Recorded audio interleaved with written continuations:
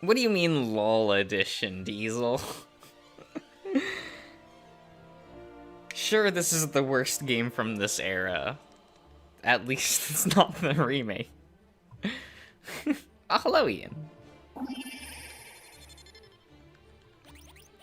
Yeah, I do not have... I deleted my save from before, but that's fine. We were always hitting new game for this anyway.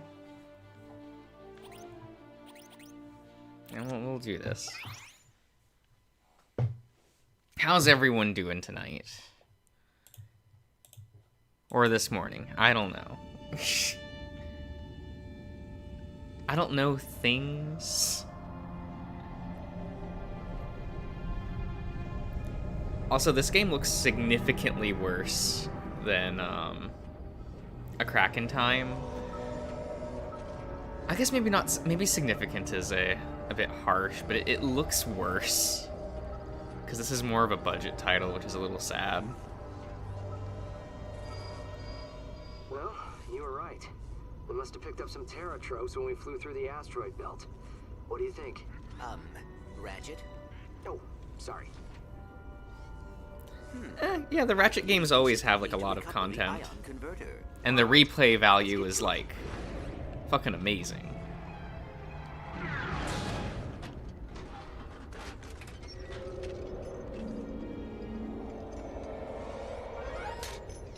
Thanks, pal. I guess none of those other things mattered. Okay. Hey, Ratchet. I can't breathe. No oxygen. Life flashing. Oh yeah, they reintroduced the girl from Tools of Destruction because I'm dying. No, you're not. she's fine, I guess. You know, you laughed the first time I did that. I found it to be quite humorous. Thanks, Clank. I guess I like her more as just like a friend that occasionally shows up. Yeah, that was my bad. Tried to save time by And she doesn't show up enough to be obnoxious, so she's fine. Detention center in approximately 2 hours. Then you'd better take her out. Oh yeah, like getting all the upgrades and shit and going commando is so much fun. Guards, the better. Oh, are you worried about us? Vendra Prague isn't like the other criminals we faced. She's cold and empty in a way I've never seen. Promise me you won't go near her without Clank and Zephyr, okay? We'll check in with them right now. I've got everything under control, Tal. Don't sweat it.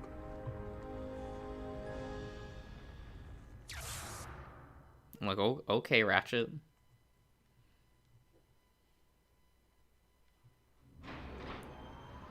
I believe Clank and Zephyr are still on the bridge. 10 bolts say they fell asleep. Oh yeah, the bolt multiplier.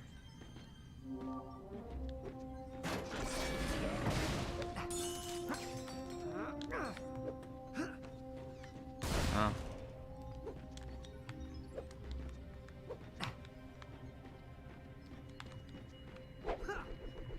Yeah, so the controls in this game got changed. There's still no crouch button, but you have to go into the strafing mode to be able to throw your wrench, and that's a little...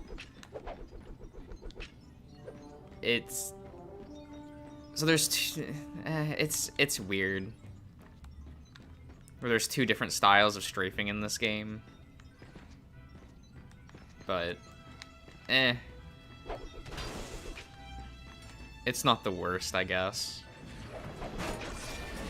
Why are you even here, friend?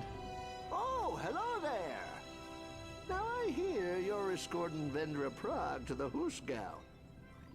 She's a mean space witch, that's for sure. Yes, yes, yes. Also, tell me if the audio's okay. I, like, didn't actually check any of that beforehand. Oh, great. Who put these here?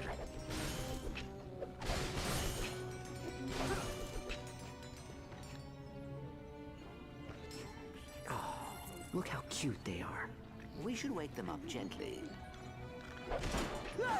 What's happening? Are we on Professional streamer. Oh, okay. Zeph, sleep well? Yeah, what is it? Is Tachyon back? Morning, Kronk. Rise and shine, fellas. It's time to wake up Vendra Prague. Do we have I don't mind that you throw the wrench when you're in this mode of vision, Are we a quit your whining, you darn fool? but I do miss the report to the authorities. Just holding Now, come R2 on. and being able to throw the wrench. Lousy space witch. Kidnapping all them This doesn't feel terrestrials bad though, and all those now that I'm actually like using it. for shame.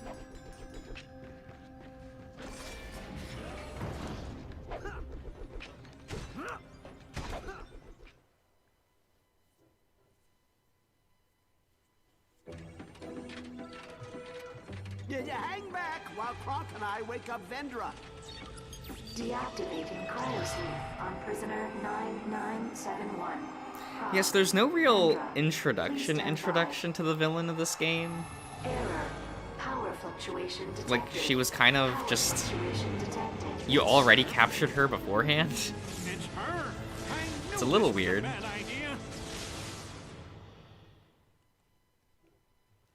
Kind of different for this franchise, but okay.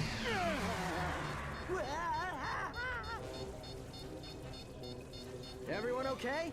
Where are you guys? I'm here, Rook. I see ya.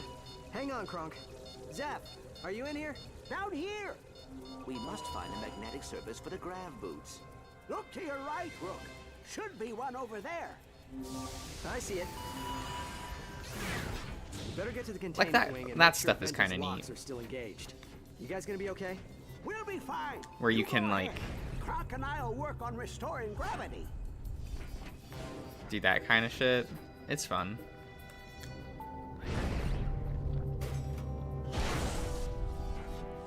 But the game is way too short to actually, like...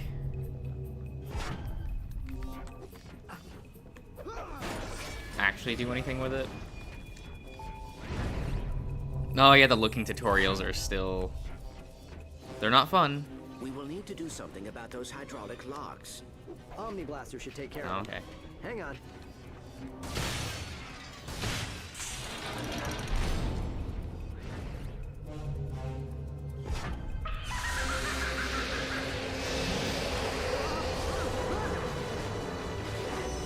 Yeah, the cutscenes do look worse than the actual gameplay. It's odd. I guess that comes with this being like a weird budget title. This was released at half price. It's such an odd Ratchet game. Yeah. So it's like half the length of a normal Ratchet and Clank game. John feeling is down. I don't think we should have woken her up, Rook. What she can do, well, it's not normal. Just get that gravity generator running. Clank and I can handle a few asteroids. Hang on, Rook. The thrusters are in a separate system. I'll see if I can hack in and shut them down. I'll just throw it. Temporary shutdown. Now. Go, Rook. Go through. Nice work. Okay, get ready for the next one.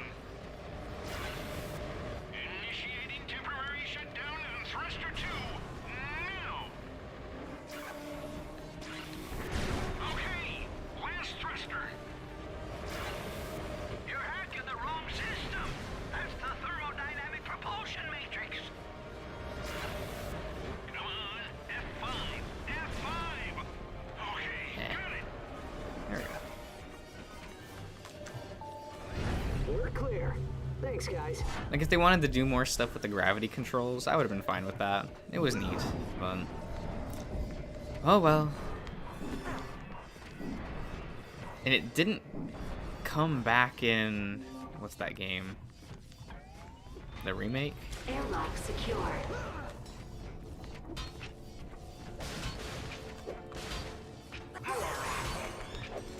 Zeph, she's tapped into the PA system. How? There's no power. You really shouldn't have woken me up. But I'm glad you did. Now we can have some fun before you send me on the printer.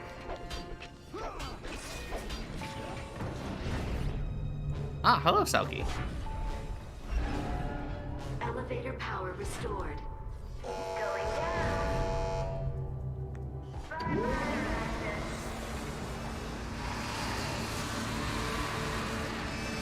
Oh, I was supposed to... yeah, whoops. Okay. That was my bad.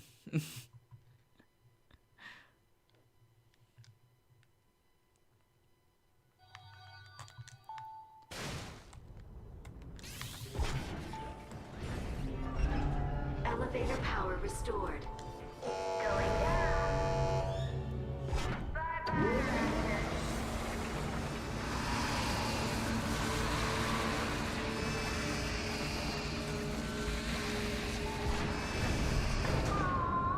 Now that's no fun.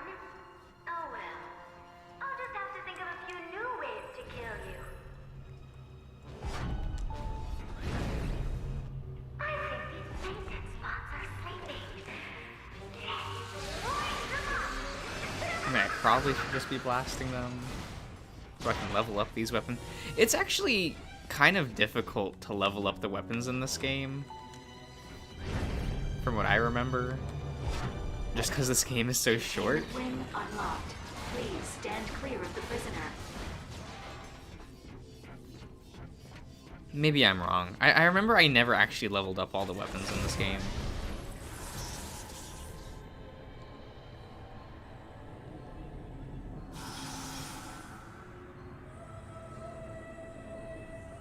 Oh, you made it. Come on in. We will need those battery bots in order to restore the proton field. Do you always listen to what your little robot has to say? Stay where we can see you, Vendra. We're just here for the proton field. You're not afraid of little old me, are you? Not after all you've done. That seemed a bit too easy. Let's have some fun. Should we? No? Friend. Friend. Oh, okay. No, friend?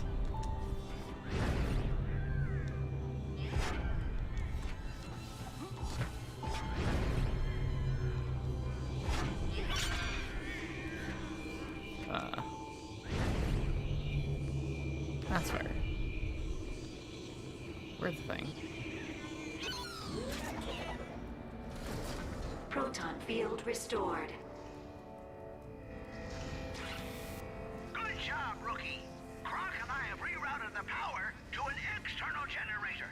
It'd be a real help if you could activate it for us. It's outside the ship, through the next airlock. Bye, Ratchet. I'll see you soon. Oh, thing. Hey, I see you found a piece of the hollow plan for the Rhino 7. Oh, it's a little project of mine. I split it up into pieces to prevent it from falling into the wrong hands.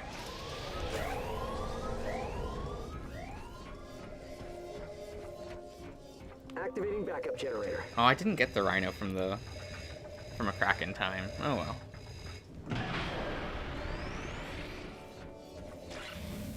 Excelsior! Good going, rookie. Gravity is restored.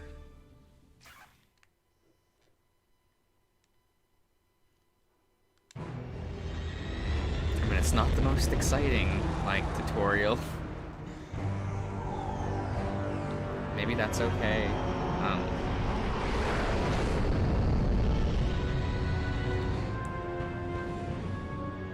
Sir, we are within striking distance of the Nebulorks. Fire Omni rockets on my mark. 3, 2, 1, mark. Yeah.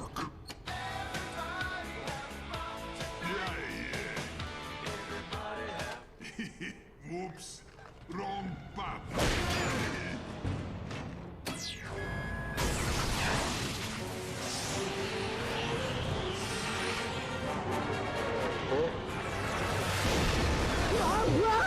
Is stream getting taken down? Probably. Was that long enough? That was less than 5 seconds, right? We're under attack. It's left in Prague. It looks like he's hired thugs for less. They're trying to spring Vendra. We gotta get back inside the ship and stop them. Let me press the button. Oh, can I not just go? Oh my god, okay. That's kind of annoying.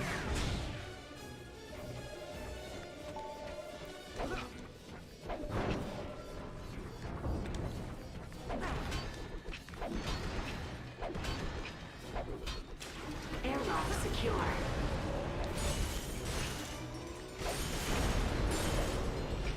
Yeah, if I remember right, the villain faction was Thugs for Less in this one. Which is fun.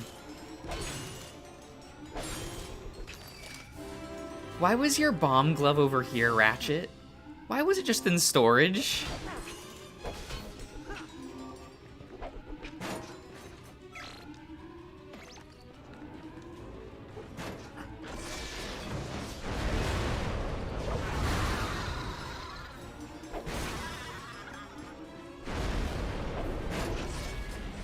You, take me to my brother. The rest of you, stay here and make sure we aren't followed. You heard the lady. Let's go.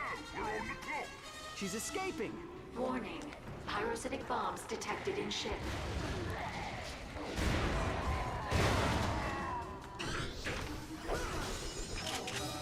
Ah.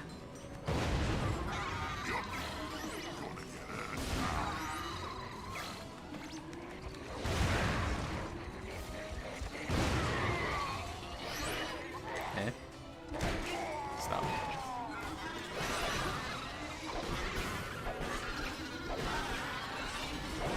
Oh, the wrench doesn't go through the enemy and then go back. It instantly comes back once it hits. That's odd. Don't know if I like that.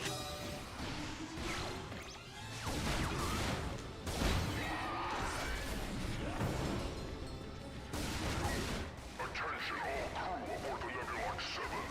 This is Lieutenant Prague. By now you've noticed our good friends at Thugs for Less have laced your ship with pyrocytic blaster mines. Any attempt to stop us from leaving with my sister will result in immediate destruction. We don't bow to criminals, Prague. Prepare to meet your doom at the hands of Clank and suffer! Does anyone even like care about those Do not robot engage. You hear characters? me? Wait for us to come I back. feel to you. like no one remembers that they exist. I mean, I certainly always forget they do.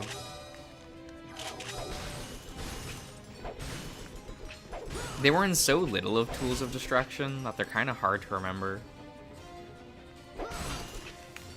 And they don't do anything in this game, so...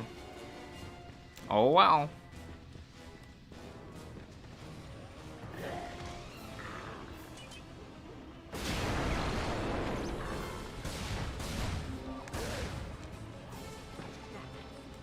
I guess I can jump this way.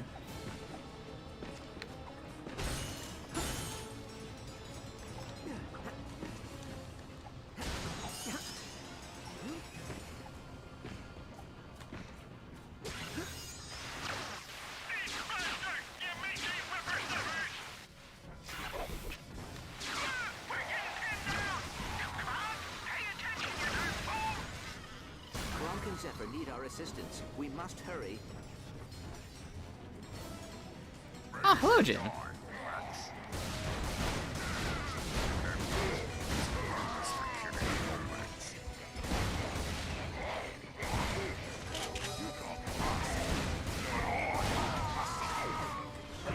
I kind of don't like the reticle and how it works with strafing in this game.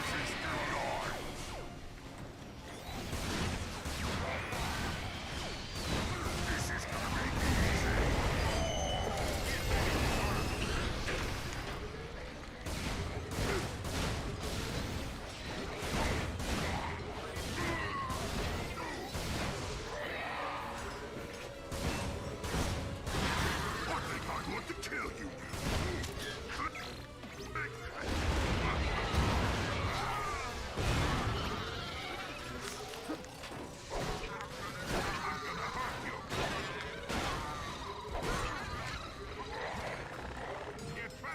I kind of want ammo.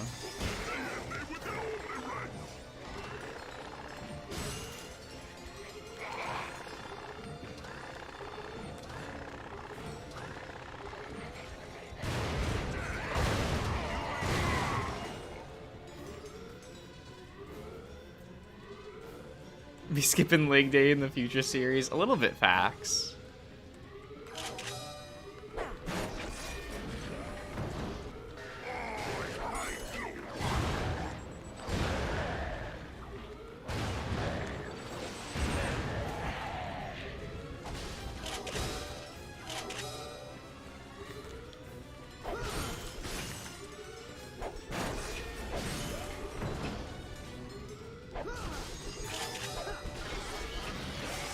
Oh, okay.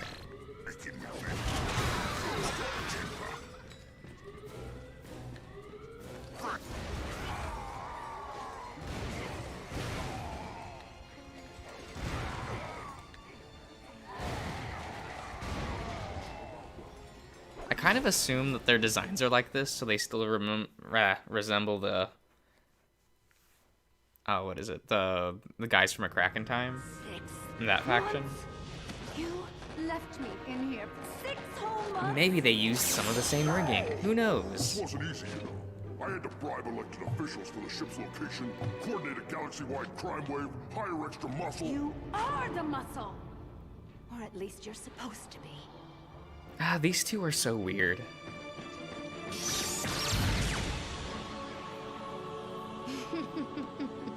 The universe looks at you and sees a hero. But do you know what I see? A coward. Someone who loves The DreamWorks villains, yo facts.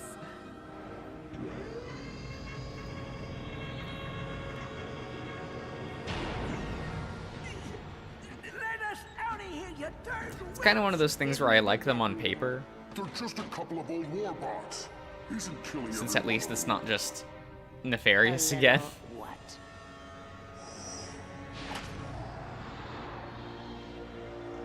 Goodbye, Ratchet. And they're at least distinctly designed, I guess. I do like the brother. Don't read into that.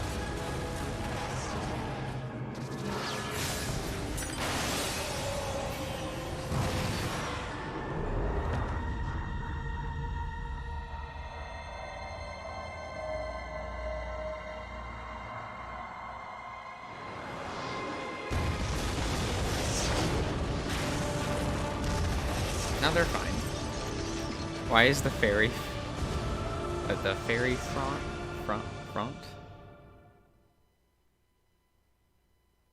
No, I don't like Diesel. I've never played a Rayman game. I'll be honest. They are gone, Ratchet. We are not safe out here. If we do not keep moving, the thugs will kill us. You incompetent reptiles! They're still alive!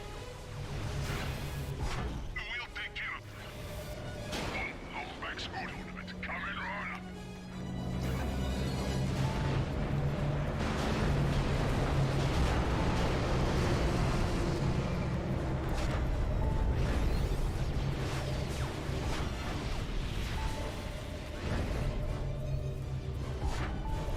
Like this kind of stuff I like from this game, but The ship is locked onto us. really the biggest issue with this game in general is it's too short for its own good.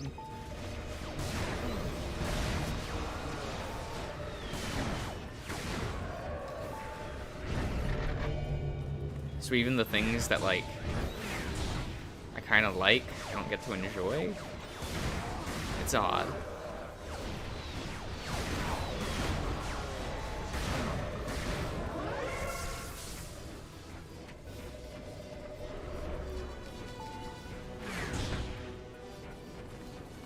Oh, there it is. Eh? So, oh, sir.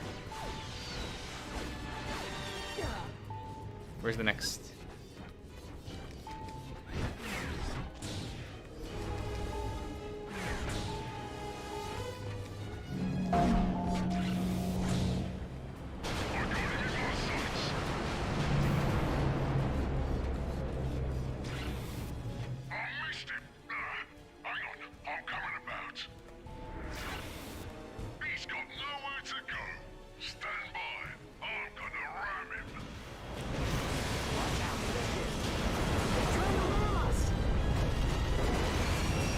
Okay, sir.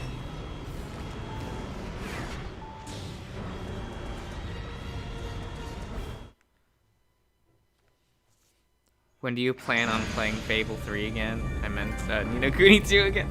At some point. I know that's not a very definitive answer. Probably after this.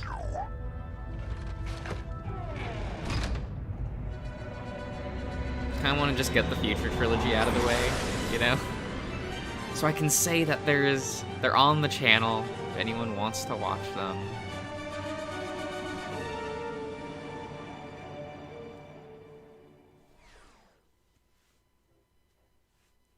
And Diesel, aren't you already playing Ni no Kuni 2?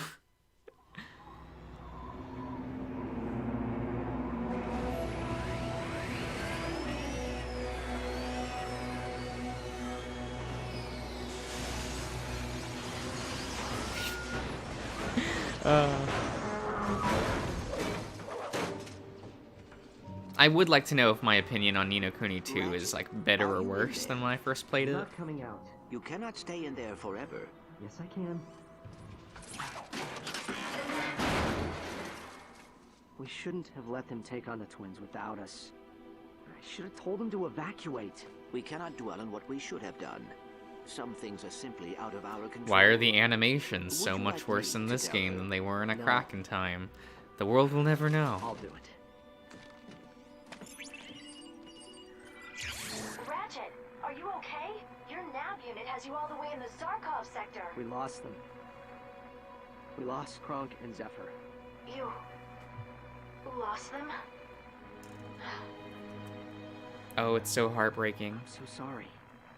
But Clank and I are going to stop them before they hurt anyone else. Listen to me. Come back to Meridian City. Tal, Please. You and Clank. You're all I have left now. I need to make this right. I'll keep you posted.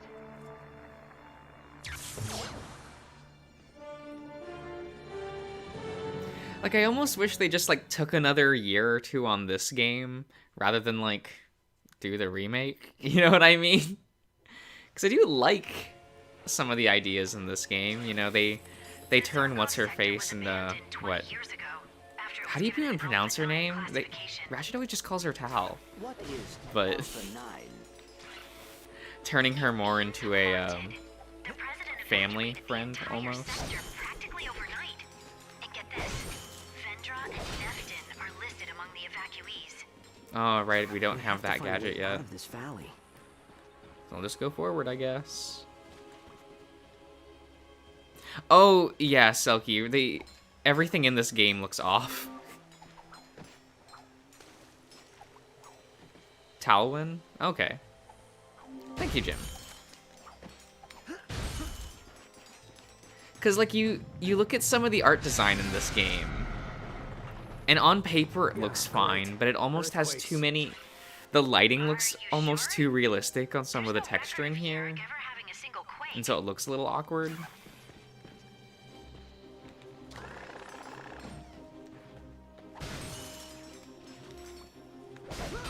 And it doesn't play nearly as smooth as a Kraken time, which is its own issue.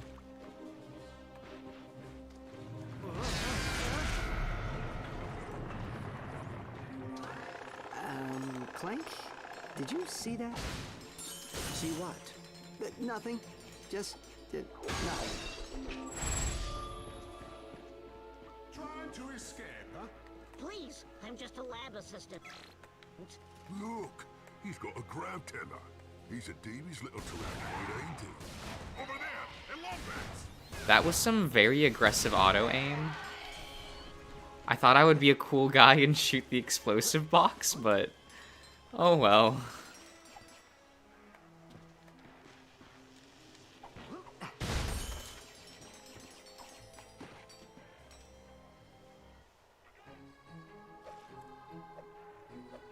Thanks for your help. Here, take this grav tether as a token of my appreciation. What?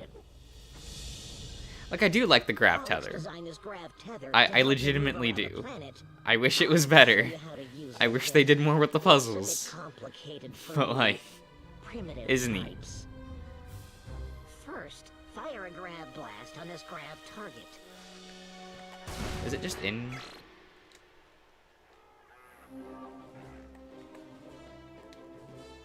Oh, that's what it I think was. you're getting Okay. the hang of it. Now, shoot. You did it. Now just hop in and ride the grav stream to the other side.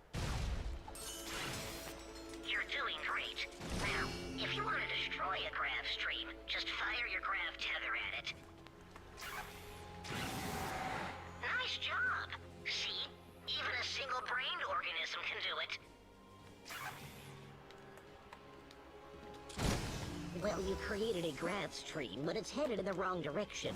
The good news is I'm getting some great usability data. Try again.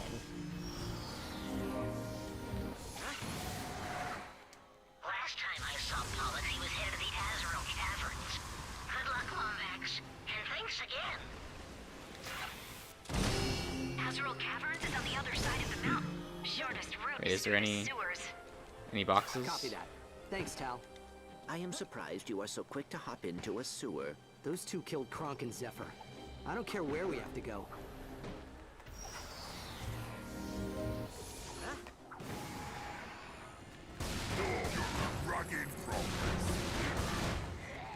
Why does it take like 80 bullets to kill these things?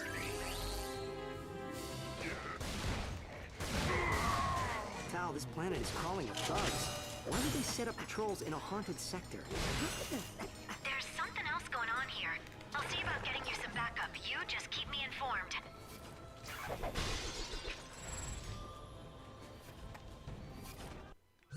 Welcome to the GrumbleNet Weapon Shop. Your go-to store for weapons, ammo, and upgrades. This temporal shotgun uses quantum energy to try. The temporal repulsor. A handy boomstick built for close encounters. Huh. You know, that's kind of neat. I'll give them that.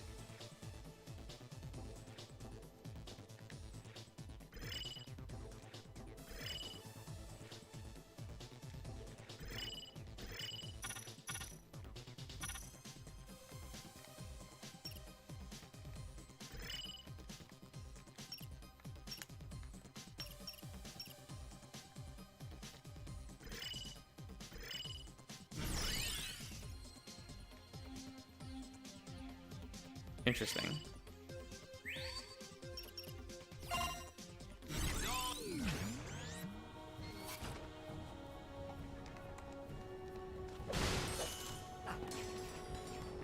Well, I guess we're going over here.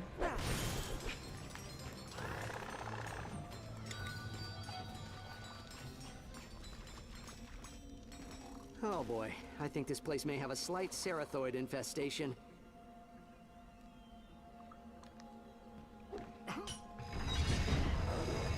Maybe they were stretched in. And yes, this is supposed to be more of an epilogue to the future trilogy.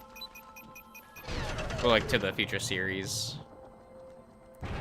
Which isn't, like, an awful, like, idea. Well, any ideas? We should look for signs of Pollux's equipment.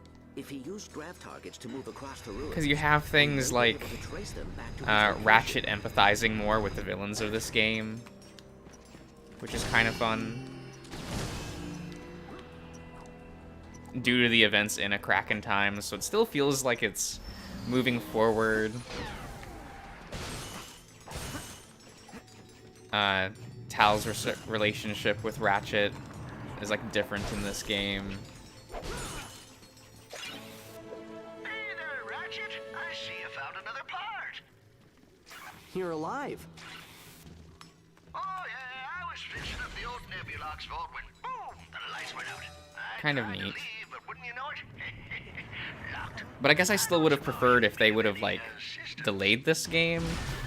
Like, do All for One, right? And have that be the tie-over game, and then had this feel like a more fleshed out entry in Ratchet, rather than doing the remake. Maybe that's too much wishful thinking, but...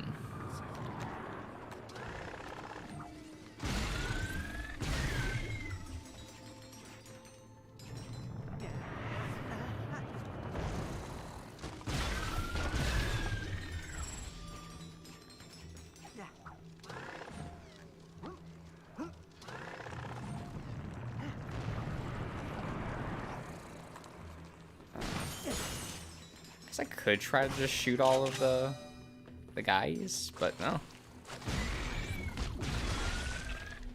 Ah, no, I should have stood back and farmed that for a minute.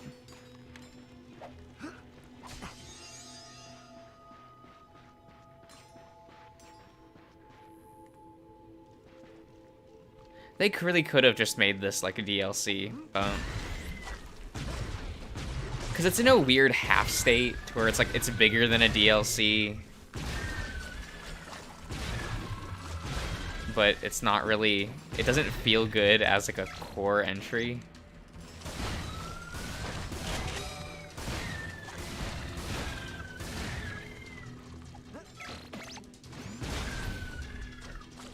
It's a little odd.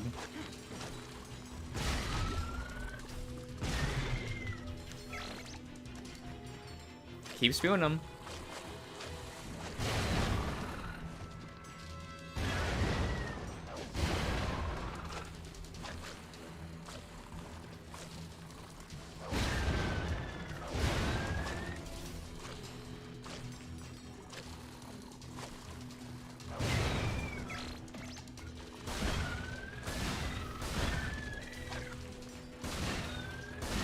Dude, is this infinite? If so...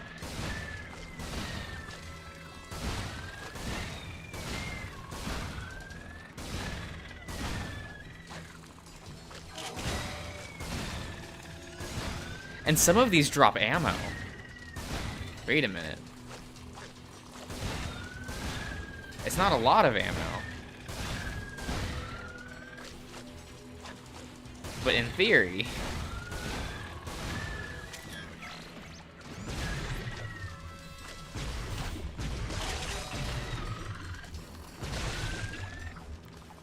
Fine. I ran out of ammo, it's whatever. I can't sit there and farm forever. Look, Thug dropship. Let's follow it and see if it leads us to Pollux's lab.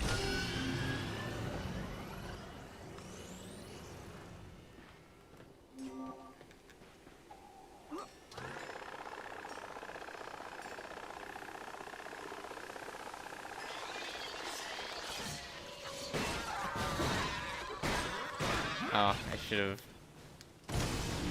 Now, Pollux's grab targets are everywhere. We must be getting close. Be careful. The twins kidnapped him 6 months ago. Who knows what they've been having him work on? Yeah.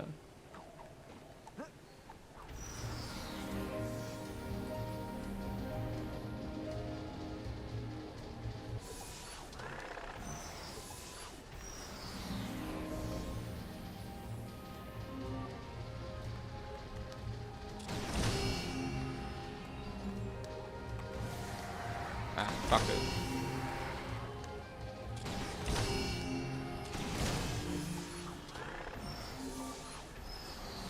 Fuck it.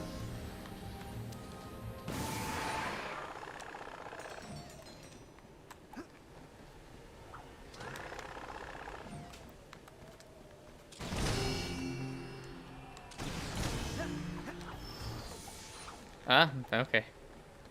Michael, hello.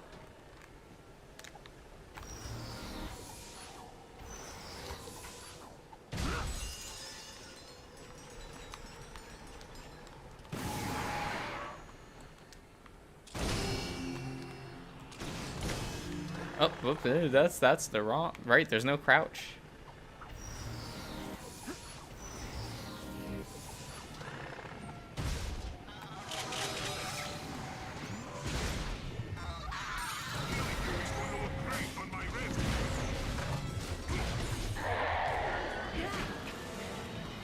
Bitch, what are you doing?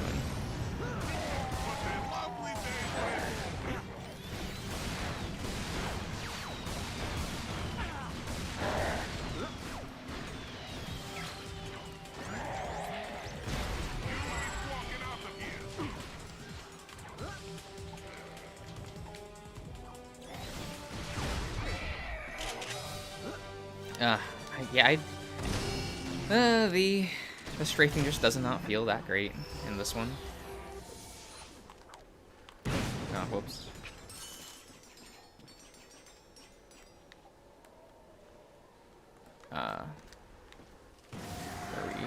Where are we going?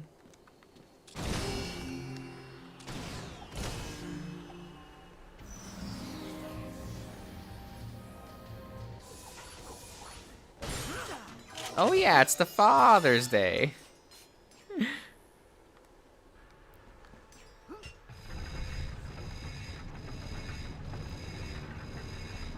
I got to hang out with, like, the family.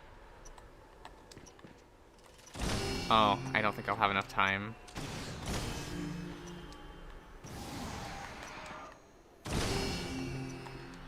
Wait, I don't know what I unlocked?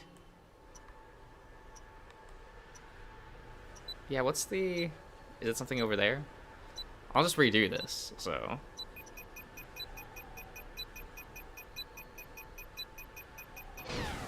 Ah. I see.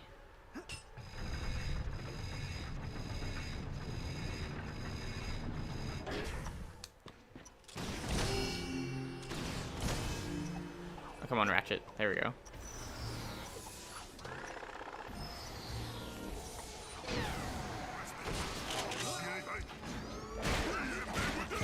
Nope, nope, nope, nope, nope, nope.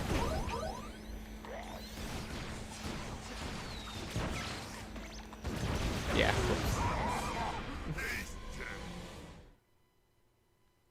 I did get to Diesel. It was a good time. We went to a dim sum place.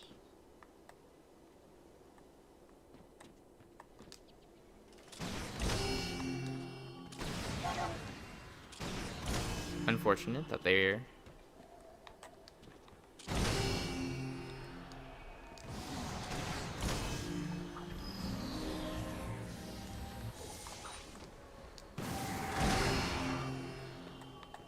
Yeah, it was pretty good. Hectic as fuck, but... I feel like going to any, like... Asian place... during any holiday feels hectic as fuck.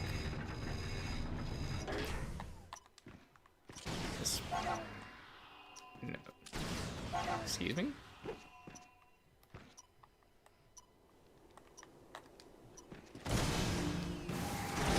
Why? Okay.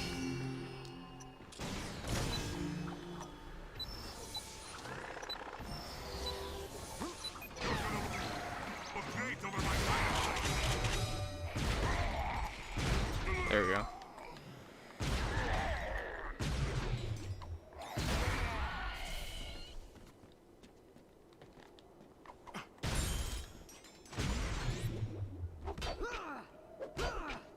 I'm pretty sure you get to destroy the... Oh, right, you have to use the turret. That's what I was thinking. There we go.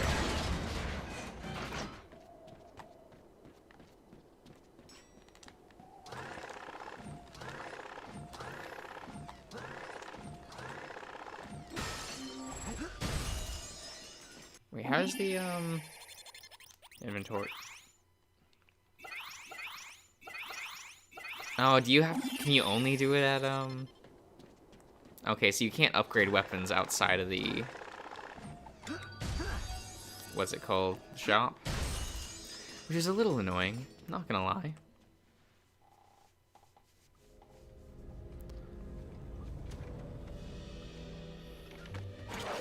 Got Subway instead? Oh, damn. What are you doing here?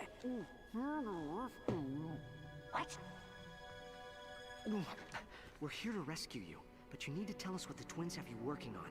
Nothing. It's just this pet project I had back at the office. Certainly nothing illegal. Just a tiny, insignificant, trans-dimensional portal device. What sort of trans-dimensional portal device?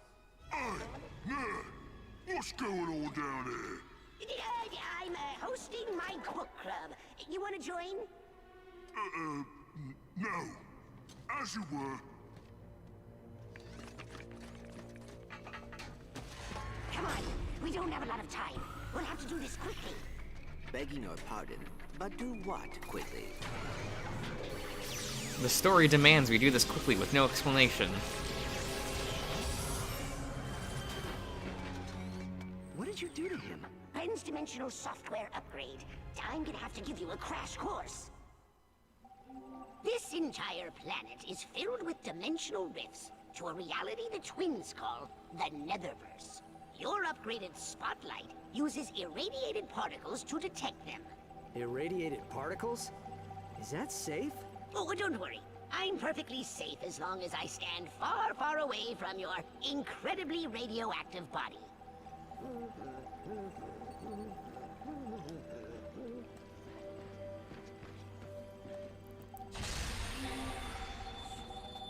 I'll just toss Clank in.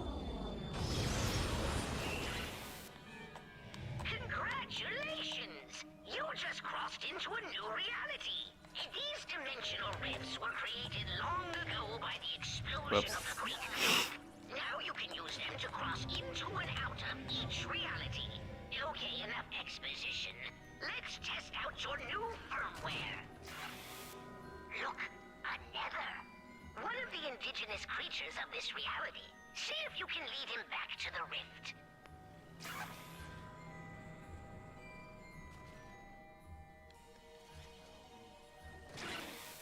He's sleeping. You walk over there and smack him. But why? For science, of course.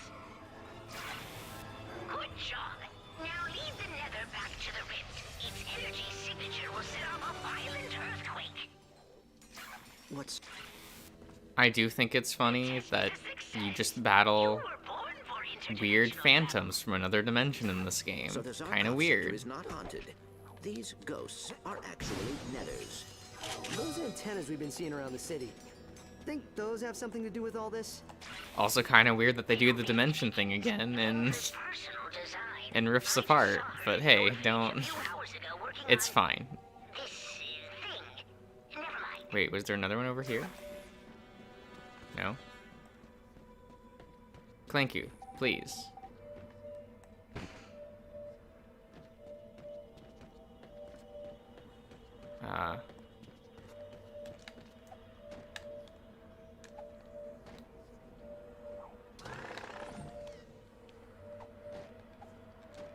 Clank doesn't use that ability again in Rifts Apart. Yeah, well, they probably just forgot about it. You would think that would be a plot point. Hey, we're doing dimensional shit again. Doesn't Clank do shit with that?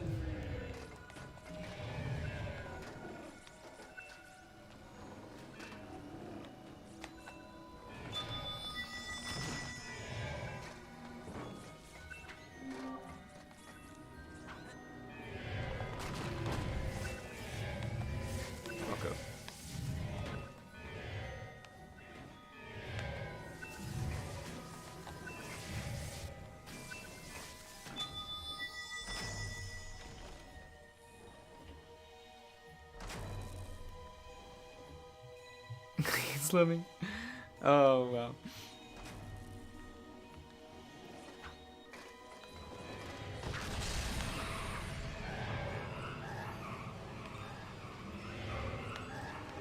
It's weird. I kind of don't hate these segments.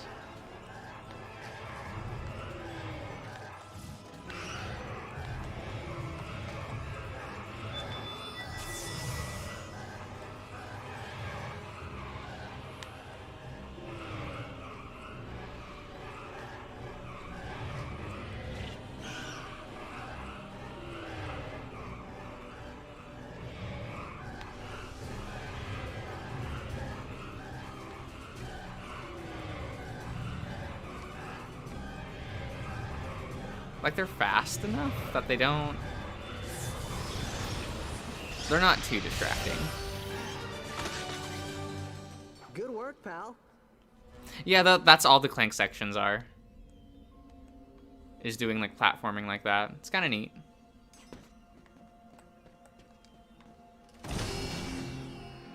Oh, we're back here. Okay.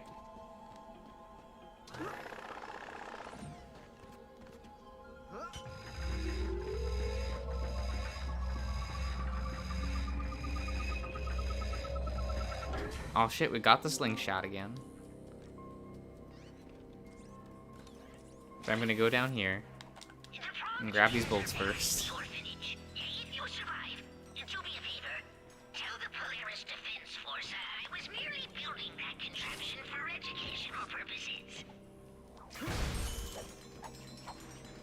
Oh, hello, Maestro.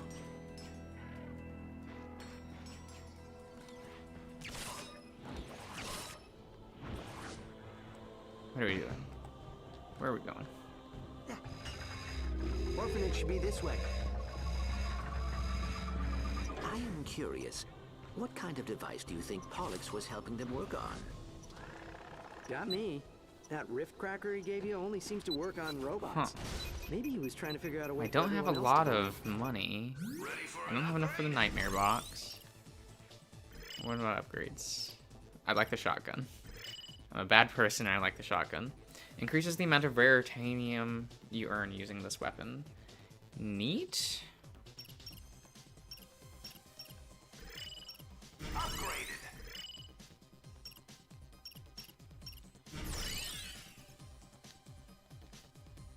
And I do just prefer one. Point blank shot contains and sends enemies flying. Oh, wait. There's even more stopping power.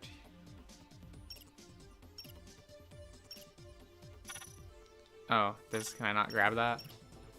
Do I need more rare titanium to do that? Okay. Or come out. God, why? Who knows? Wait, how many... Can I farm for 2,000 at this moment? Oh, you enjoyed your camping trip? That's nice.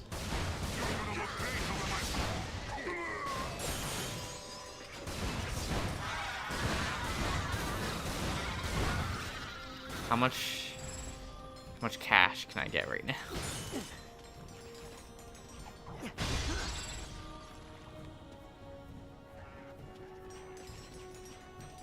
The grind is real. Look. It's... God damn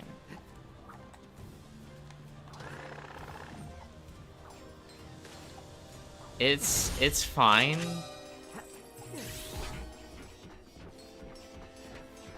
I don't think I went this direction. Oh, I didn't go this direction. That's what it was. And that's why there's actually stuff over here. Yeah, cool, cool. When do we get to kill some?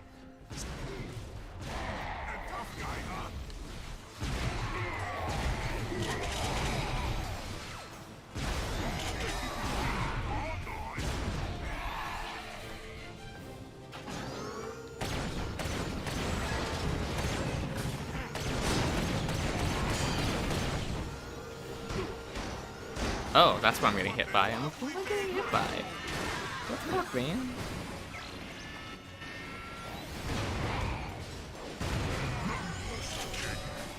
But hey, this way I can... Oh, hello, friends. Why is the guy getting the thing? No. Stop. Stop. Why can't... What? Shouldn't the shotgun go through that? Whatever.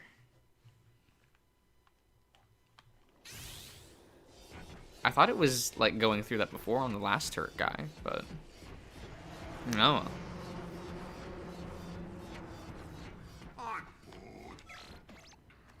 When do we get to kill some? I kind of hate that things don't, the bombs don't quite lock on. That's a bit annoying. Cause it's harder to use them in this game. That kind of makes it a bit worse. By a bit, I mean a lot.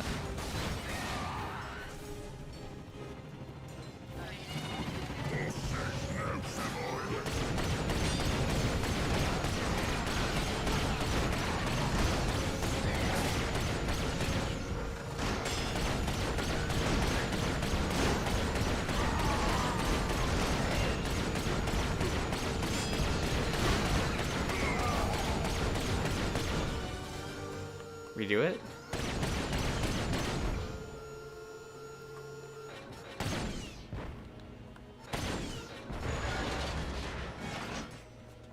Peak gameplay, for sure. Look, everyone expects the best gameplay from me. I have to deliver.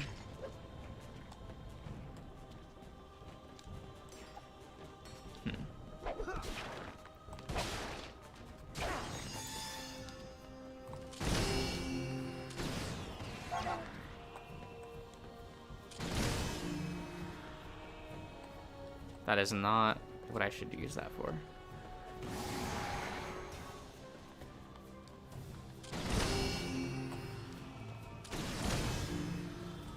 Come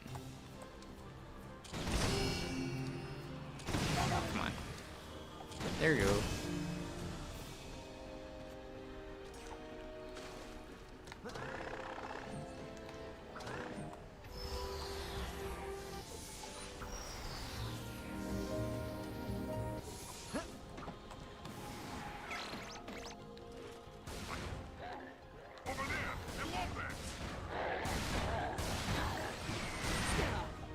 I jumped right into that one, didn't I?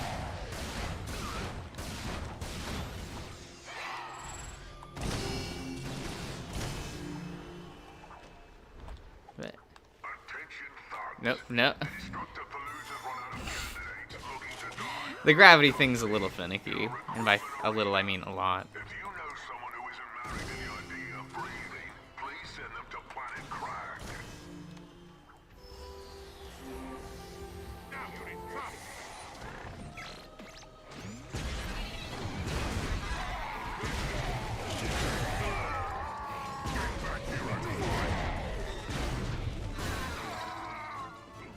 Are we good? Okay.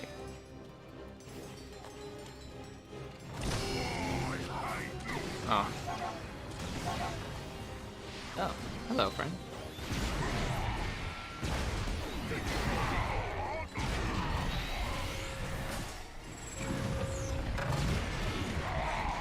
Do I get points for killing them for the, or I guess for upgrading this?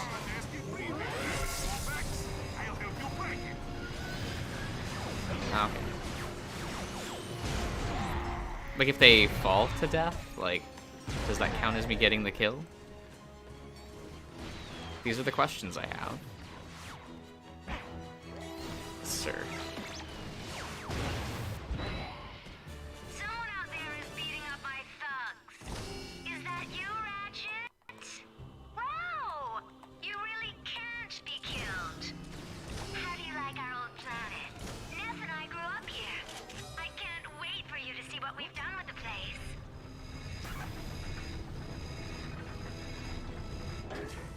Yeah, I do wish they would stop putting turrets in Ratchet and Clank. They're not fun. Or maybe just in any game. Because I don't think I've ever met anyone who's like, yes, in my action game, I love the turret sequences.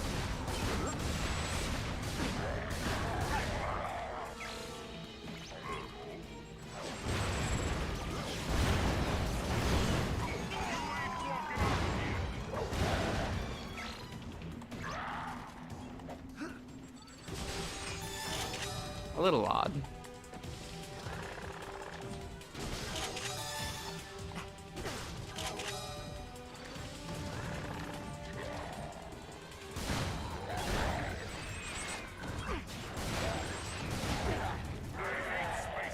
There are more behind us.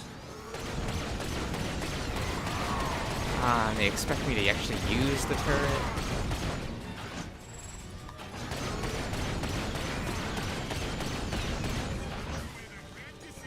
Or at least use the turret enough, just because it's something that the enemy can also use. It's a little annoying. Especially in the part of the game where you don't have the sniper rifle. So like enemies like this are a little harder.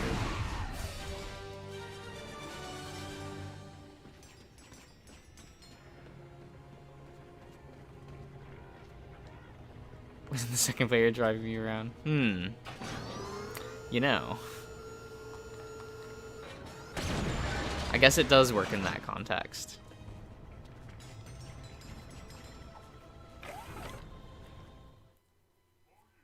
Are you an unemployed dean, reprobate, cutthroat parolee, and all ne'er-do-well? Then come on down to the Thugs Molest Destructipalooza and earn a Right, there place are amongst only our 4 esteemed planets influences. that are level levels, and then the 5th one is the arena, right? I'm a functional member of a dysfunctional subgroup. Thanks, Destructipalooza. As a kid, I used to beat up my classmates for free. Now I'm doing it professional-like. And my mother said I'd never amount to nothing. Thanks, Those ones kill the momentum. They really do. Before Destructipalooza, I was CEO of a respectable mutual fund and brokerage firm. Now I prey on the innocent for a living because the economy is in the shit. Destructipalooza, where there are no rules, no regulations, just one basic principle. Try not to get DED. Dead. New inductees will also win a free jetpack upgrade. That's right, this oddly specific prize is just what you need to convert your robotic friend into a bite-sized commander of the skies. And it's only available here at the Thugs for Less Destructipalooza. The prize appears to be a Grommelet jetpack. That could prove quite useful. Let's check out that orphanage first. Ready for an upgrade?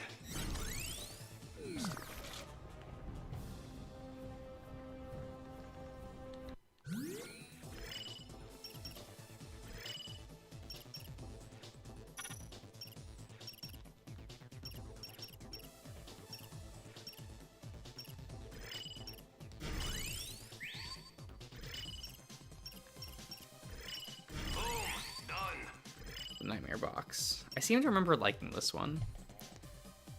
No, it wasn't this weapon. It was a different one that I liked. Wait, direct hits will cause additional damage. Okay. Blast radius, that's what I want.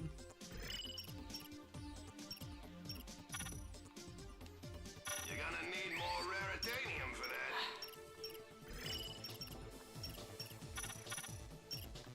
No raritanium, no upgrade. Okay. Alright, I'll be back in just a second.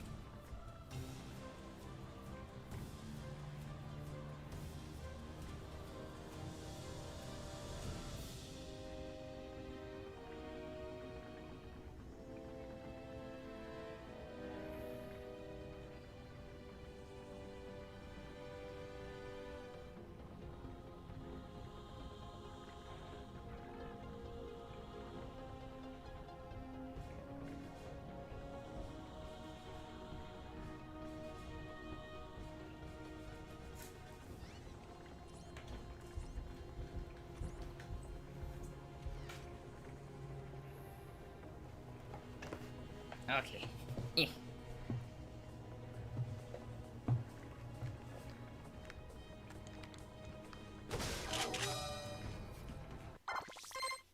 Interesting. I think the Nightmare box is like this game's version of... what is that one weapon? Kind of like the Tesla coils, a thing you set down and then it does a... kind of attacks things within its little vicinity. If I remember right.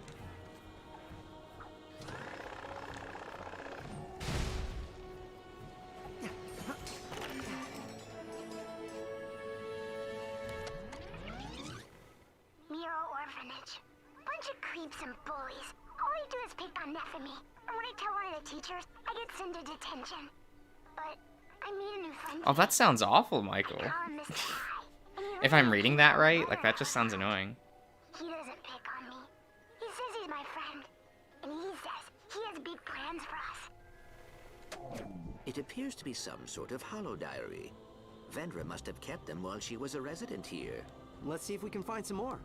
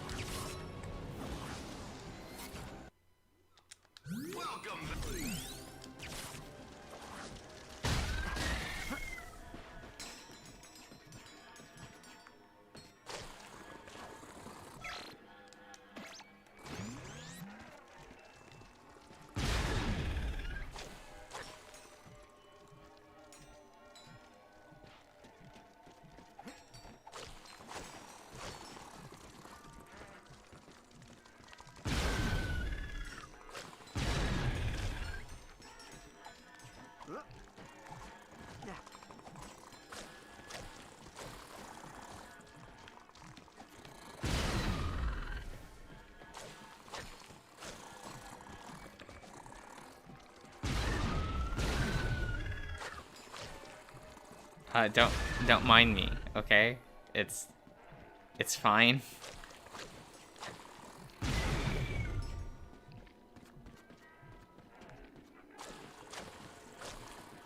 I saw it going up a bit.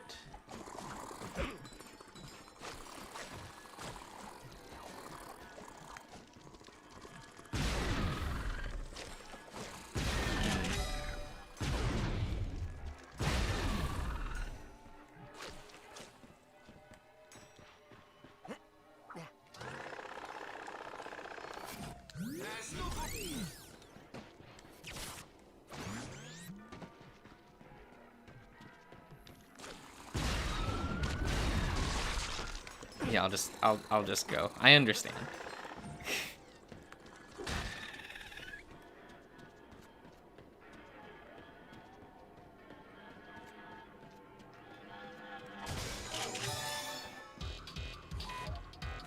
Oh, hello, friend. Oh, whoops.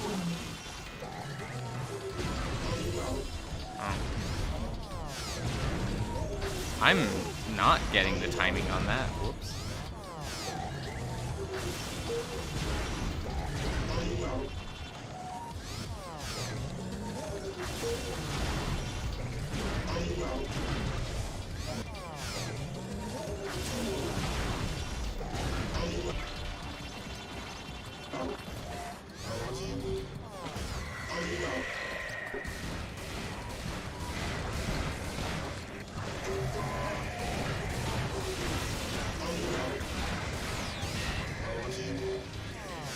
Oh, right, they're decoy bots as well.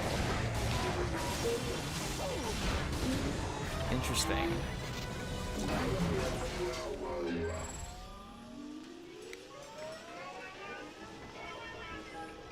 Oh. Well, this looks like a fun orphanage, doesn't it?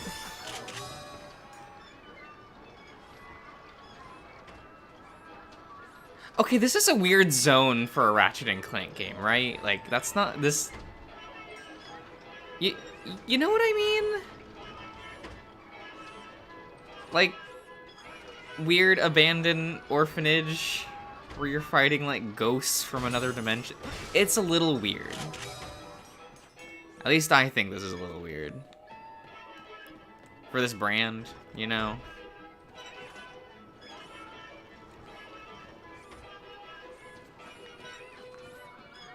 Where? Oh, yeah, there it is.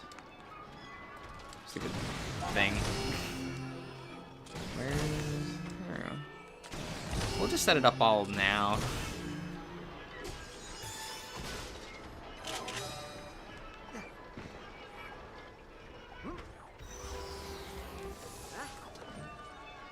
Oh, I don't dislike that it's a segment. It's more like... Oh, well, oops. My depth perception is hard.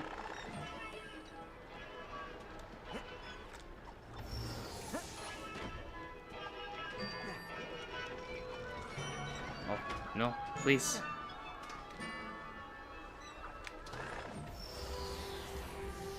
Like, it's not like a bad scenario to have, it's just a little weird.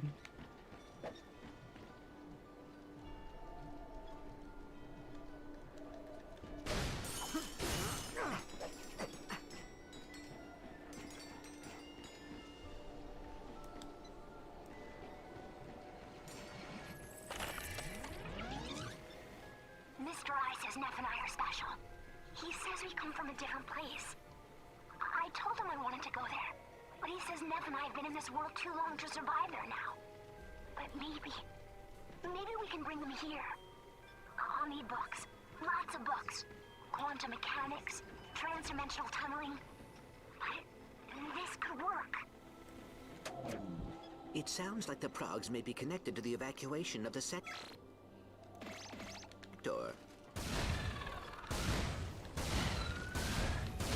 Like, I definitely don't dislike the two villains in this game.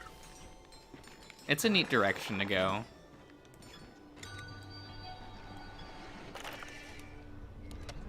It looks like the rifts were created during some sort of temporal disruption eons ago. Like a hiccup in the space-time continuum. With the right equipment, we may be able to amplify the anomalies and bring out Mr. I. Of course, we'll need some room to experiment. Neff says he knows what to do about them. By this time next year, the entire sector will be ours to experiment with. A hiccup in the space-time continuum? She's talking about the Great Clock.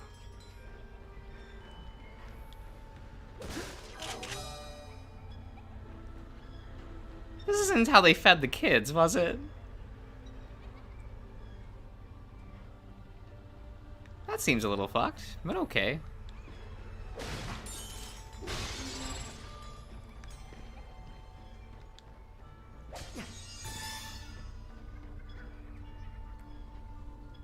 Wait a minute, are these?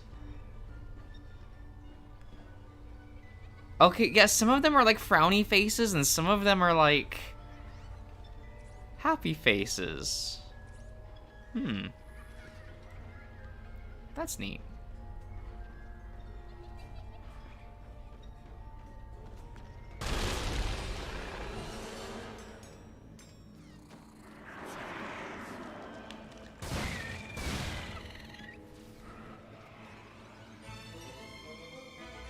Huh. I kind of forgot that they just show you the final boss of this game through like a children's drawing. That's kind of fun.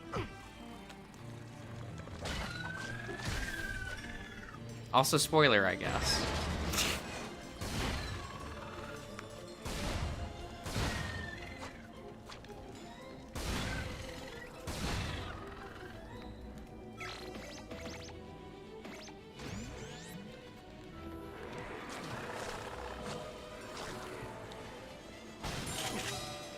Ah, fuck you.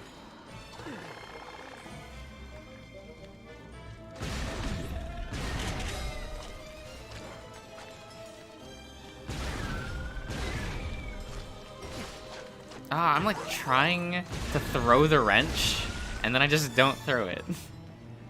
Because I'm used to the different control scheme.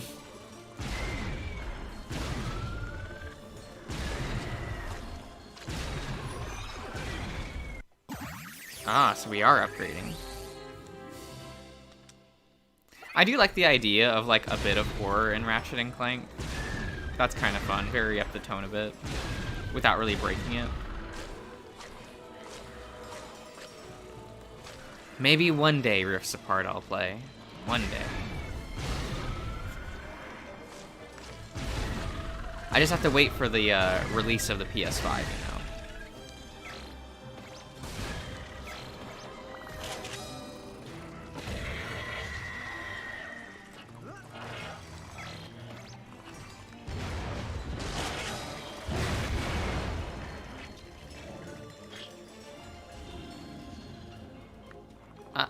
Come on, I'm trying to look at the things, friends. Fuck you. Trying to look at these children's drawings that are foreshadowing. Come on. Come on, little bug chans.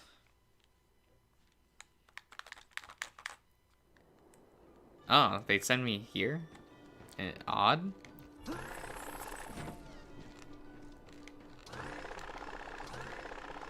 You think it would be after the collapse, but okay. You do you, video game.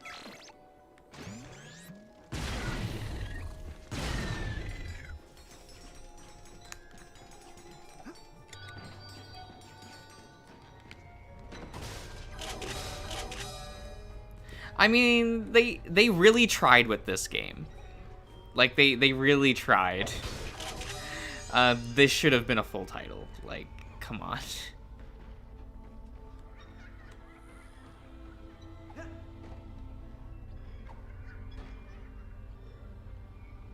Look at the one with, like, the sad character. Like, this, is that a boat? Is this, like, a sad person on a boat? With a little cap? This one's getting eaten by a spider. Interesting.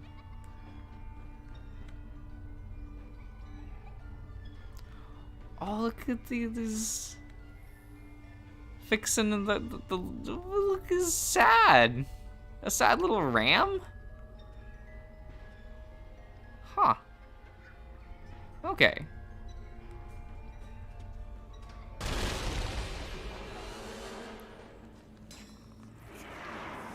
Yeah, fine. I will actually...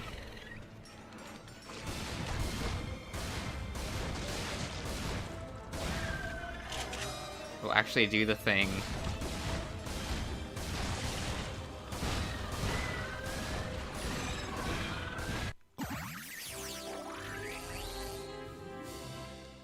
So all I'm hearing is that I could, if I wanted to, sit here and level up every weapon.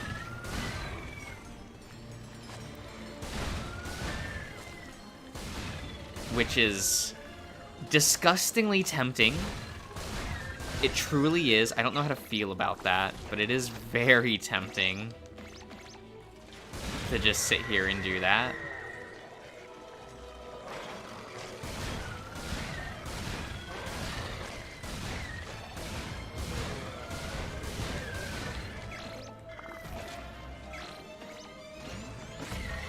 I do like how there are different models for the Nightmare Box. Like the other one had like a hood, this one's like a skull face thing. It's kind of neat. It's kind of neat.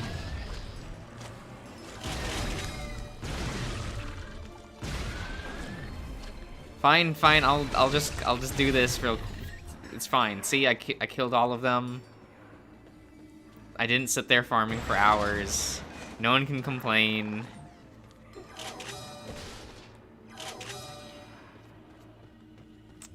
Oh, so she played little games here.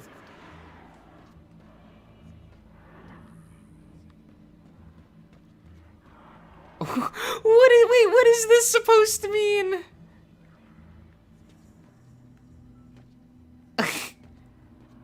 Okay. Oh, what the shit? There's like a little star, a little pentagram. It's good. Fun for all the kitties. Oh, this one's smiling.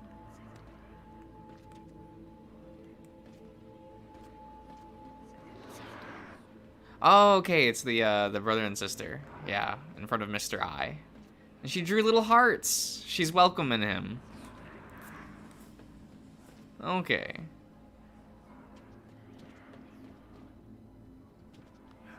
Interesting.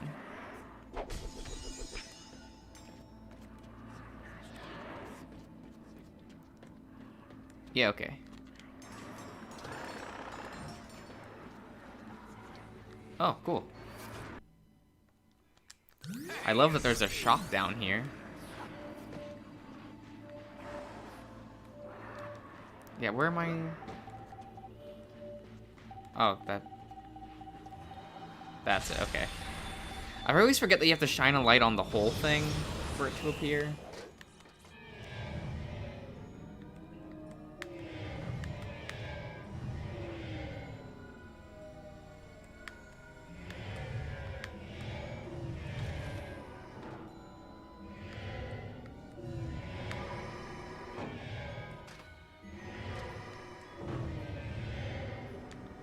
Oh, I thought that was like a collectible.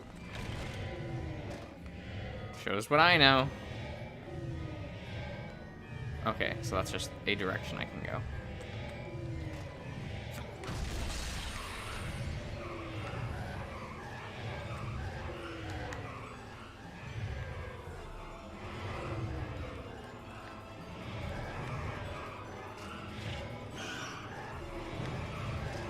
Wait, what?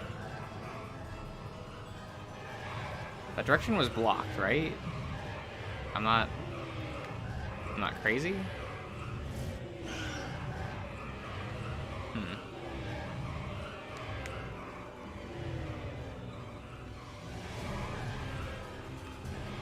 Ah, I see. I see. Nice work, pal.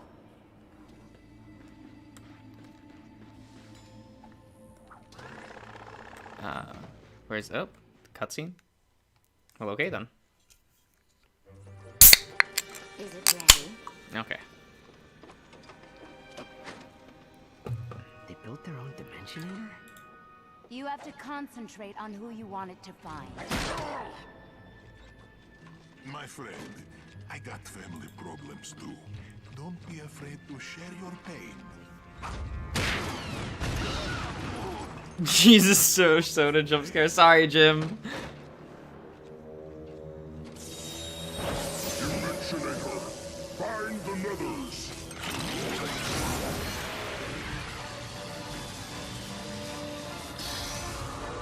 It is kind of fun that they're like, this game brings back the Dimensionator a little bit, and you get to kind of see the downsides. Welcome, all of you.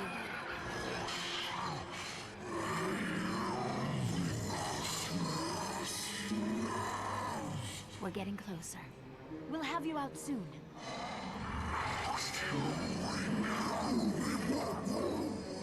Don't be like that. Look how far we've come. It's taking Like, I get it. It's like, oh, you see, these two are kind of like Ratchet, right? You know? Using the Dimensionator to get back to their race. Whatever. No. Which I don't mind. There's like a plot element, but it's kind of like, it's Azimuth again, but packaged differently.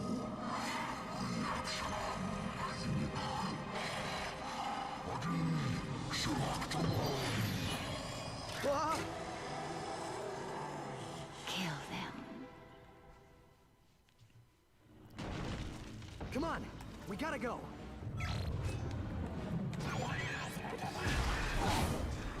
What are these things? They are nethers. Wait, is there a direction I can go here?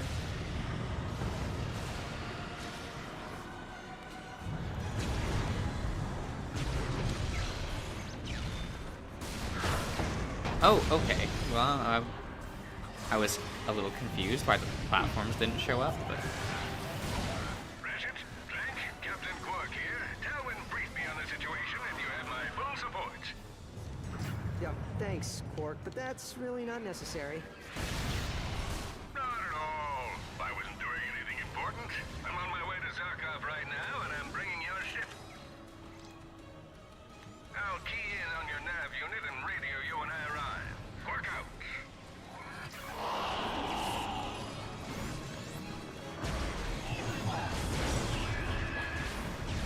Almost to the pigs. Just hang on.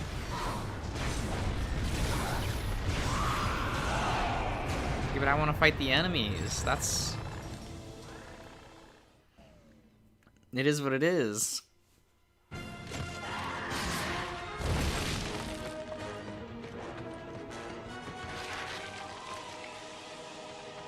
Of course.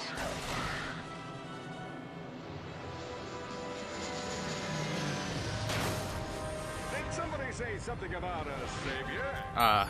No, actually. Oh, yes! That was us that said that.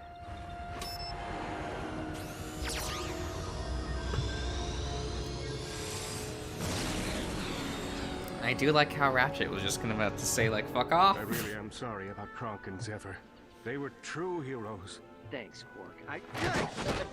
I'll be honest, I legitimately forgot that those two, like, just died. Don't be afraid to cry. Like, in between playing the games, like... All right. I completely forgot that they just died in this trilogy. It's weird. The twins are using some low-rent Dimensionator. We need to make sure the real one is safe. Not to worry. It's on display in the secure wing of the Intergalactic Museum of History. It's virtually impenetrable. If we destroy this one, the Progs will be unable to bring over any more nethers. Ratchet, we must get to planet Psylocke. It's what the audience wanted. Spend more time in this Oh no. haunted sector filled with insidious space demons. Relax, Quark. It isn't haunted, but if you like, maybe you can just support us from space. Good idea. A tactical patrol from the cosmos. Yep, bye. See ya. Yeah. Good day, sir.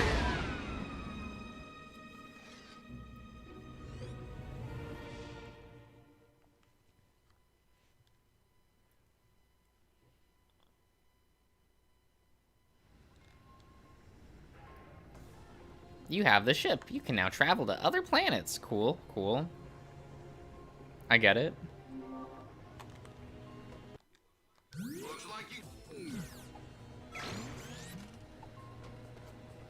Wait. That's the upgrade for the thing? It just... you dual wield them? That's neat, I guess. Wait, do the weapons only go up to 3?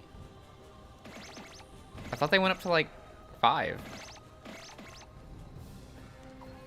Am I mistaken?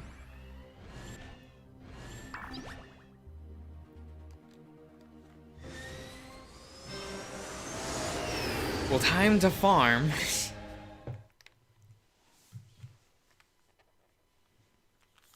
Oh, that's odd that this game has, like, a lot of load time? I don't remember that in a Kraken time.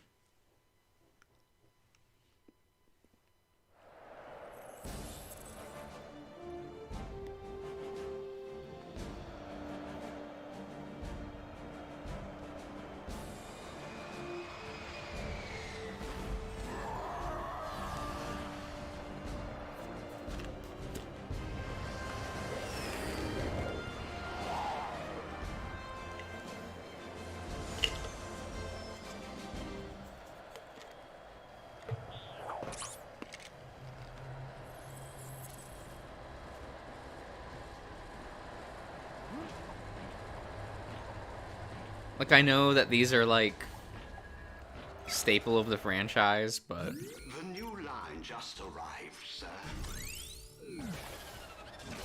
But maybe.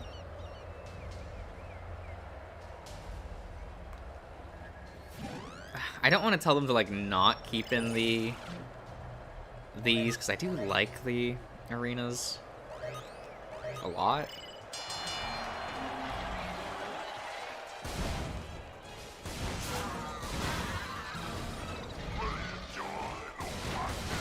Yeah, this is no longer actually gaining levels. Or it doesn't look like it.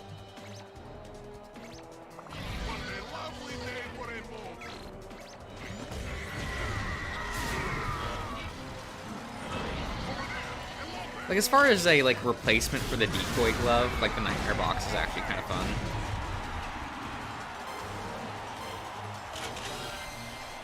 At least to me.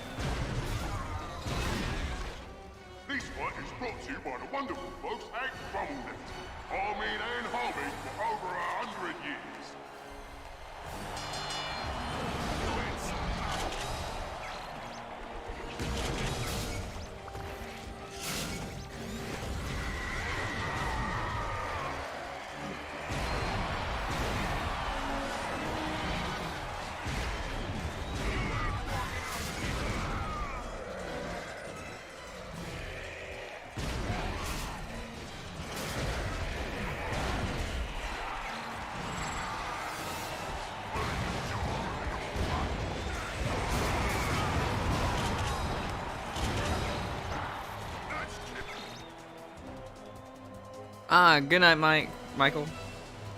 Ah.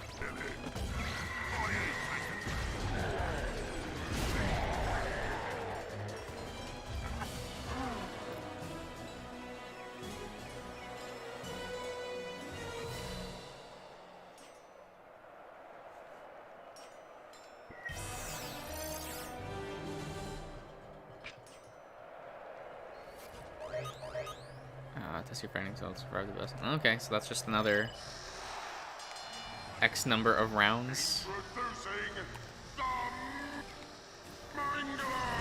Oh. Okay.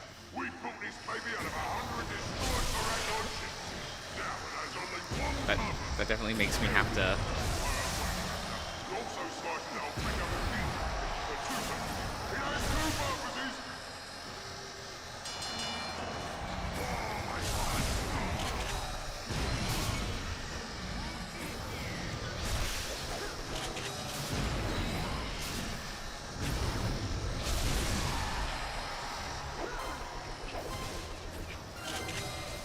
Ah.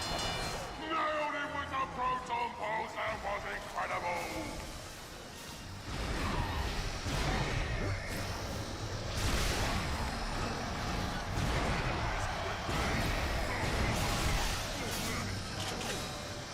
It.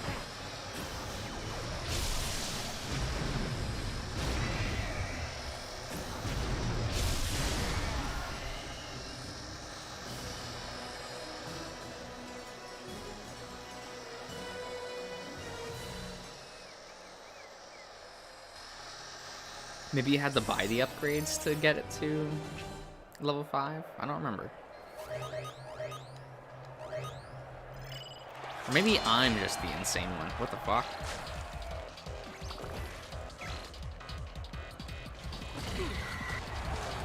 Oh, I'm still on.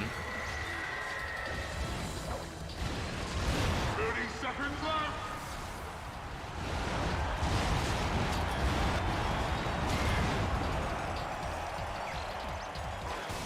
Looks like we have a battle, folks.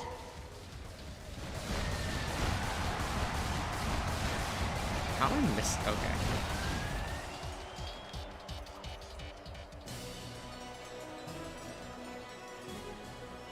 It seemed like the auto aim was so aggressive earlier. Teaching me awful habits, but I guess that's more my fault than anything else.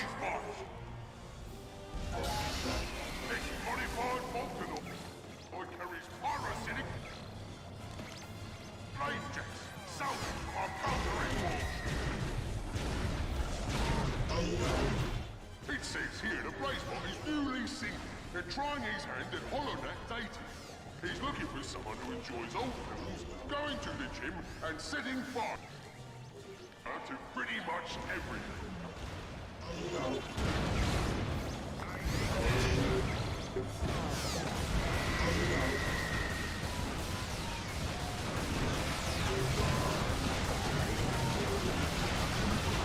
I don't like... We'd like to remind you that if you're not participating in today's event, you should be out killing something. having to juggle dodging these enemies.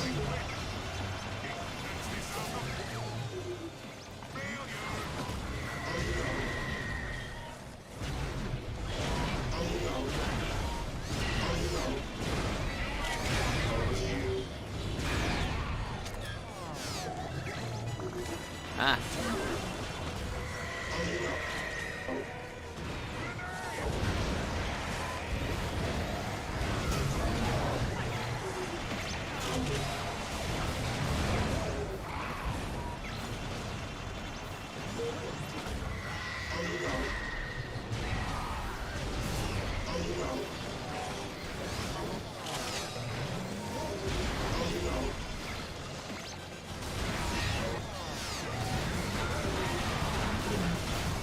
He picked up nanotech.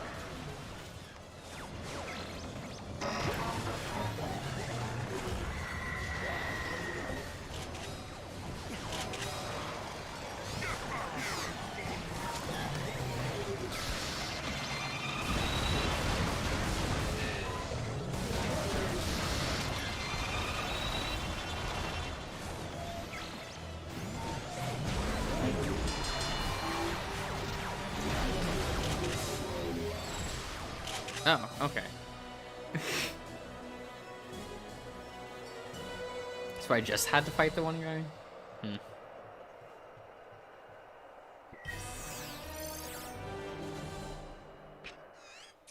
Lombax is victorious. Congratulations, Space Rats. Get this jetpack that you can only use on like 2 planets. I understand that this is just the kind of game this is. There's whatever. Oh, hello, Borgar. Planet Psylocke. Perhaps we should invest. Ready for an upgrade? No. Oh, it's Zircon. That means we have to get it. He's too good to not.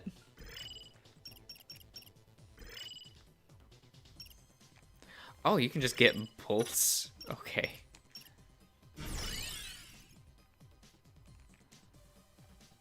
I really can't escape Zircon. Also, you will be able to upgrade this past 5, because, like, there's other parts of the grid. Yeah, you can see it on here. Interesting.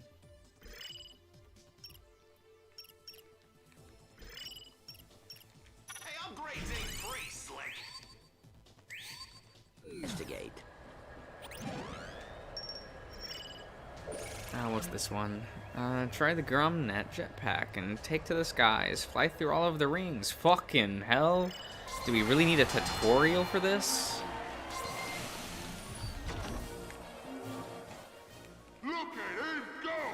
He's unnatural! He passes through his first ring.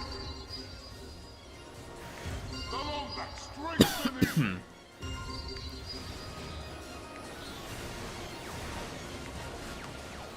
Oh. He passes through another ring. What? Okay.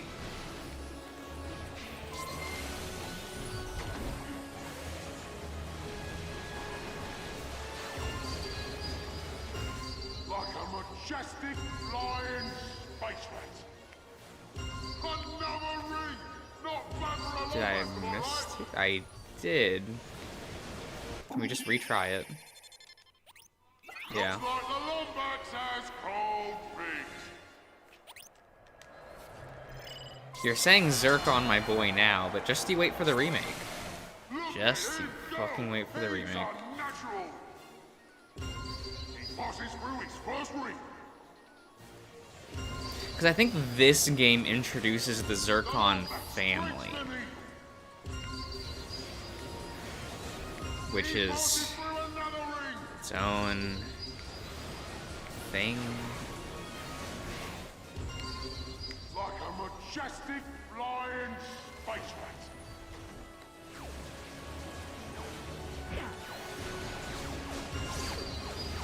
Okay. Right. Another ring! Not bad for a Lombax, am I right?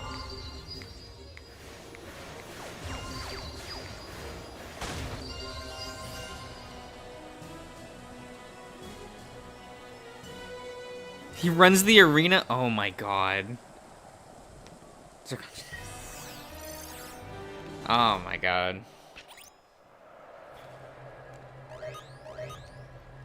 Yeah, when they brought back... Whoa. What's it called? There we go. Let's do this. Be complete without flying jets. When they made Mrs. Zircon a boss in the remake, I was like, are you fucking kidding me?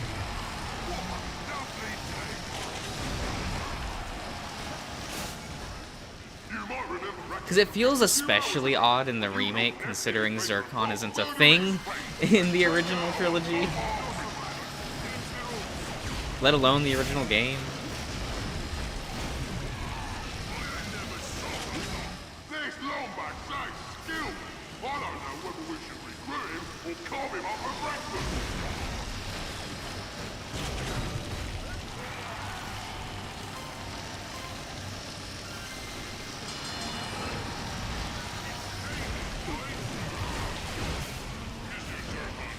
Anyone smell that? It's like burnt cat.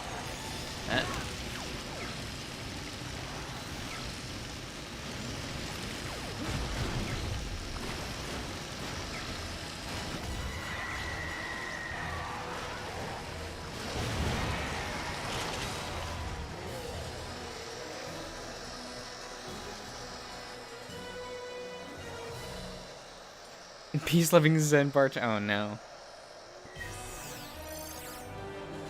Why is Mrs. Zircon the game's weapon vendor? Oh my god. They just won't let go of this. They just won't.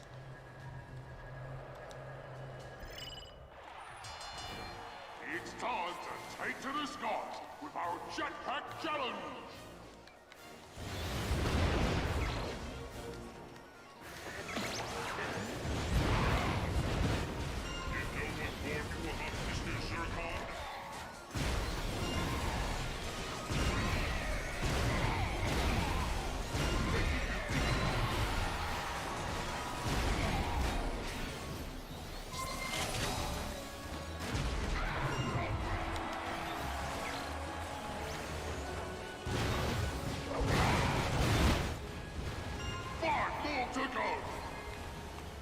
5 more to go.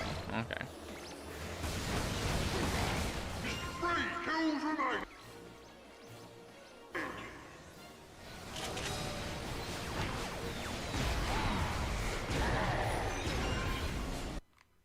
Oh, there we go.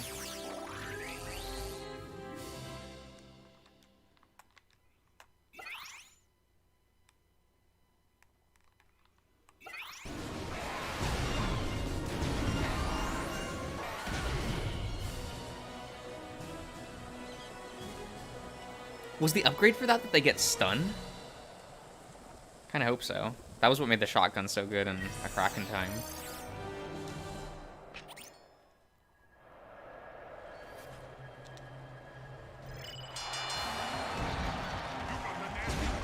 It does. It locks them in a thing. That's kind of nice.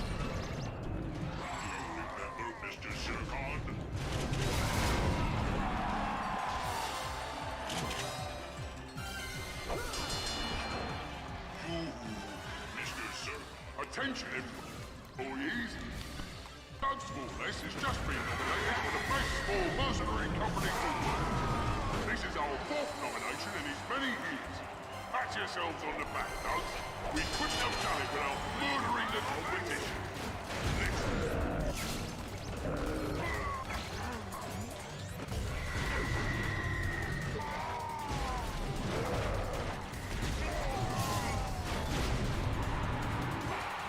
I don't know, it doesn't seem like it's difficult. Like, I just got access to the arena. Like, it almost feels weird that... This Lomax really wants to join Doug's Molest. Should we tell him there really is no job? Oh, it's a thing there. Okay.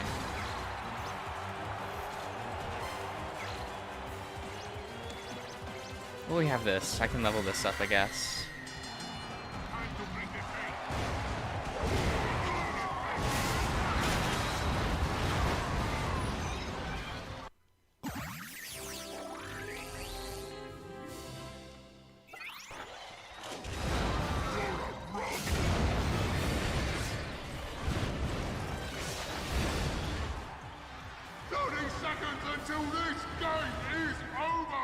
There we go.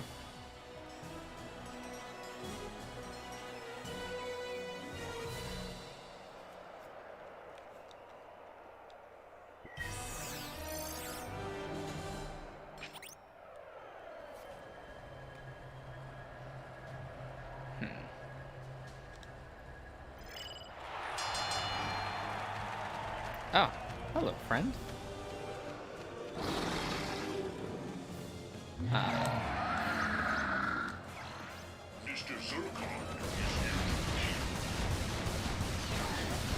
Oh. Fucking blessed. Oh my god. Okay. Please, Ratchet.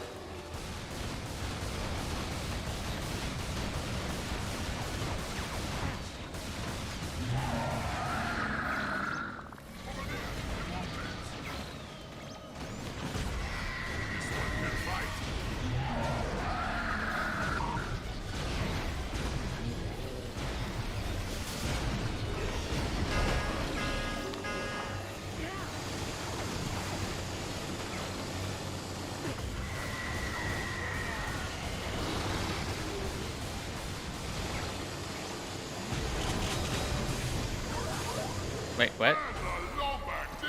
No. Okay.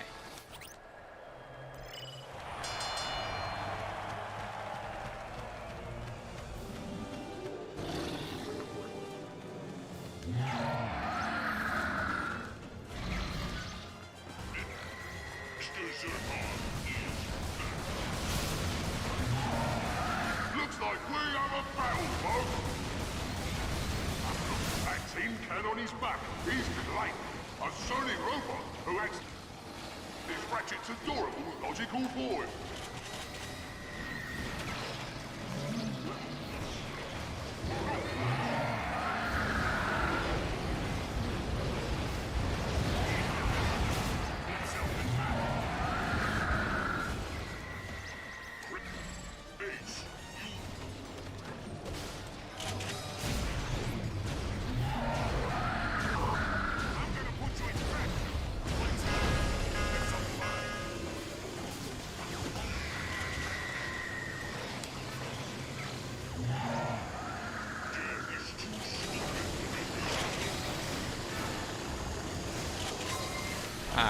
God, what button is it? Hey!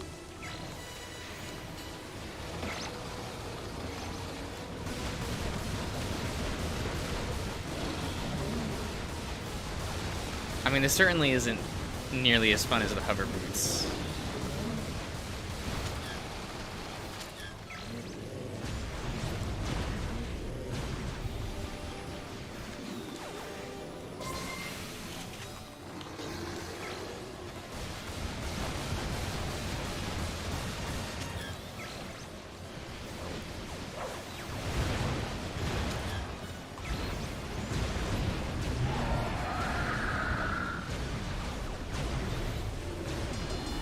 There we go. All four Zircon, stop. Oh, I know.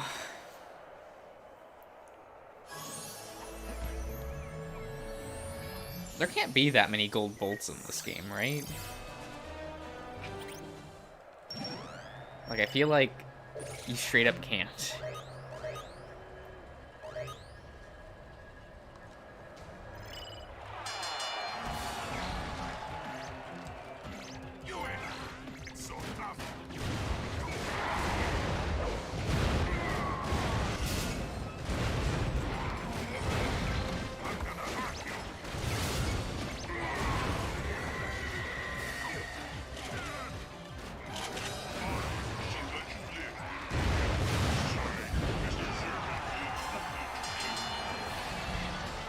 Oh my god.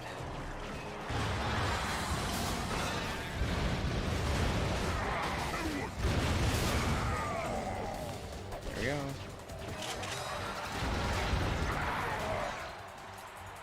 This round goes to the Lombax. I'm not farming. Don't worry. I'm not wasting time on stream.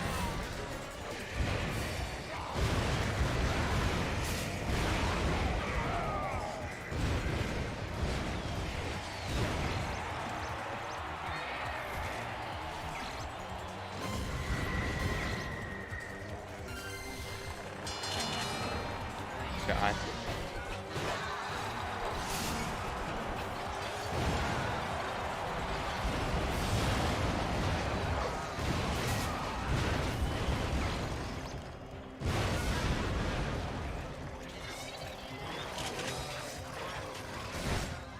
This round goes to the Lombax.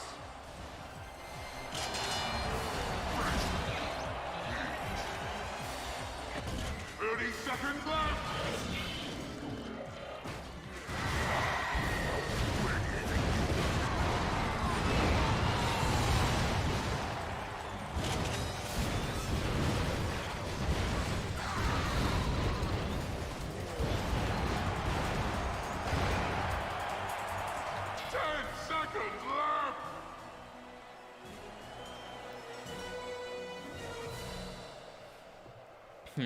I think I can get that other gun now. How much? Does it not show how much money I have? Ugh, so I have to back out and then check? Okay. Winterizer. Originally designed to create snowmen during the holidays. Turn your enemies into harmless snowmen. The Winterizer. This one's my favorite. It turns enemies into snowmen.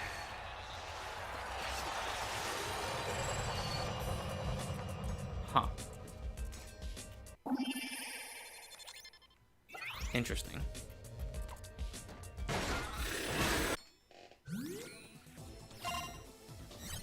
Pleasure doing business with you.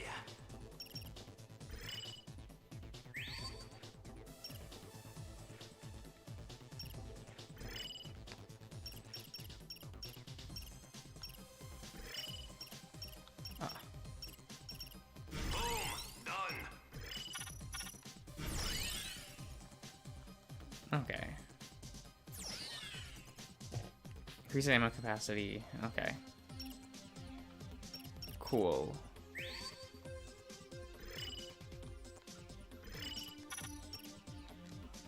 I mean, I might as well get the ones for Raritanium, just so that I can then upgrade everything else later.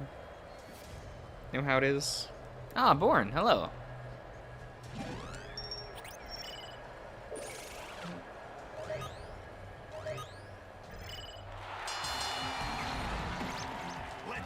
Let's see what you've got, Lomax.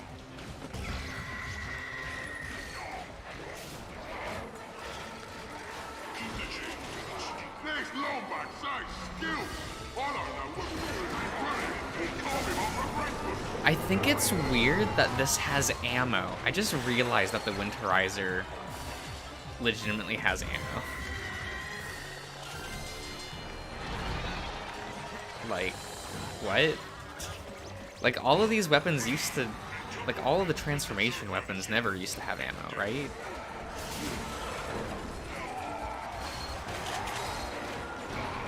This round goes to the Lomax. This is nearly going to hurt.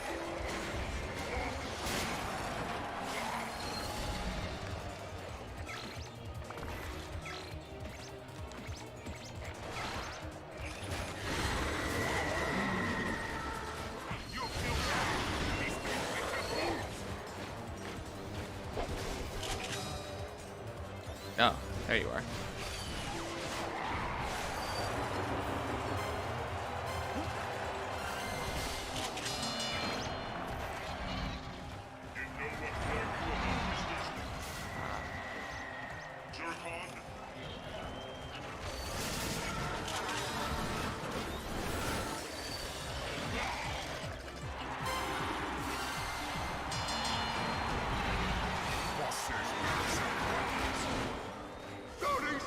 Until this game is over! Oh, this gun's taking a while to upgrade. That's kind of annoying. We'd like to remind you that if you're not participating in today's event, you should be out killing something. Just 10 more seconds! Okay.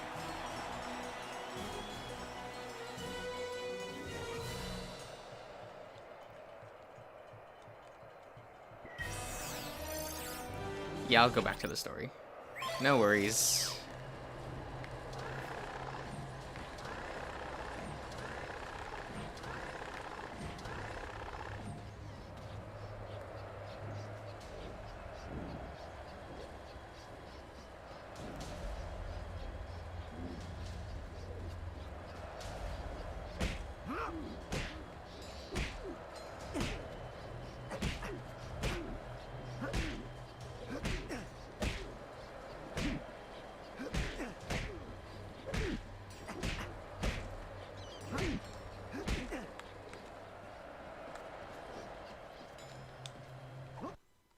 That's fine.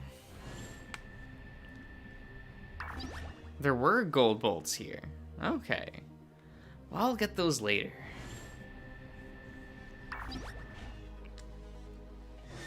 Ian, what do you mean, Josh? Like...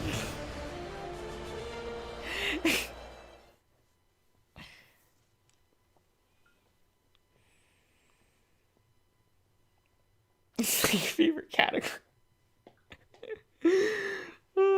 Don't worry about it.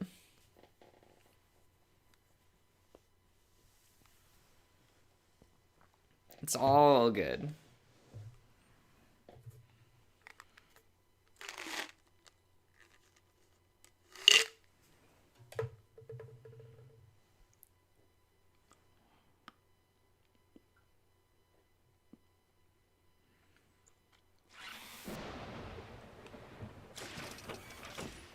Hi, Ratchet.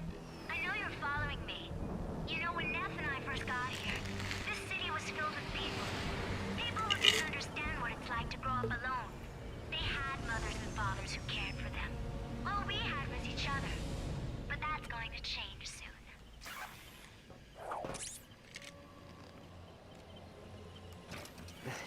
You don't think she's gonna bring that thing into our world, do you? If Vendra is determined enough to get the entire sector evacuated, I believe she is capable of anything. We must find her.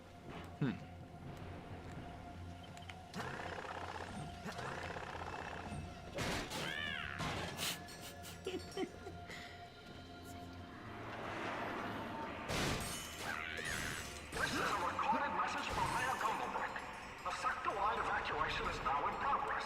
Please gather your belongings and vacate to the nearest non-haunted planet. Will the last one out please turn on the Omega Track defense system? Thank you, and don't forget to vote. This must be the old Grand. Welcome back, Slick. Have a look-see. Oh, I remember really liking this Now there's in this game. Train station. Everyone sure left in a hurry. Let's see if we can clear that track.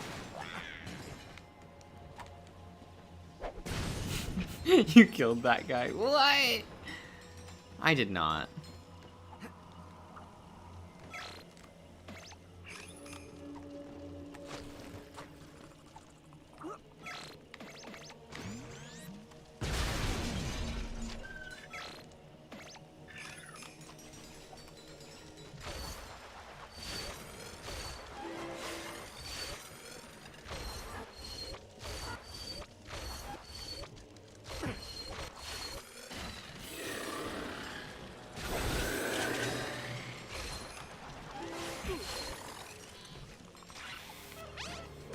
Is it true Emperor Tachyon offered you a way home and you turned him down? I don't think I could have done that. We wanted to go home, but we've been here too long. So we decided to bring home to us.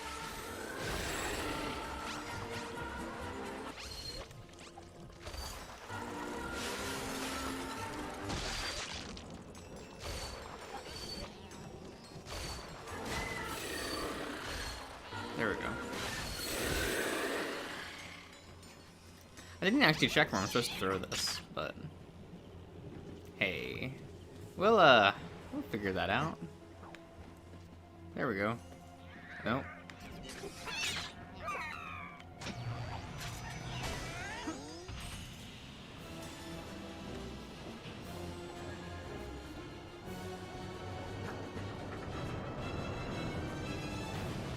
Yeah, it's kind of cute that it does that. Like rings the bells and shit. The ring of the bell. Hey, I found another rhino part. Good going. Those plans are too dangerous to leave lying around the galaxy. Look for 6 more,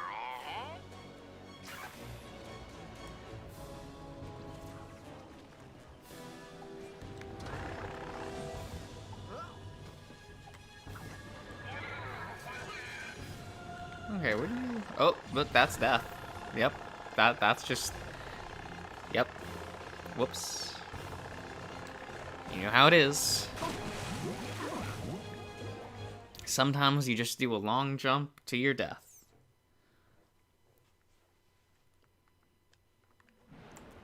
It is what it is.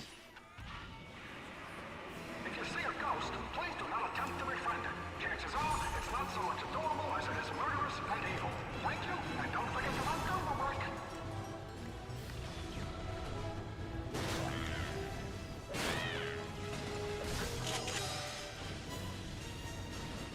There we go.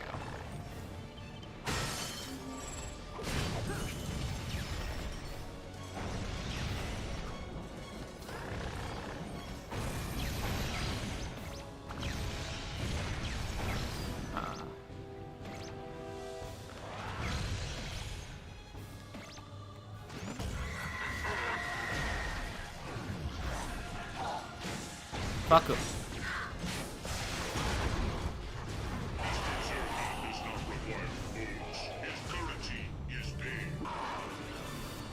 You stupid space rat!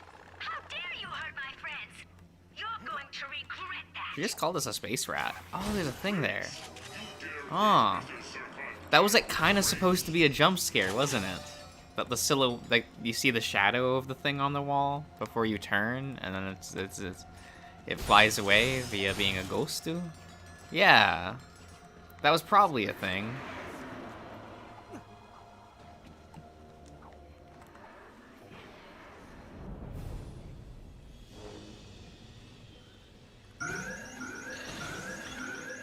Be careful, Ratchet. That turret is still active.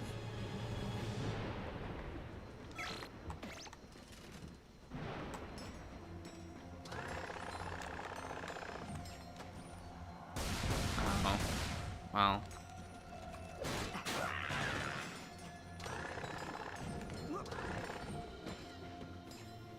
So I just can't do anything about it? Patrols on the bridge. Scout ahead for me, would you, pal? Secret Agent Clank reporting Stop. for duty.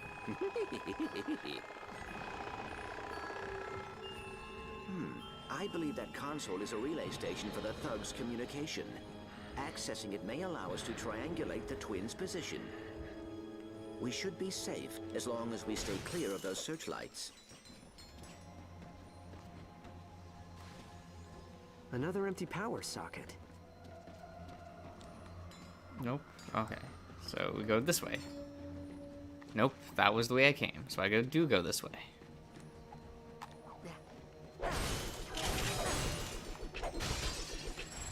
No. No. There we go.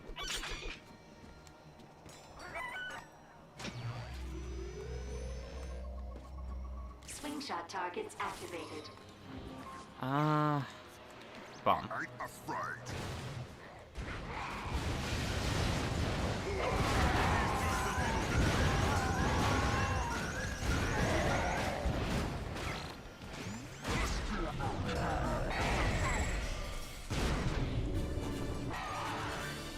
Well,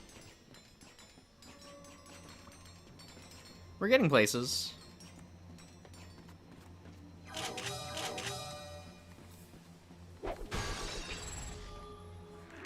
Hopefully, anyway.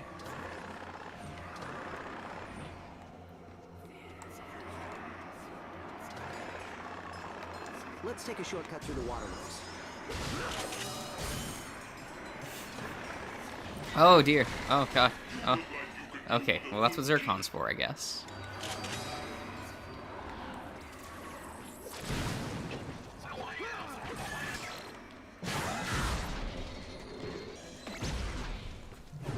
Zircon?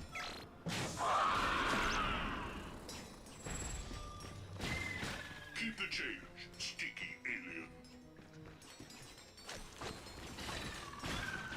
So if I just sat here and watched a Zircon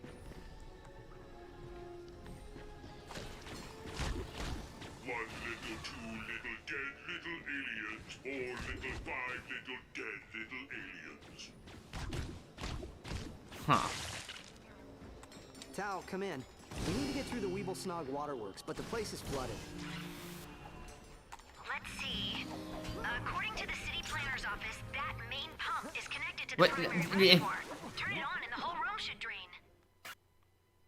Well, fine then. Fine then.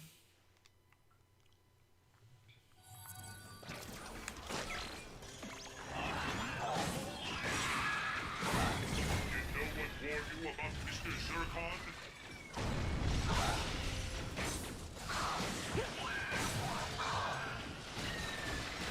Have you been killed by Mr. Zircon yet?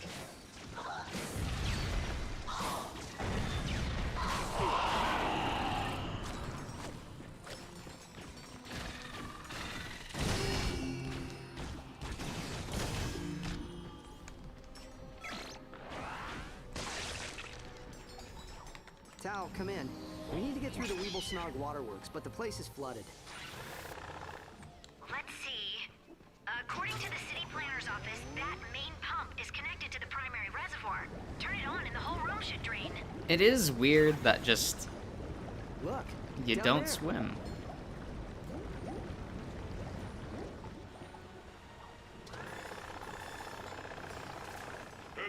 It is very odd.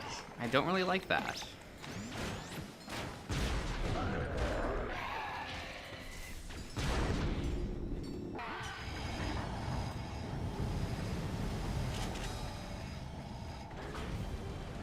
Ratchet, the water is rising. Yeah.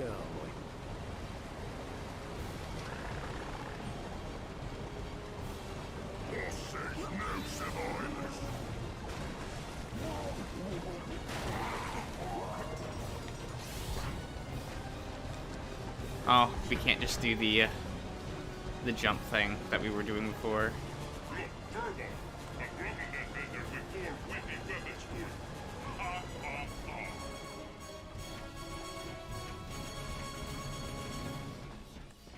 Okay. I hear that Lombax is sneaking. Ready for an upgrade? Guess we will just grab the nether blades real quick. Keep the safety on. Around here. How many times do we have to kill this furball? Looks like you got enough raritanium for an upgrade. But blast radius, okay.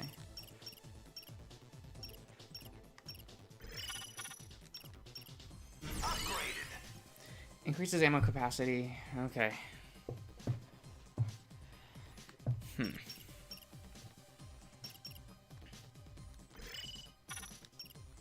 Like a whole new weapon. Well, we're just gonna make sure that the shotgun is the best weapon we have. That sounds fine.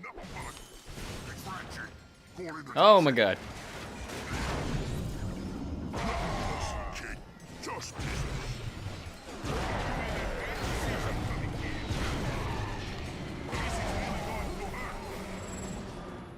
How difficult is it to kill a single Lombax? What am I paying you for? Did I? Oh, we're just constantly over jumping. And by we, I mean me. I hear that Lombax is sneaking around here. How many times do we have to kill? Ratchet, for introduction.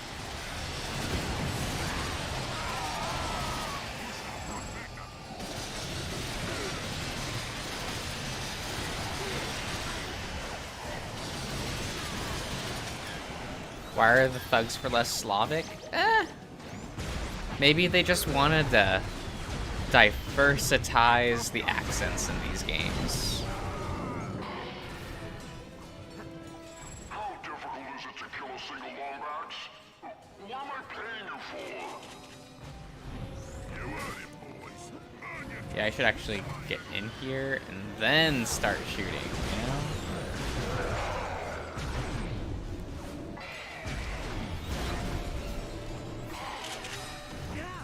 Excuse me? Sirs?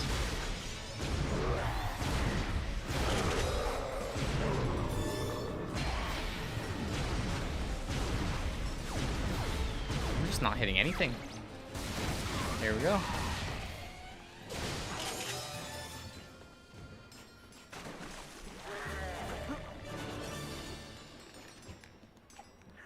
Oh, I didn't. Let's try. Okay. You made my brother angry. Did you know he's never lost a fight? What do you mean?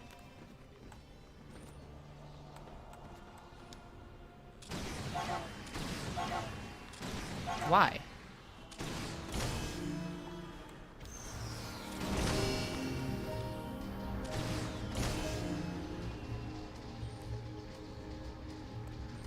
Anything else I need to pay attention to? No? Okay.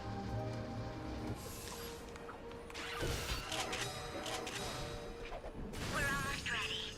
Do you think Mr. I will be happy when he gets here? I suppose we can just feed Pollux to him. Vendra, don't do this. Just think, if this creature cares so much about you, why did your parents send you here? Don't try to trick me. It won't work. If any ghosts are listening, I would like to reiterate that we are not your enemies. I, Mayor Gumblebrick, am your friend. If you're going to haunt someone, please, make it my in-laws. I'm just kidding.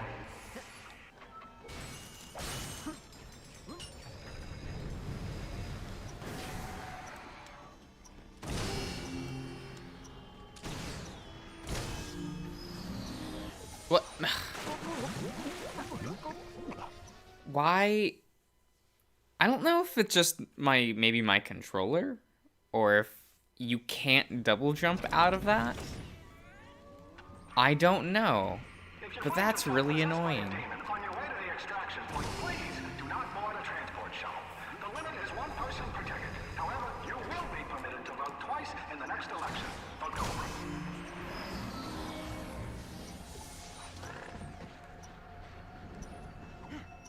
Yeah, can I? Kinda can't. That's so weird.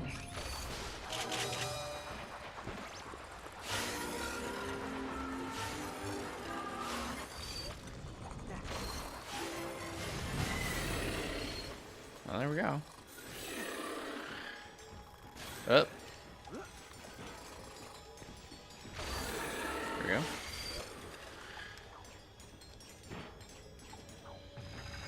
And that's all fine.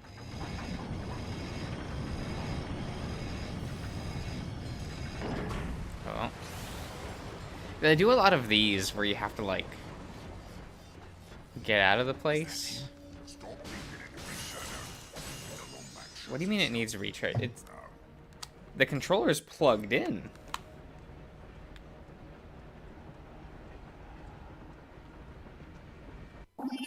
Or is it, for some reason, now refusing to charge via this? Yeah. What about you?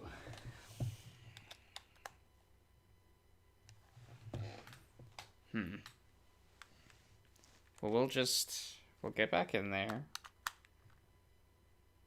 Give me one moment.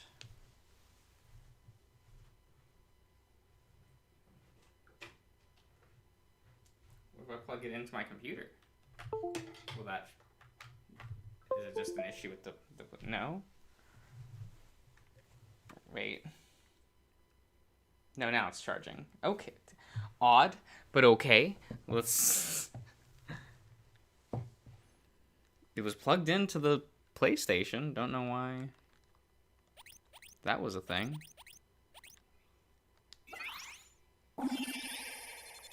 Oh well.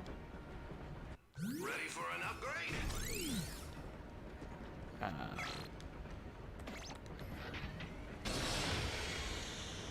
This is really going to hurt. They say it. Call in all units and send in a drop ship.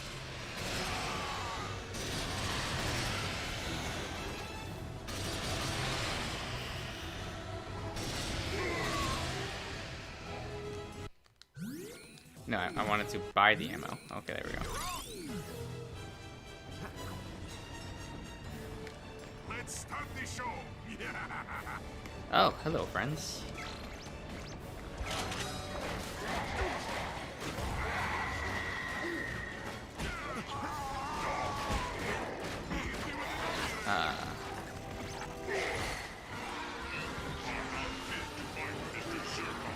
This stage is not fun to look at. It's too bright. I can't really tell.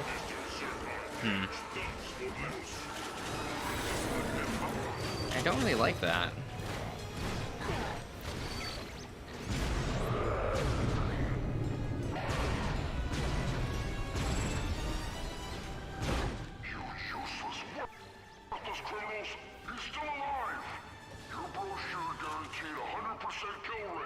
Send in a gunship.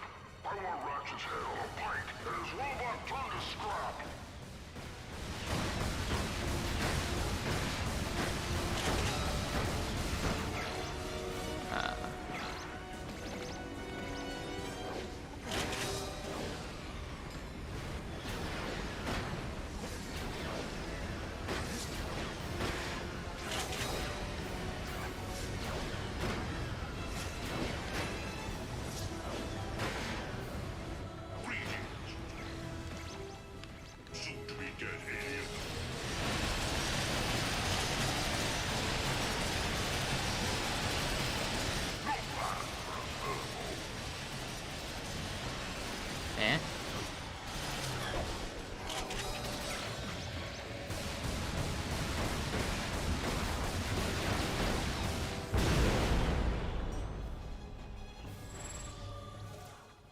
Platform. Drown the space rat.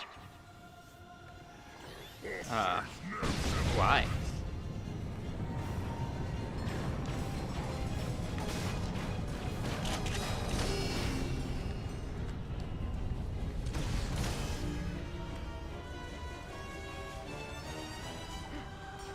Sorry, pal. Make no personal. That was a close one, huh?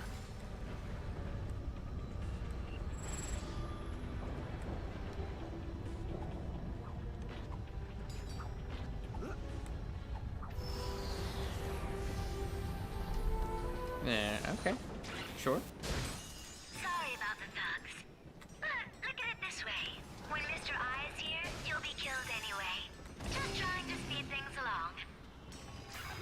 Vendra, what do you really know about this thing? He's not a thing. He's a friend. The largest and proudest of the Nethers. And he really wants to meet you.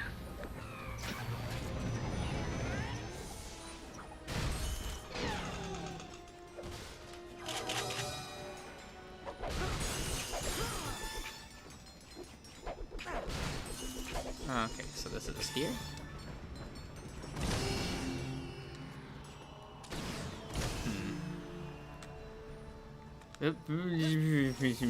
No.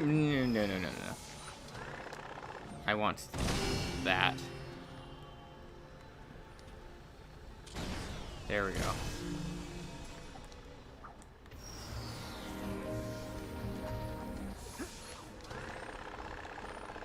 Are we going for a ride? Many of you have asked if our laser-type defense system is capable of warding off evil spirits. The answer is no. No, it is not.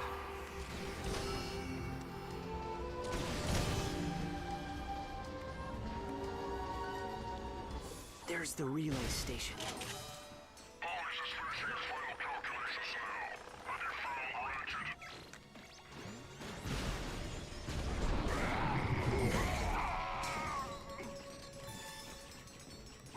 Odd, but okay.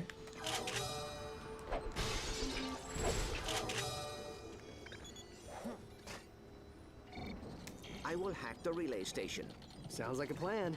I'll give you some room to work. Access denied. Notifying ground units.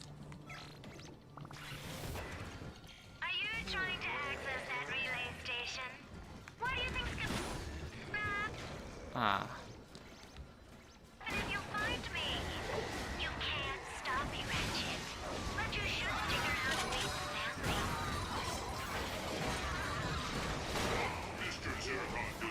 I feel like the bombs don't... You just don't have enough ammo to really get it to where it needs to be.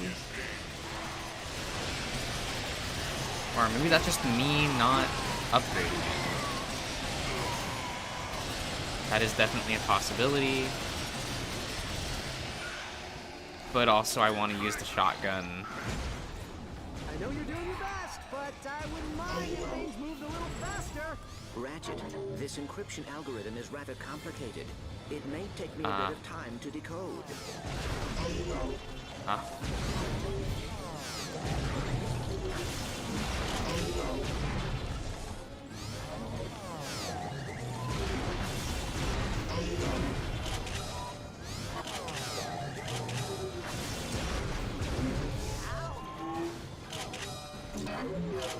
How's it coming? Those enemies are weird. I am almost done.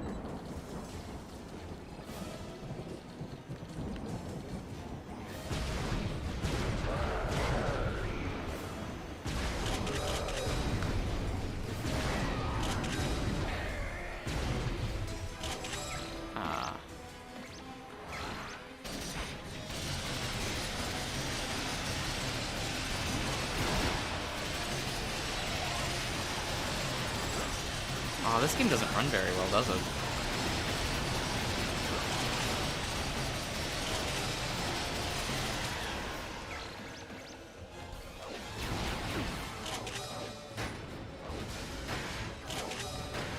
That's a bit unfortunate.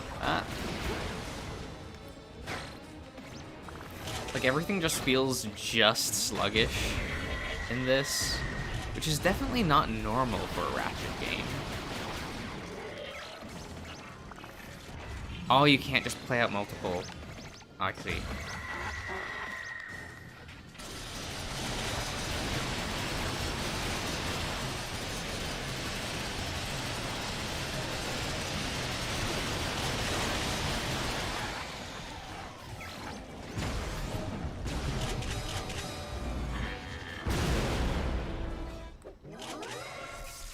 You good, Clank? Hack complete.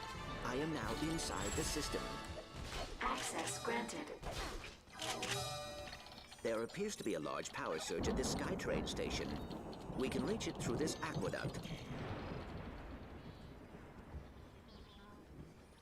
Looks like we'll have to power up those water pumps first. Right, this is one of those just big rooms, right? Where you don't really do anything, but boy, it's... You sure do have, like, a room you can go around in. Ready for an upgrade?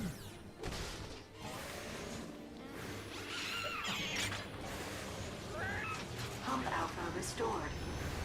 That bolt crank should reroute the water from the main pipe.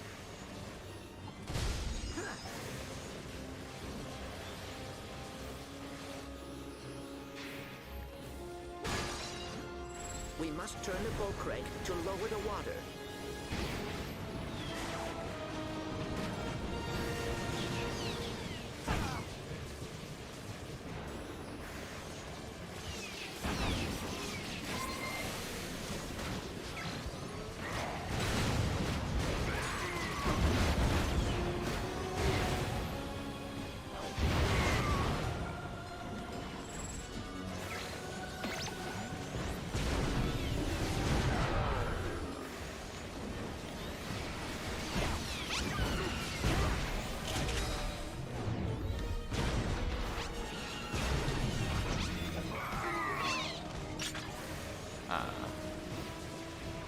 That one's running. So there's one over here, right? Yes.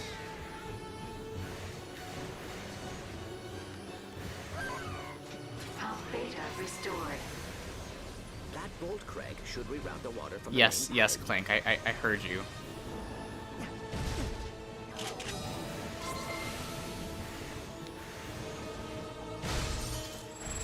We must Stop, turn the stop. bolt crank Clank, to lower the Clank. water. I love you, but like, just shut up. Just.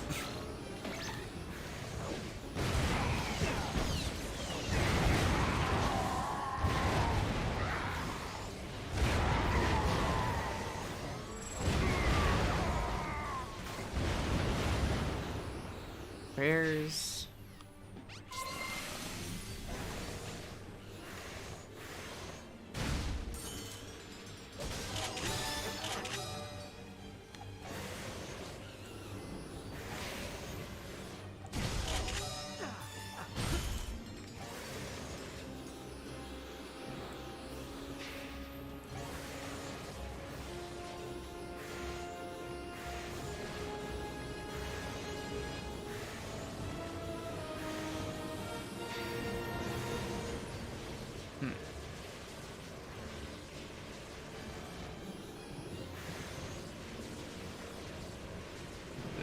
higher? No? There you are.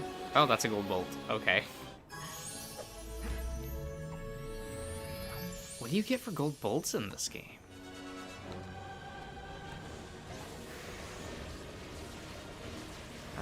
Oh, okay, I just didn't see it here before. Fine, fine, fine.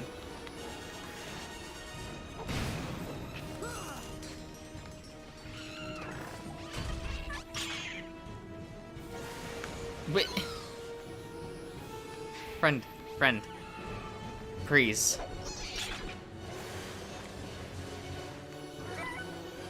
No, put... Friend, please. Pump gamma restored. That bolt crank should reroute the water Clank. from the main pipe. Please.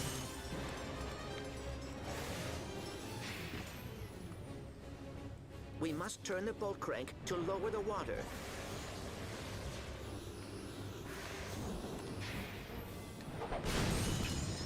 I mean, I just don't know where it is.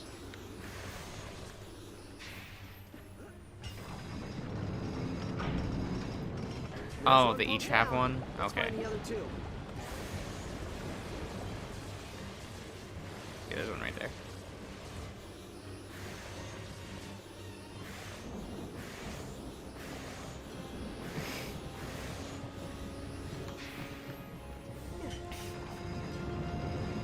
I did know about the bolt crank, Jim. Thanks for telling me. I probably would have forgotten, so I do appreciate it.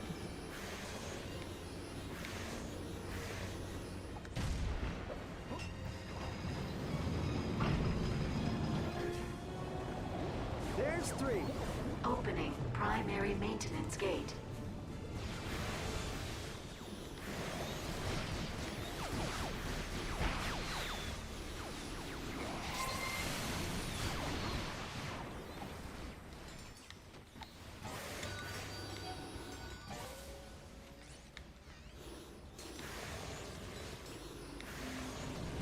Okay. Have to restore power to the store. Keep your eyes peeled for a fuse box. Those power cables lead deeper into the tunnel. All right, let's follow them.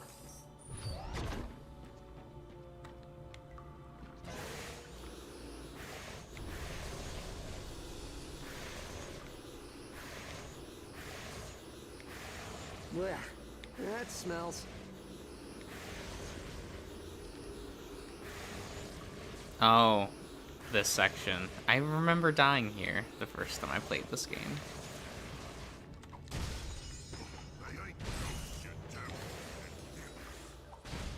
You'll tell me what they is and what they ain't. They look like ghosts, so I say they're ghosts.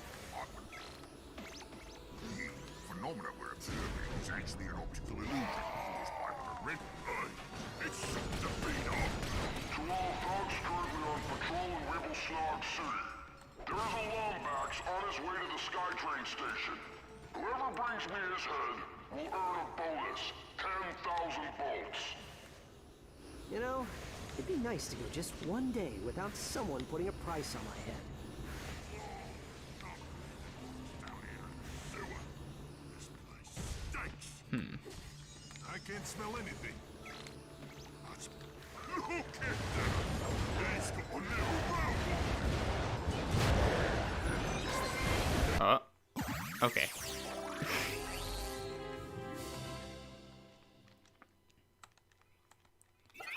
Thank you.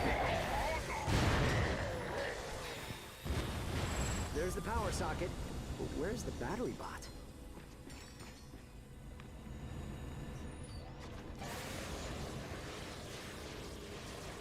There you are.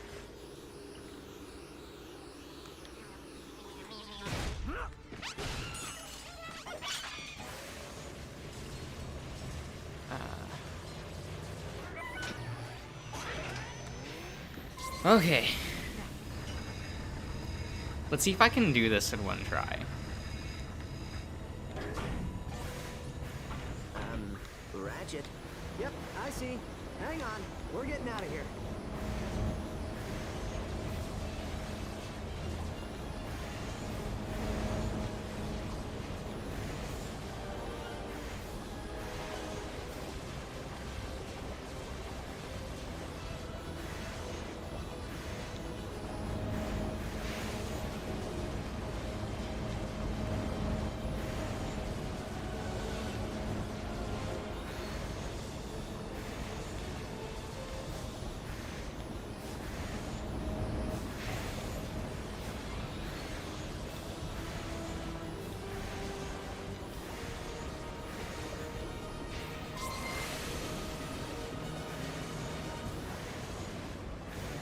Nope, please.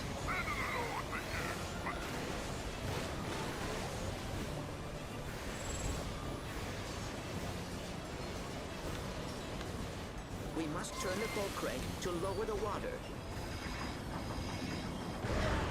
Okay. That was a close one, huh? Looks like you got enough raritanium for an upgrade. I do have enough raritanium for an upgrade. Thank you.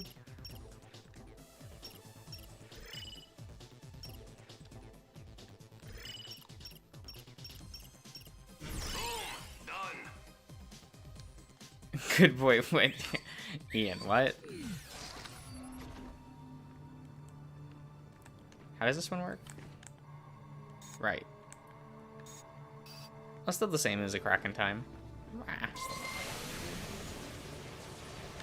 There's the SkyTrain station.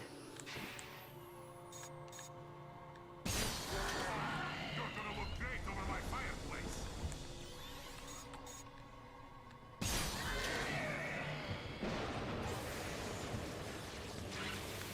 Oh, good. You found me. Well, now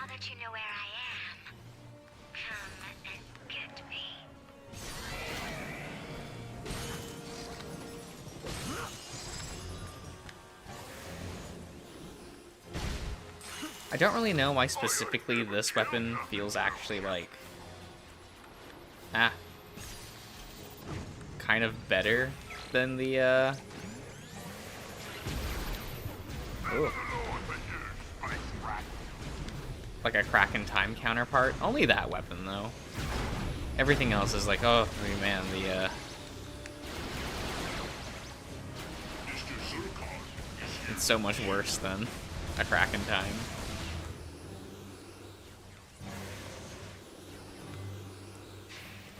Oops.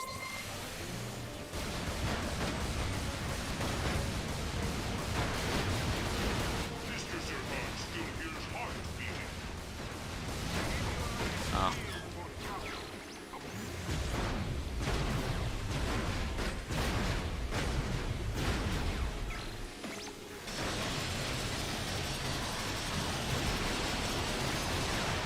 Here we go. Okay. What about you all? Can you all die? No.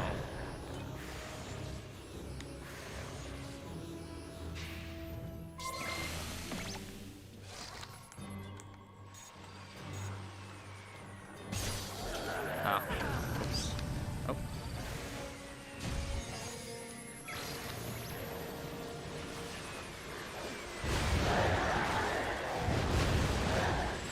Can you not throw that at me?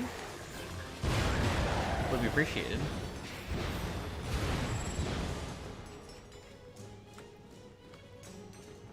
Wait. Was that not progress? Kinda just thought... Oh, right. Okay. I'm getting there. No worries. I can play a children's video game. I won't get lost. This ought to take us right to it.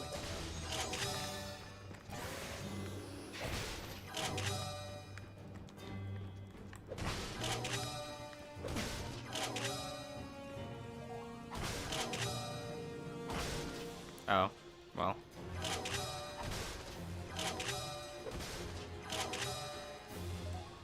Who needs a store?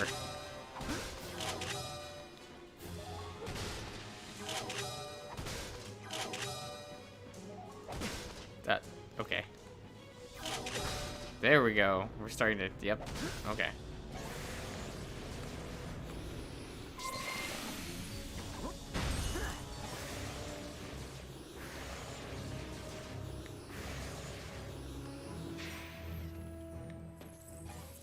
Ah, it instantly drains you. Entering a no-fly zone. Oh, okay. Dimensional rift detected. Perhaps I can be of assistance.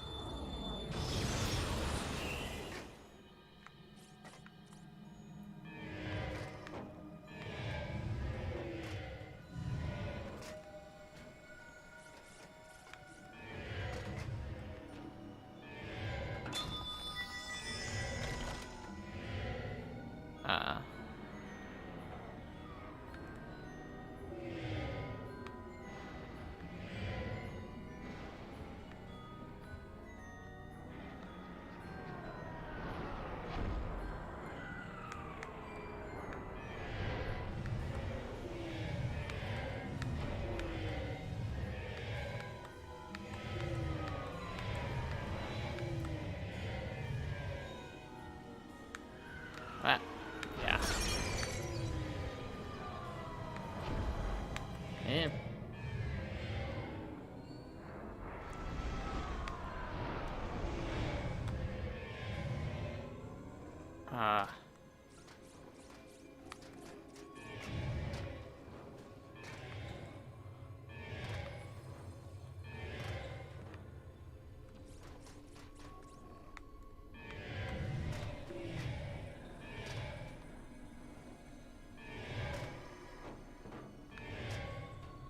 There we go. I'm getting it.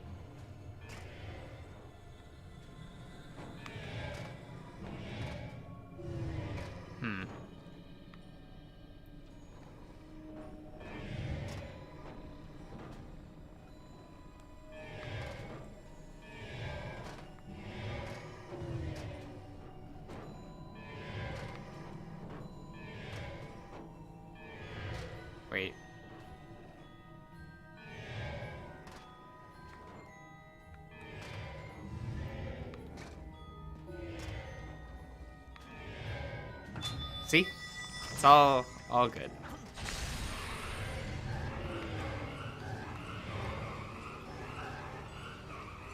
Wow.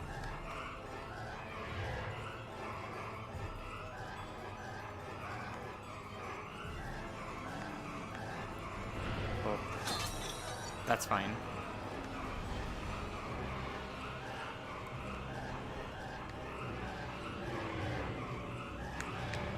Oh.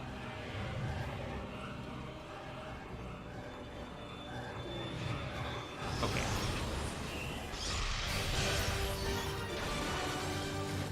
Good work, pal.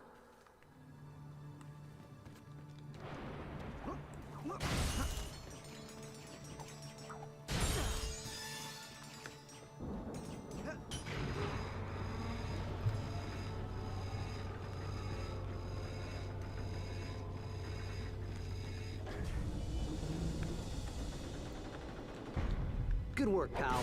Now let's go get Vendra and Neptune.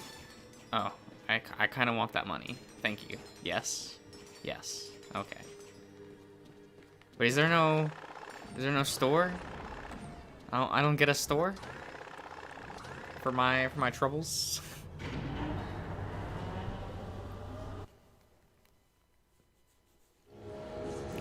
Man, are you ready for the midpoint of the game? I think this is our. I think we're already. Yeah, we're a little more than halfway through the game, I think. If I remember right. Because you have the green planet, and then the final planet after this. See, without a true dimensionator, you can't just punch a hole in the walls of reality. The trick is to wear them thin. Look what you've done to the sector. How many lives are you gonna let Vendra ruin just to open a few portals? She's strong-headed, I'll give you that. Hard to blame her, though. Can you imagine seeing your kind right there? Close enough to touch, but impossible to reach. Yes. Yes, I can. But wanting something too badly can change you into something you're not. It doesn't matter. I'm her guardian, and since you want to hurt her, I suppose I'm just going to have to kill you.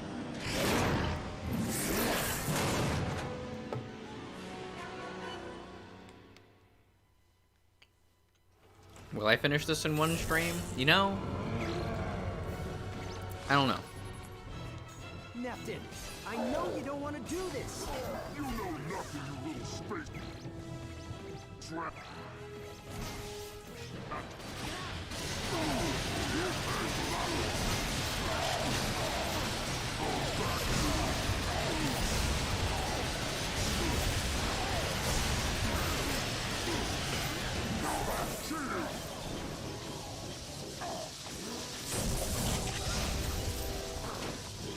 This sector belongs to us now. You're gonna pay for what you did to my friends. Oh no, Zircom's getting stronger. Oh god. They were in our way.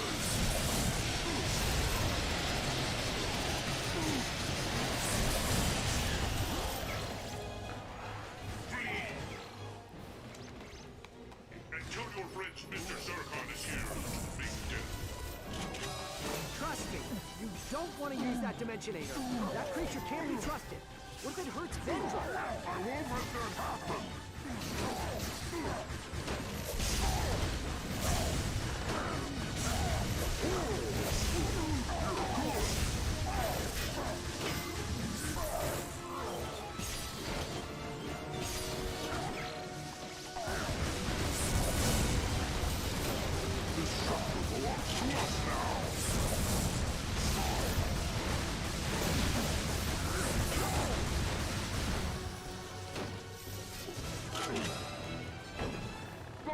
What am I paying you for?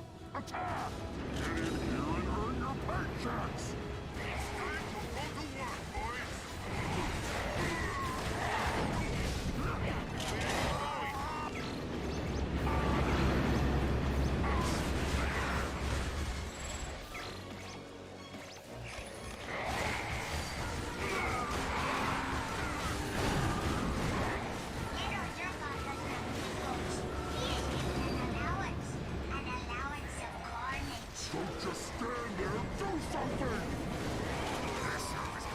Ah.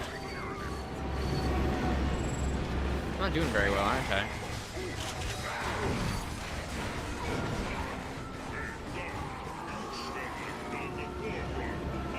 It's probably because I'm not trying to use optimal weapons.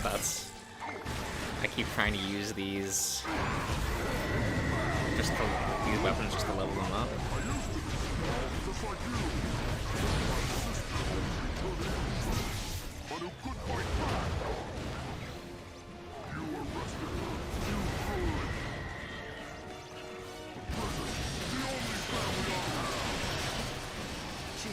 Yeah, I kind of prefer that over the, because if you look, the Nightmare box,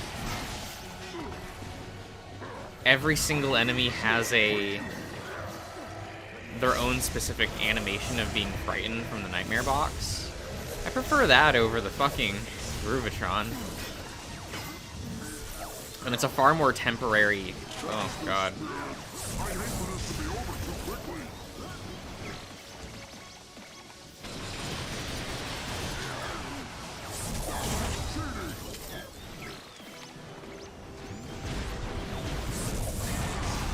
There we go. Fuck you.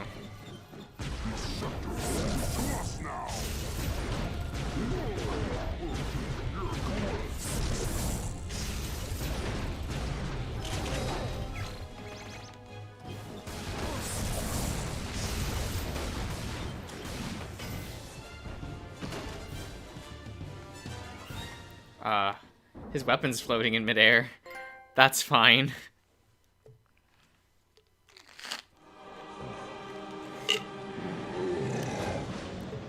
Yeah, it feels so weird, because you don't get any time to, like... Sure. Now you really get to know these villains. 20 years we've waited to be reunited with the Nethers. I expected this from the Polaris Defense Force, not from you.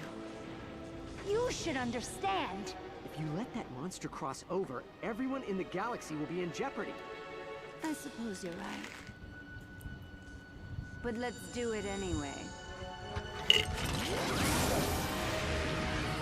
Dimensionator! Find the Nethers!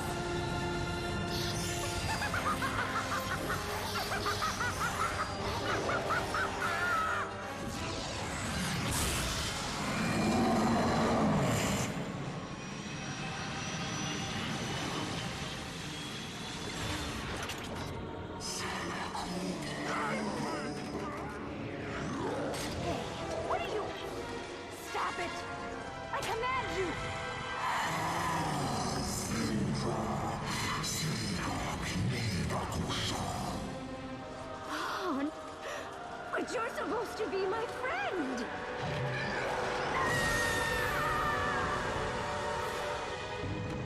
Yeah, that's unfortunate for her, isn't it? I believe we should run now.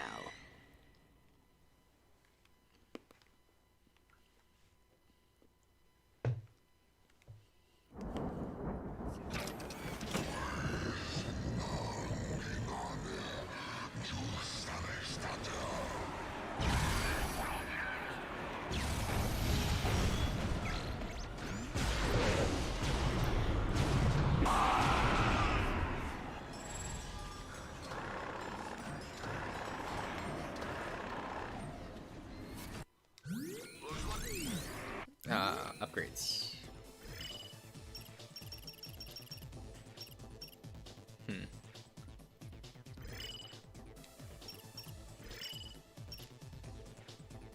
Like a whole new weapon, ain't it?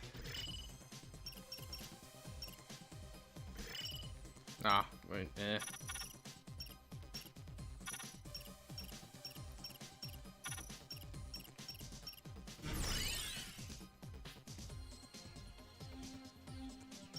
That's fine. As long as we have the strongest thing in the game, Mr. Zircon, we're fine. Oh, well.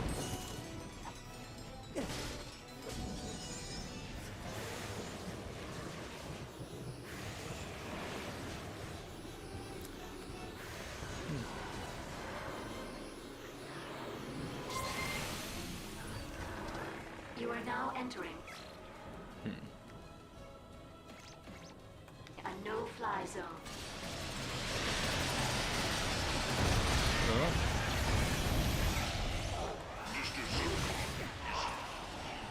When the twins came into our reality, they were young enough that their bodies could adapt. These nethers need protective gear to survive. Without it, they're in grave danger.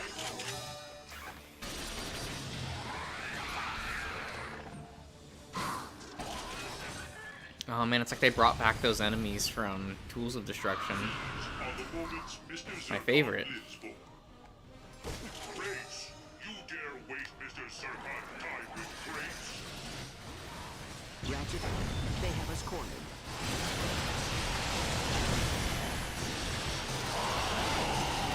I mean, they have us cornered, but it's not like I'm losing.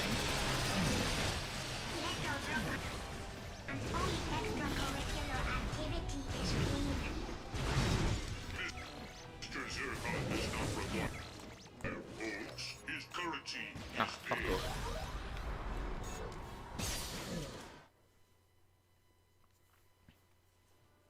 I shouldn't be trying to zoom in all the way. I should just be trying to, like, do an approximate shot.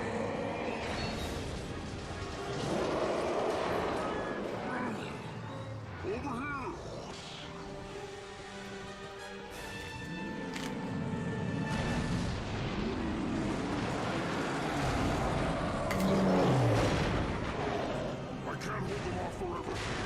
Go! That teleporter will get you back to your ship. Why are you doing this? Because you're our best chance to save my sister. And she's your best chance to stop the Nethers. Go to Planet Thram. I'll meet you there.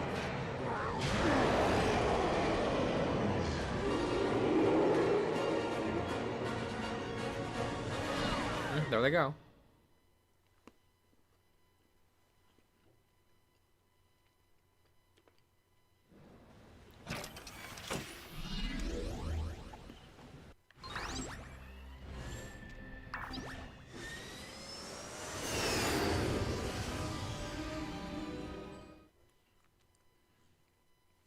If I remember right, I think you only get enough weapons to fill one wheel, so...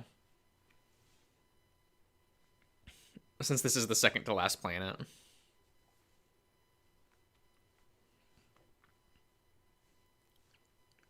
I remember liking one of the last weapons you get, but... We'll see if I can get it.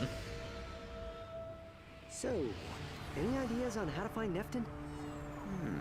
My scanners are picking up some sort of distress beacon, but it is not from Neftin. I believe it may be the Nebulox.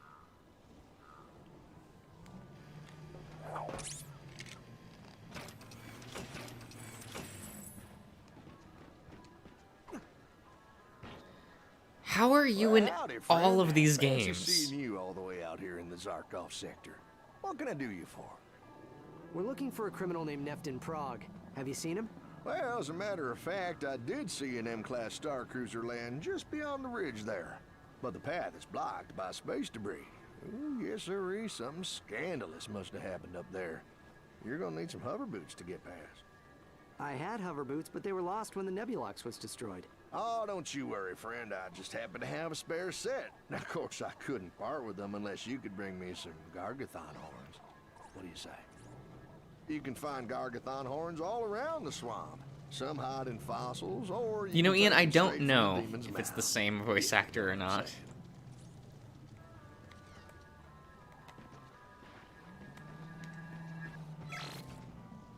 The new line just arrived, sir. Do you require armor?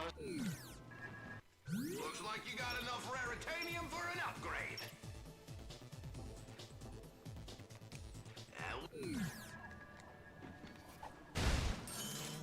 He sounds like the plumber. Maybe.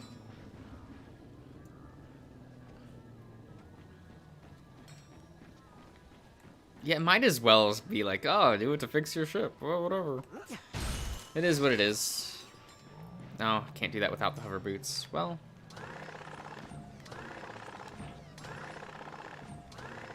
And these vents aren't open yet. Fucking blessed.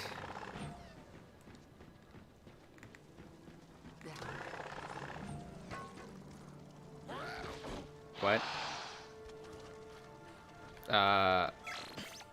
Zircons. Little Zircon is here.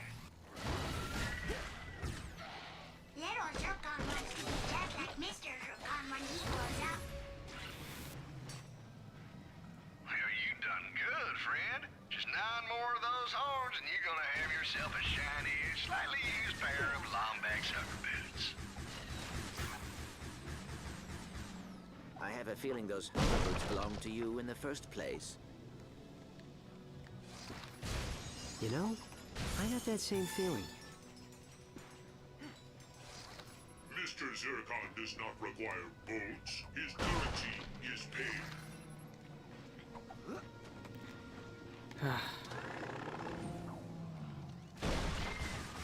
I mean, it's not like awful yet. Dealing with the Zircoms, it's not the worst. I think it's in the remake that it gets the worst.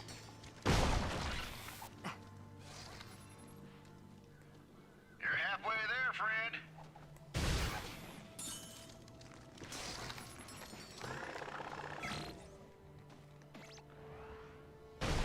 Little Zircon is back.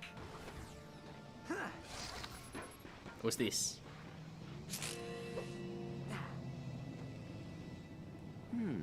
Ratchet, this appears to be a key. I suspect it may be used to open a vault near the smuggler. Zircon? I'm surrounded by enemies. Mr.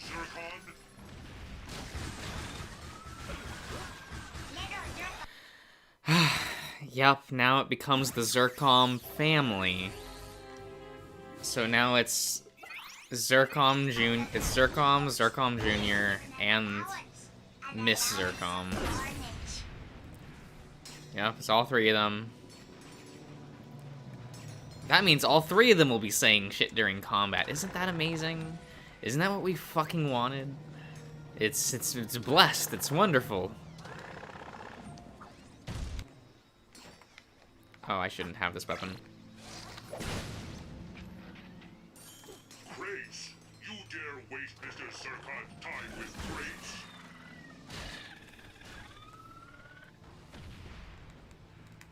Mrs. Zircon will protect stupid Lombacks.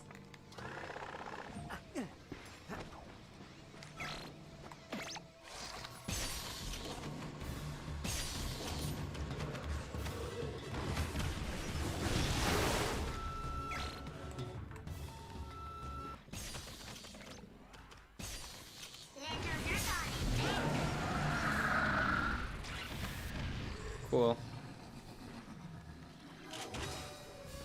Good going, Hoss. You bring those horns back to me and I'll get you all squared away. Why do you call us Hoss?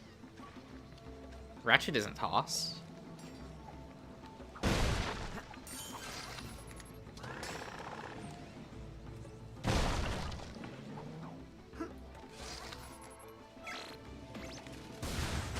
Mr. Zircon is here to kill.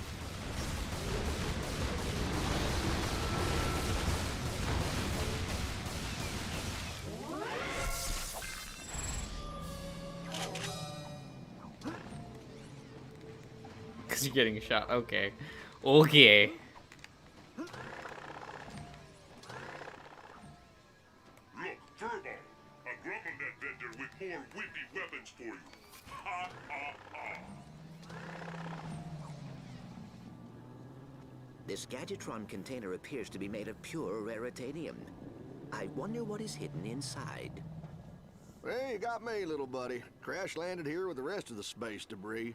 Whoever lost this here vault probably kept some keys nearby.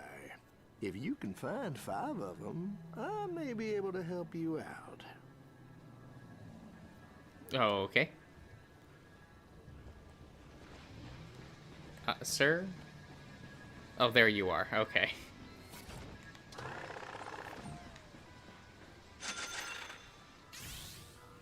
Whoo-wee, you are a professional Gargathon hunter. Did you know that? Now you enjoy the hover boots, and if you ever want to make some bolts, I'm always on the lookout for more horns.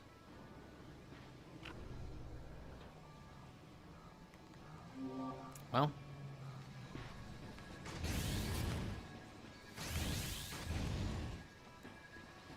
I do like stupid boots. Whoop.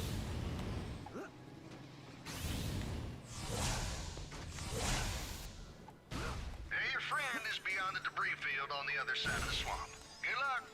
Just good luck? Okay.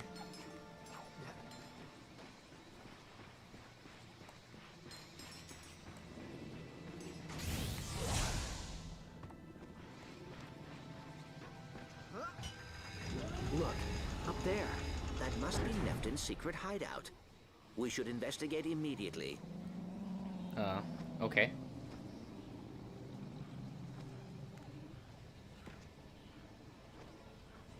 Okay.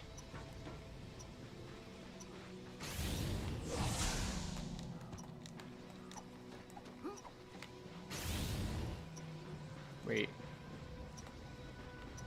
Oh, okay. I know where I'm going. I do not know where I'm going. Wait.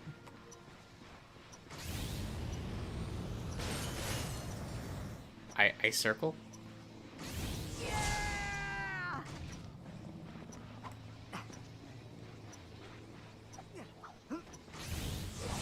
I went here.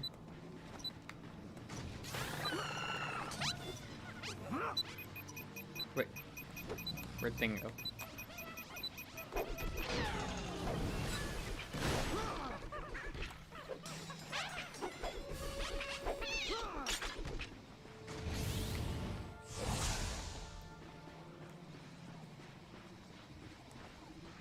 Wait. Can you stay here? No. Oh, okay. I get it. I understand.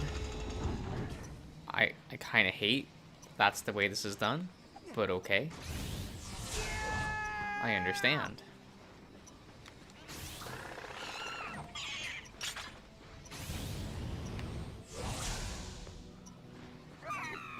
Because you were able to let go of them in the previous game without them disappearing, so I get it.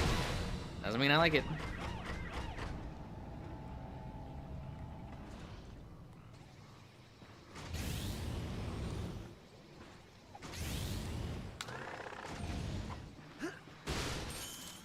Oh.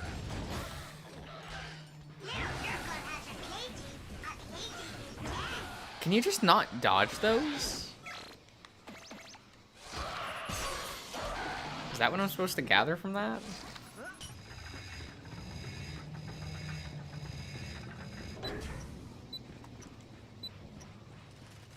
Okay. I get it. There we go. Oh, you don't do the flip.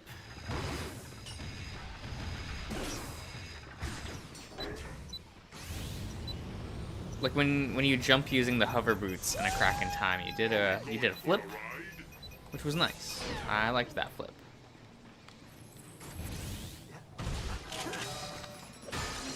Made it feel the dynamic and shit.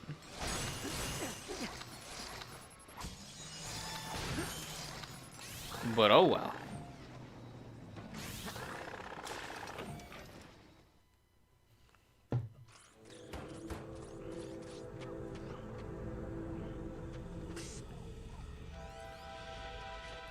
Let's get inside before someone sees us.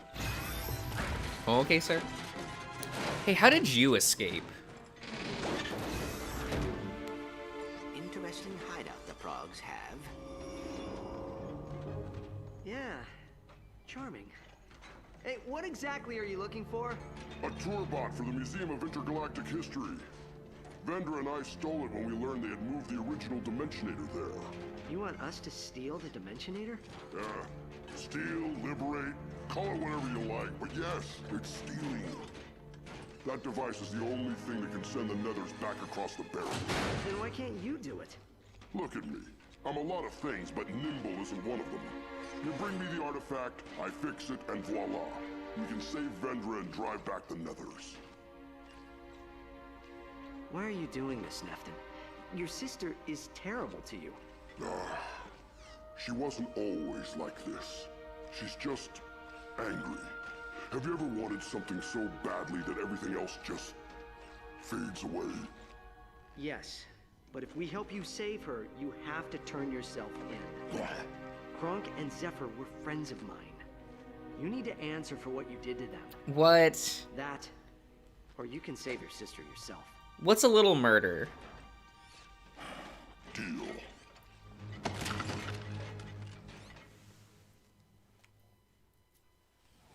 And no one cared about them anyway. Come on.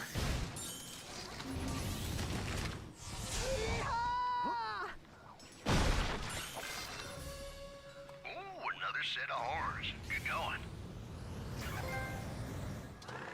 Hey, Lombax. There are a lot of folks talking about a smackdown you Do you require armor, sir? gave back into the strike. Looks like It's a palooza. Why don't you come back and Why does he train us keep in the Gold Cup? We got changing a where he little is? surprises waiting for you. This fuel station appears to be broken.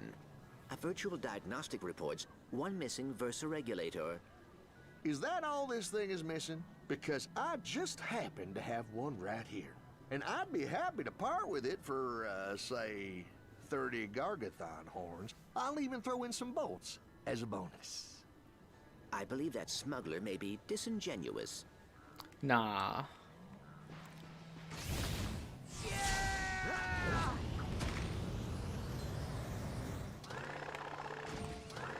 Okay, so none here.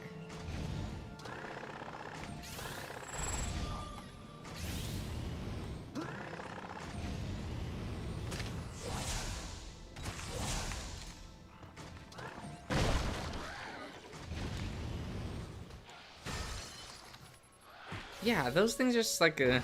That's so annoying. Little Zircon, when you are done killing stuff, go clean your room.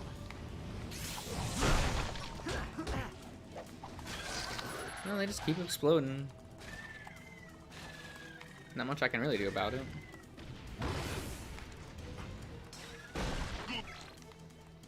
Kill, Mrs. Zircon.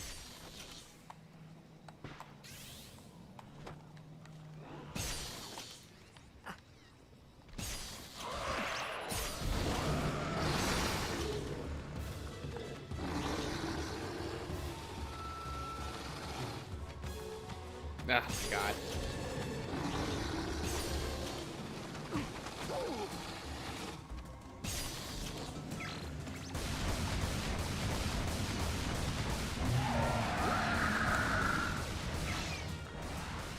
Flee before Mrs.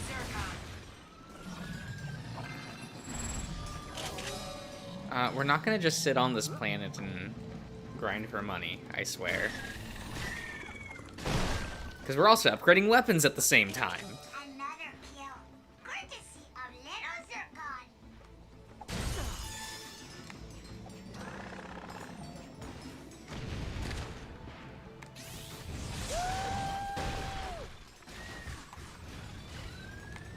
Mrs. Zircon delivers a hurricane of hurt.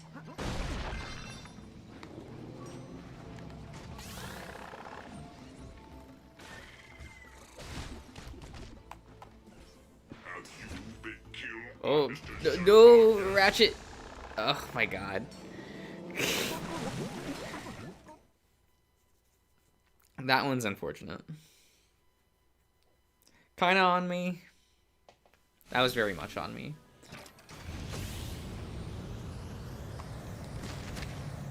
Yeah, I keep thinking I have the flip. Ugh. Can you stop? Oh my god, stop, stop. Oh. I don't have ammo. Stupid swamp, you stink like a swamp.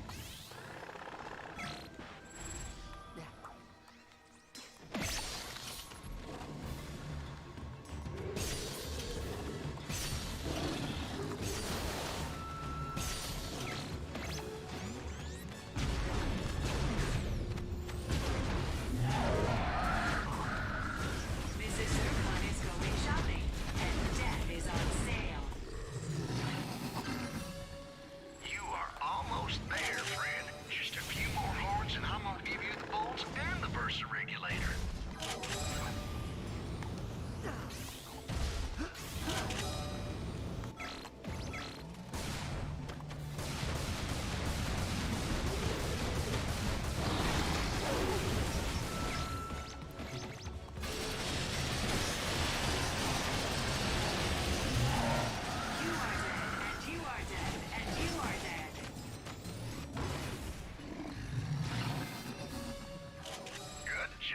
Partner. I mean, we're going. We're doing the thing, I guess.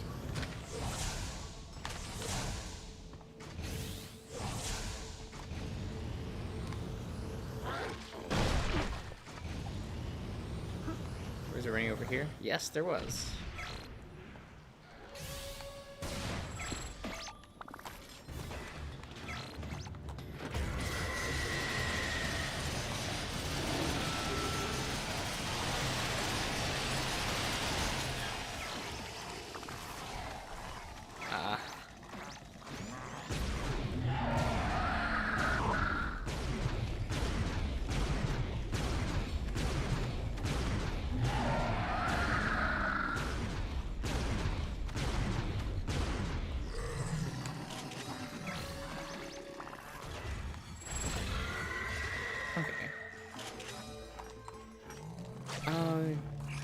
Yeah, this is a bit annoying, isn't it?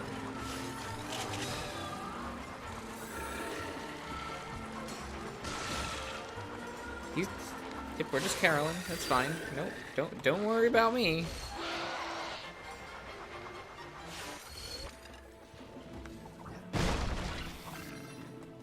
Good going, Hoss. You bring those horns back to me and I'll Trying to. get you all squared away. Yeah, I don't have enough ammo. I don't want to have to fight that thing with, like, nothing.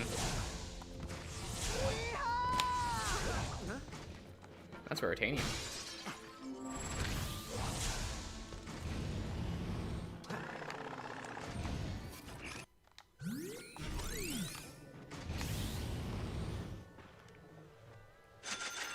Pleasure doing business with you. Give me just 1,000 bolts? Yeah. I'll pay a fair price for any Gargathon horns you bring me. What, cheapskate. Anyway.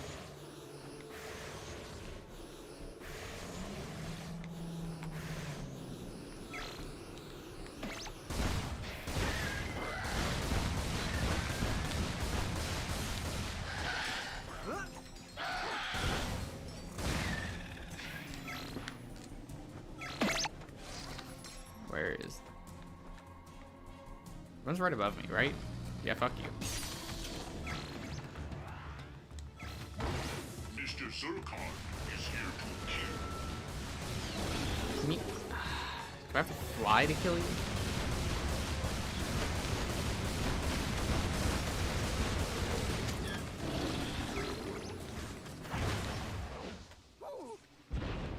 Little Zircon wants to be just like Mr. Zircon when he grows up.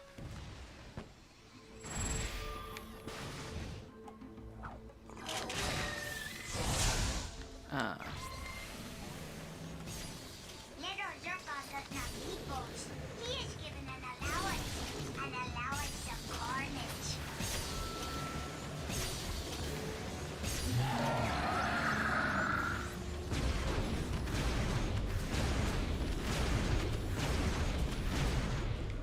Mr. Zircon. Where's the thing? Okay. Mrs. Zircon You are a natural.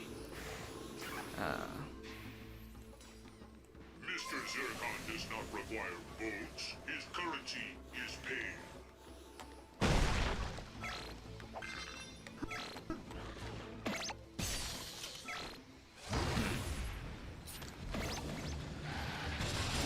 So the reason why I'm doing this is you can sell the horns to the smuggler for just money. And I try to get the other weapons, so... Can you scramble the defense force? They're all out fighting the thugs. I'm gonna have to engage myself. No, don't. Head back to Meridian City and call a state of emergency. Have everyone seal themselves into their homes. I'm working on a plan. What plan? It's in progress, but we'll be in touch. Oh, does it give me a rhino piece? I've completely forgotten. I know that you can get money, so... Or at least, that's what I remember. I guess I could be wrong. It has been a long time since I played this game.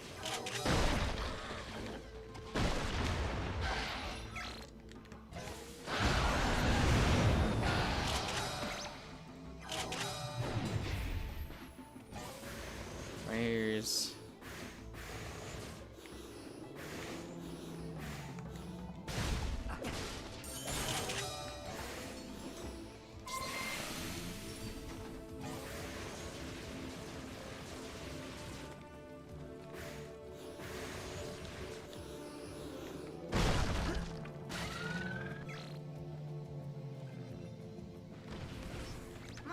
Well, that's because the rhino in these games tend to be, like, semi-new game plus content. And I'm not really gunning for that. He wants me to go to him. A special little princess. Just, no, you have to come to me. Yeah. Sure. Okay, I'll just murder you.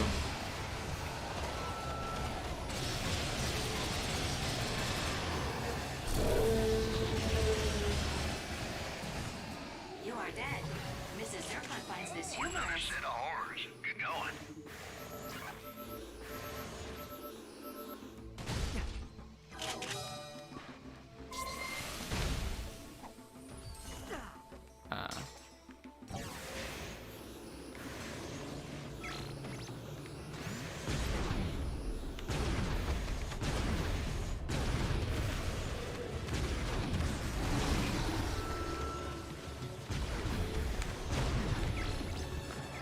The family that slays together stays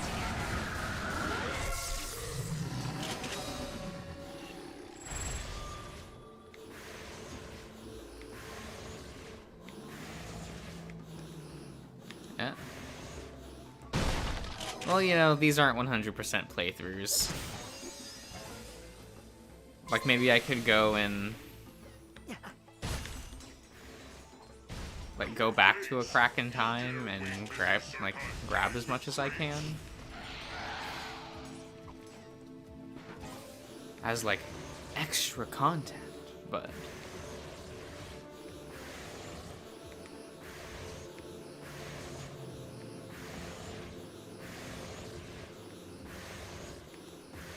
I don't know.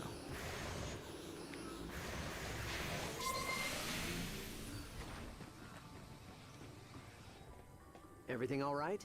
Macy, my bird and I got into an argument about the division of profits. I don't suppose you'd help me look for him, would you? Sure, I'd be happy to look for him. For a few bolts. You got gumption, my friend. Bolts for the bird.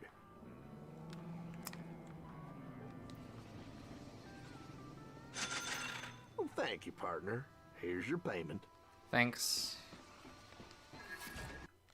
Ready for it?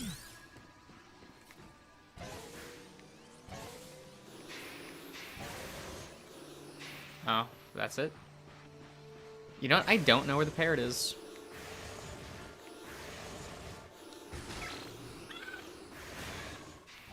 Let's hurry up with the killing. Little Zircon has milk and cookies waiting at home.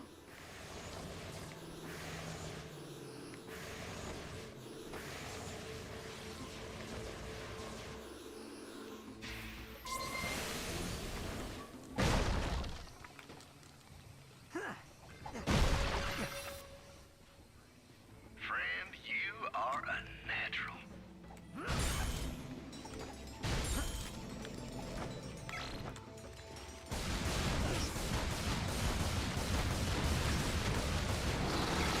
I should be using this, shouldn't I?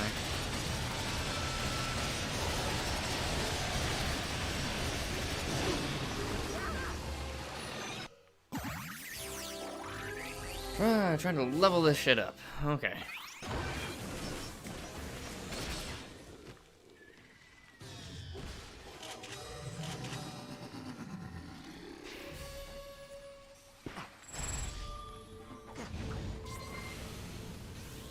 Flee before Mr. Zurkon.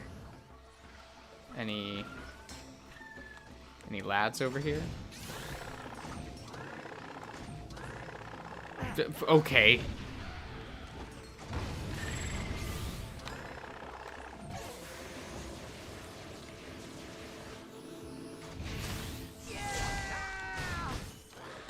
Mr. Zurkon does not come. Oh my god.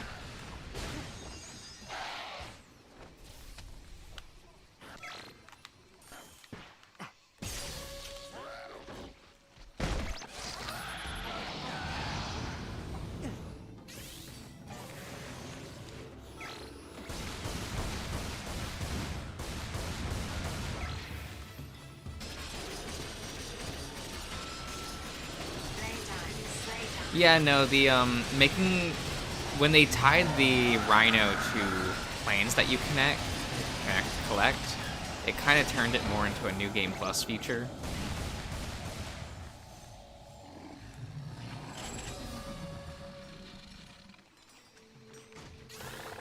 It almost makes it harder to get.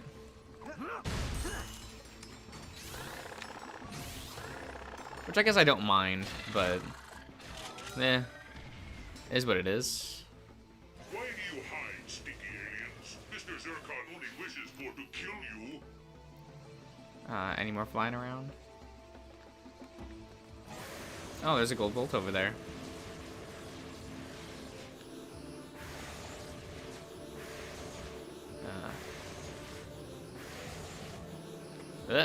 Okay. Rather than paying 1 million bolts. I don't know, at least with with the bolts thing, you can just farm for it. And I find that less tedious than searching for hidden objects in worlds. It's probably just the me thing, but it is what it is.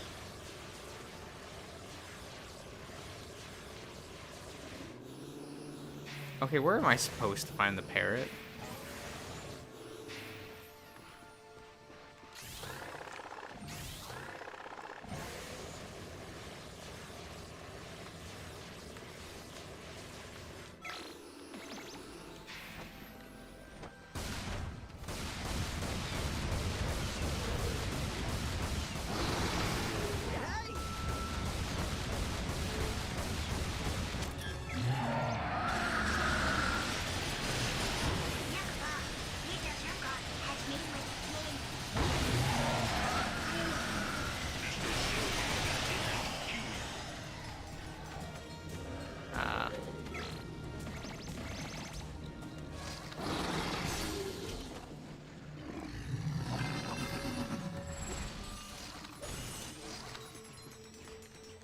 Oh.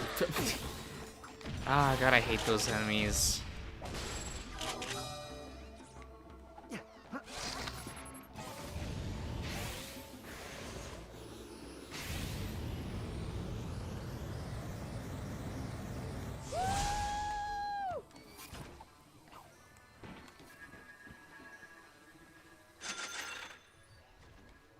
You head up your part of the deal.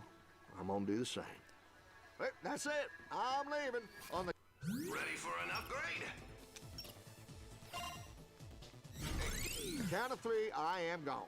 1, 2... Oh, do they change weapons? Oh, okay. I didn't think there was enough in this game. I stand corrected. On, bird!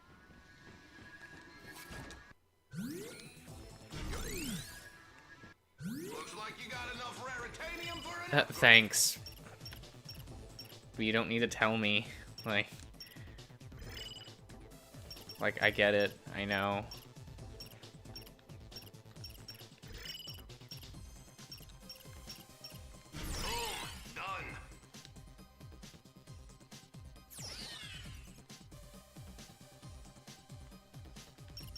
Cool.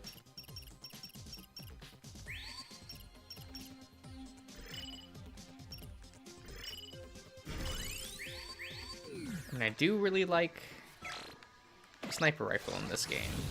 So we just do it.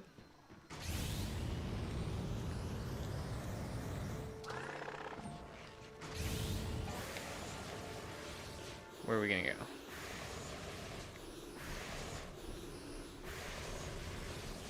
I guess I could just cheat and look up where the fucking parrot is. You are not fit to fight Mr. Zircon. But then again, then I'd be looking at a map, and I can't read maps.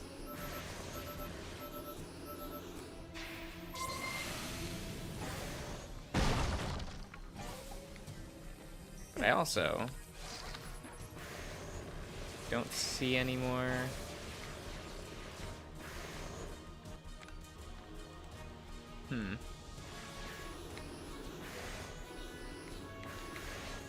Did I already defeat all of them?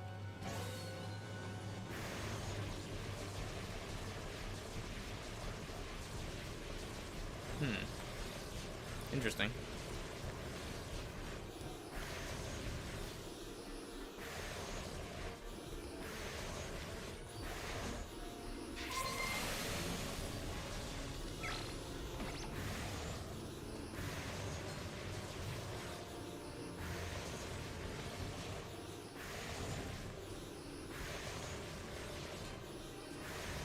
I don't see any more of the creatures.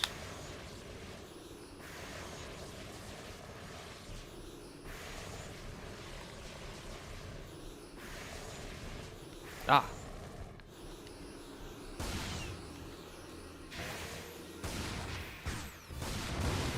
We got there.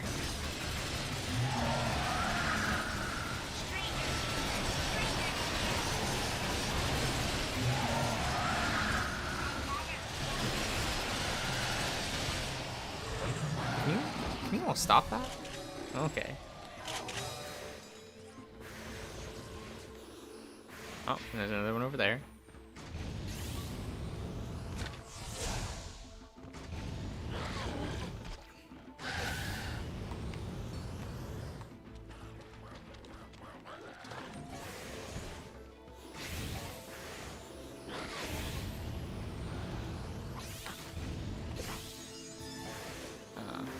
There you are. Did I miss? Okay.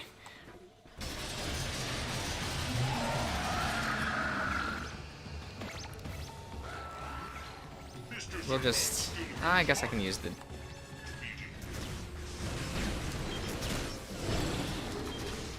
Oh no, that barely upgrades.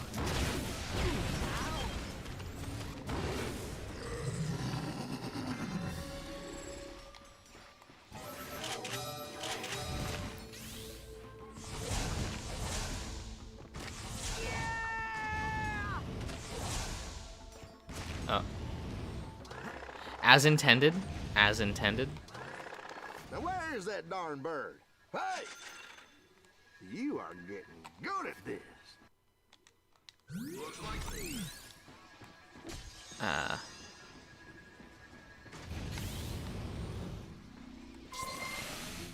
Mr. Zircon is bored. Oh, over here is my ship, right? Don't you test me, bird. I will leave you here. Wait, was there...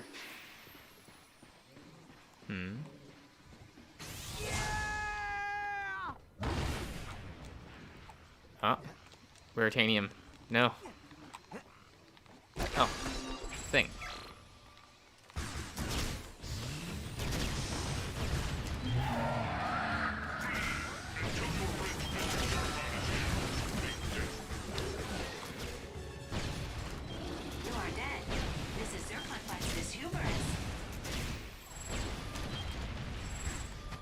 Huh. Hey!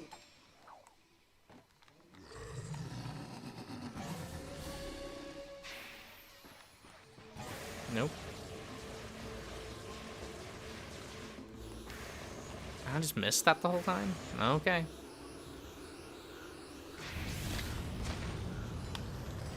Whatever, we'll just go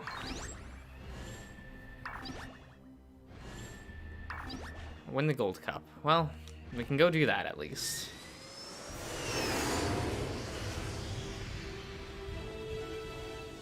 We can pretend that we're getting shit done. Or at least to me.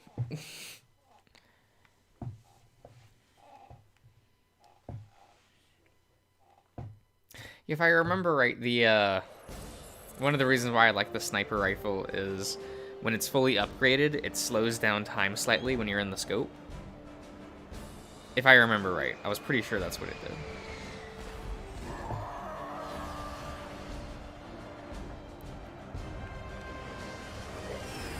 Oh, he's still there.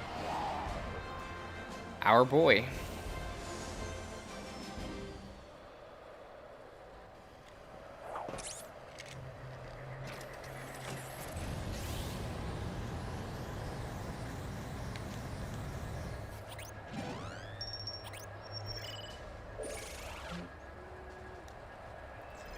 I didn't actually read that. He's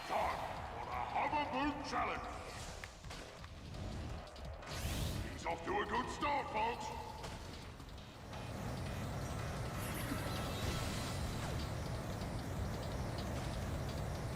Oh. Thugs for Less Corporate HQ would like to remind you that Wait. if you're not participating in today's event, you should be out killing something.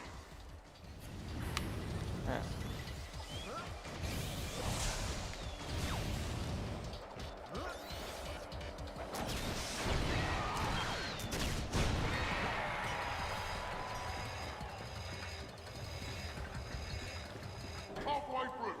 Can't he keep up the pace? Oop.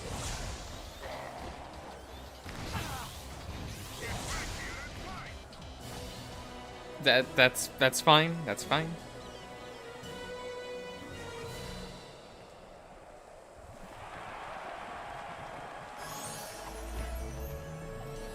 Perfect run on that.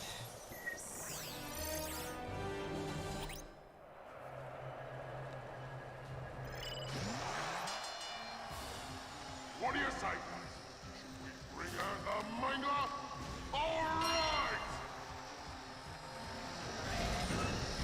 Let's have some fun.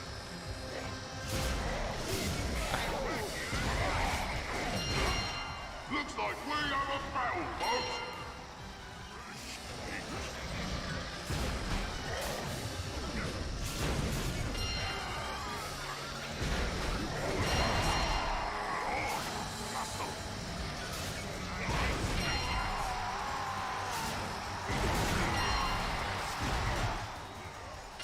Whoa, that was disgusting.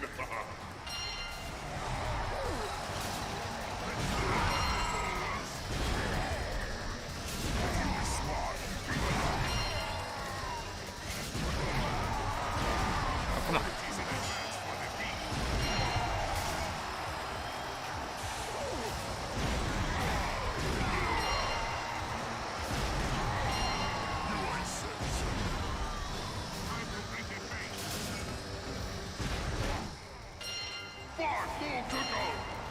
Ah. 3 kills remaining.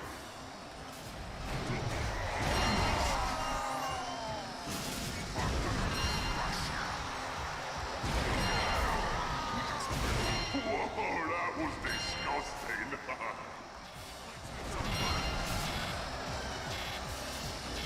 Oh, it doesn't just give it to me when I already... 3, 2, 1. Okay.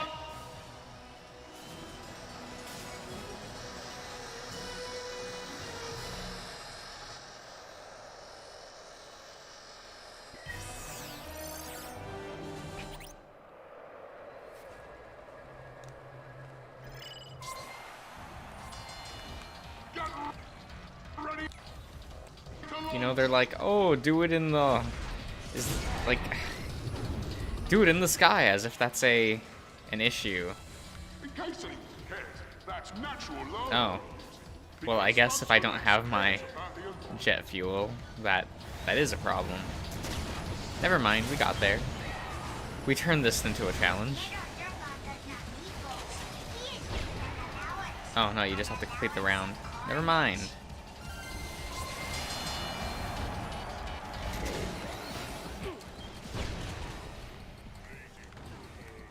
This Lombax says skill. I don't know whether we should recruit him or carve him up for breakfast.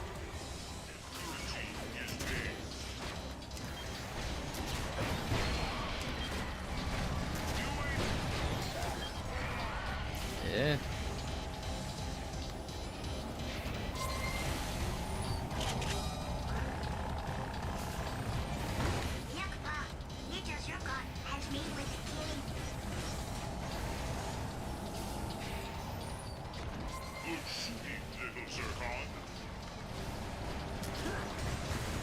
Ah. Oop.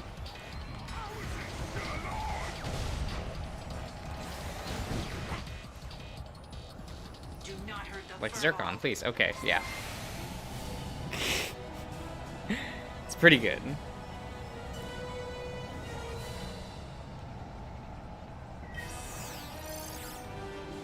Many don't get a lot of. Only using the Omni Wrench. Okay.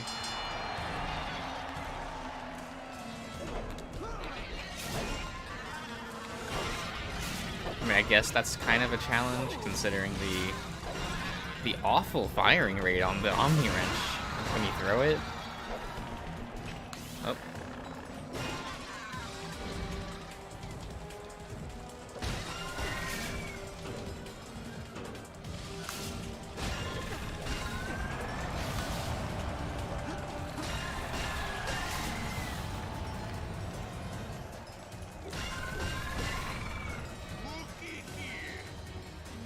Attention employees, Doug's Force has just been nominated for the best small mercenary company to work for. This is our 4th nomination in as many years. Pat yourselves on the back, Dogs. We couldn't have done it without murdering the competition. Literally. Actually, I won't be able to do this fast enough.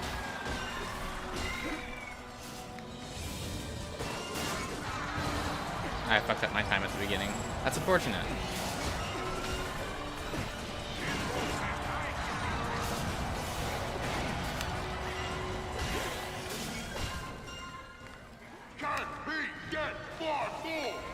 Oh, wait. I guess that's not an issue. Never mind.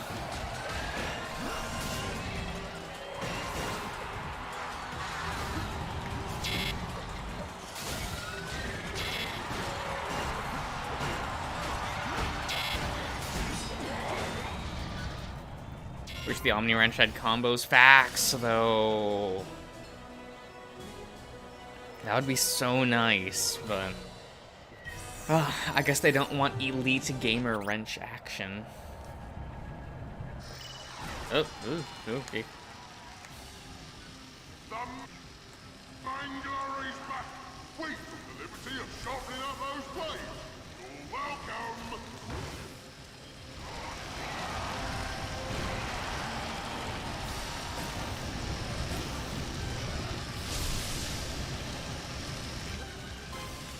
You know, I feel like the whole obstacle course thing would work if you didn't have Mr. Zircon just saying, it's okay, don't even worry about it.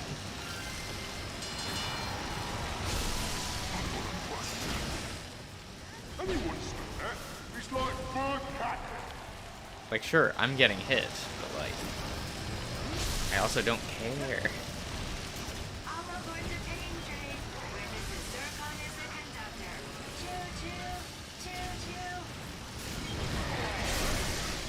Like, the enemy's sometimes behind me, but...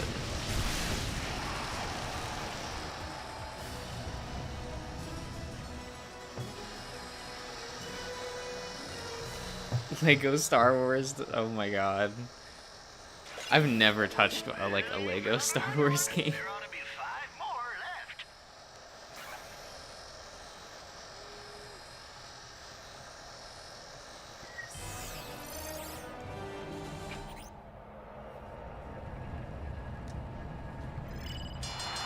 They're great? Okay.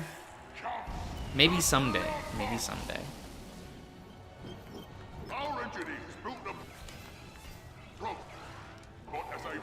robot for new thug Oh. recruits. It looks like Nexus because, well, who wouldn't want to get a chance to smack around their boss? Yeah, that. Figured that was gonna happen. Oh, he looks extra angry tonight, lad.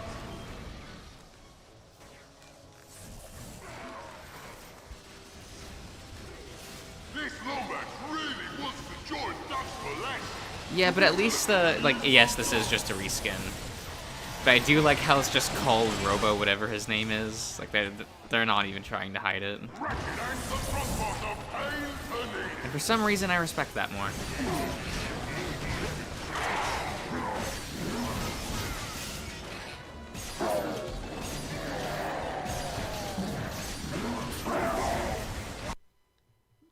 Okay.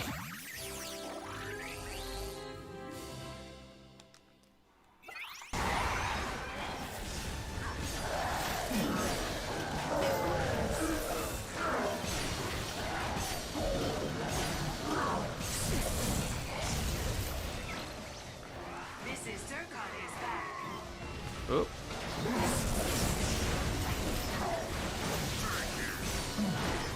Wow.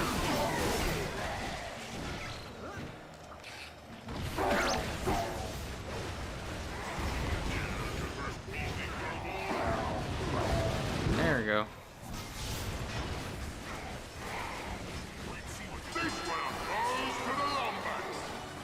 It's unfortunate that he's basically the only boss in the game.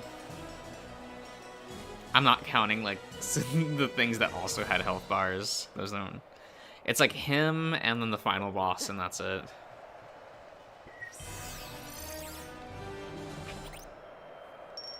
Is that it? Really? Okay. Ready for an upgrade? Looks like you got enough raritanium for an upgrade.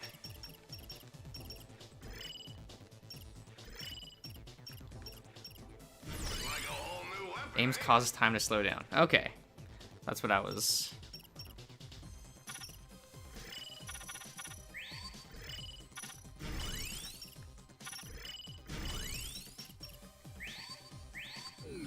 Now it's my favorite weapon.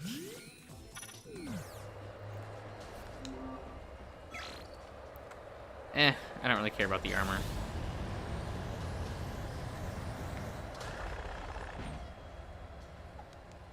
Fane, why would you, like, watch a video on a bad installment of Yu-Gi-Oh? I mean, a pretty good, and it's fine. It's fine.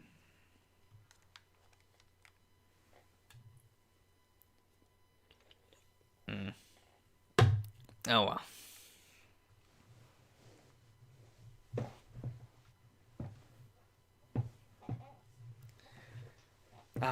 Yu-Gi-Oh! 5Ds is a pretty good 64 episode anime. We ignore the last 100 episodes.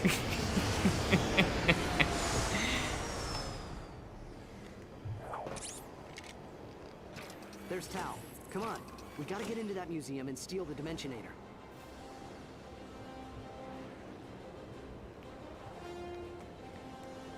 Really nefarious? Looks like you got enough raritanium for an upgrade. This is what I wanted. Now there's a beauty.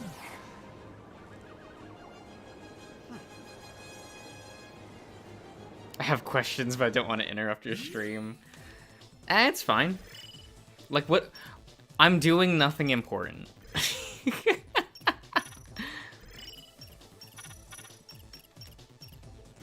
a whole new weapon, ain't it? Yeah, I want ammo for this thing. Boom, done. It's one of the more neato weapons in this game. Oh, we could just ruin the balancing of the entire game and do this.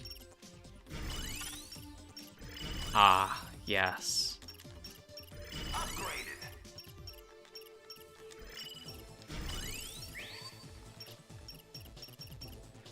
Successfully ruined.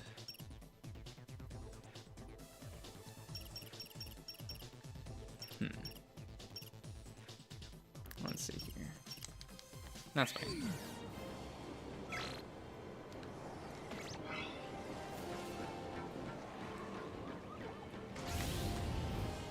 Look, okay, sir.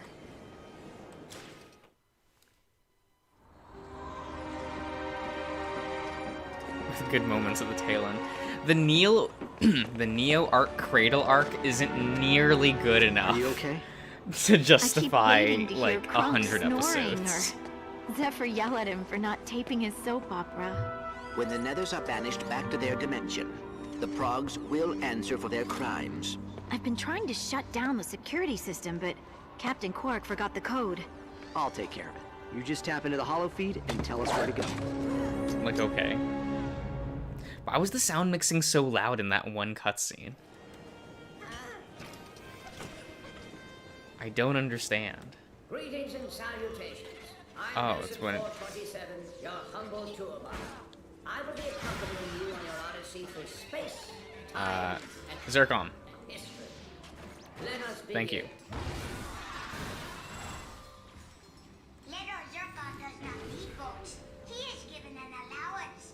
You can hear it peeking on the mic. Yeah, sorry about that. The other cutscenes weren't that loud, right? That's so weird, but okay. I'm tapping into the feeds now so I can Ah, monitor your see, I get it. Head to the Lombax history. I recognize these characters. I clapped when I saw it. This is the Kirchu exhibit. These furry creatures may seem adorable, but they are fiercely territorial and prone to bouts of rage when they feel their land is in danger.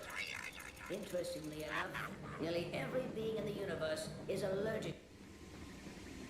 Welcome, patrons, to the old pirate cove. This wing of the museum celebrates Captain Clank, a vile space pirate who plundered... Yeah. It's fine. All these two losers. This exhibit celebrates two of Yeah, I don't care. greatest... Behold the Battle of Gimlet Valley exhibit. It was here Commander Argos, the Butcher of Bernelius. Hey, it's that one that we time traveled for. Chief Zon Gribnak and two mischievous heroes. Vane wants you in voice call. Okay.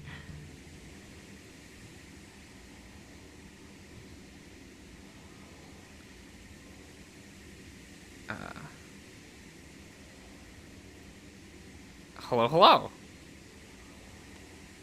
I mean, I didn't necessarily want to be here, Sophie. I think that's a misinterpretation of the situation.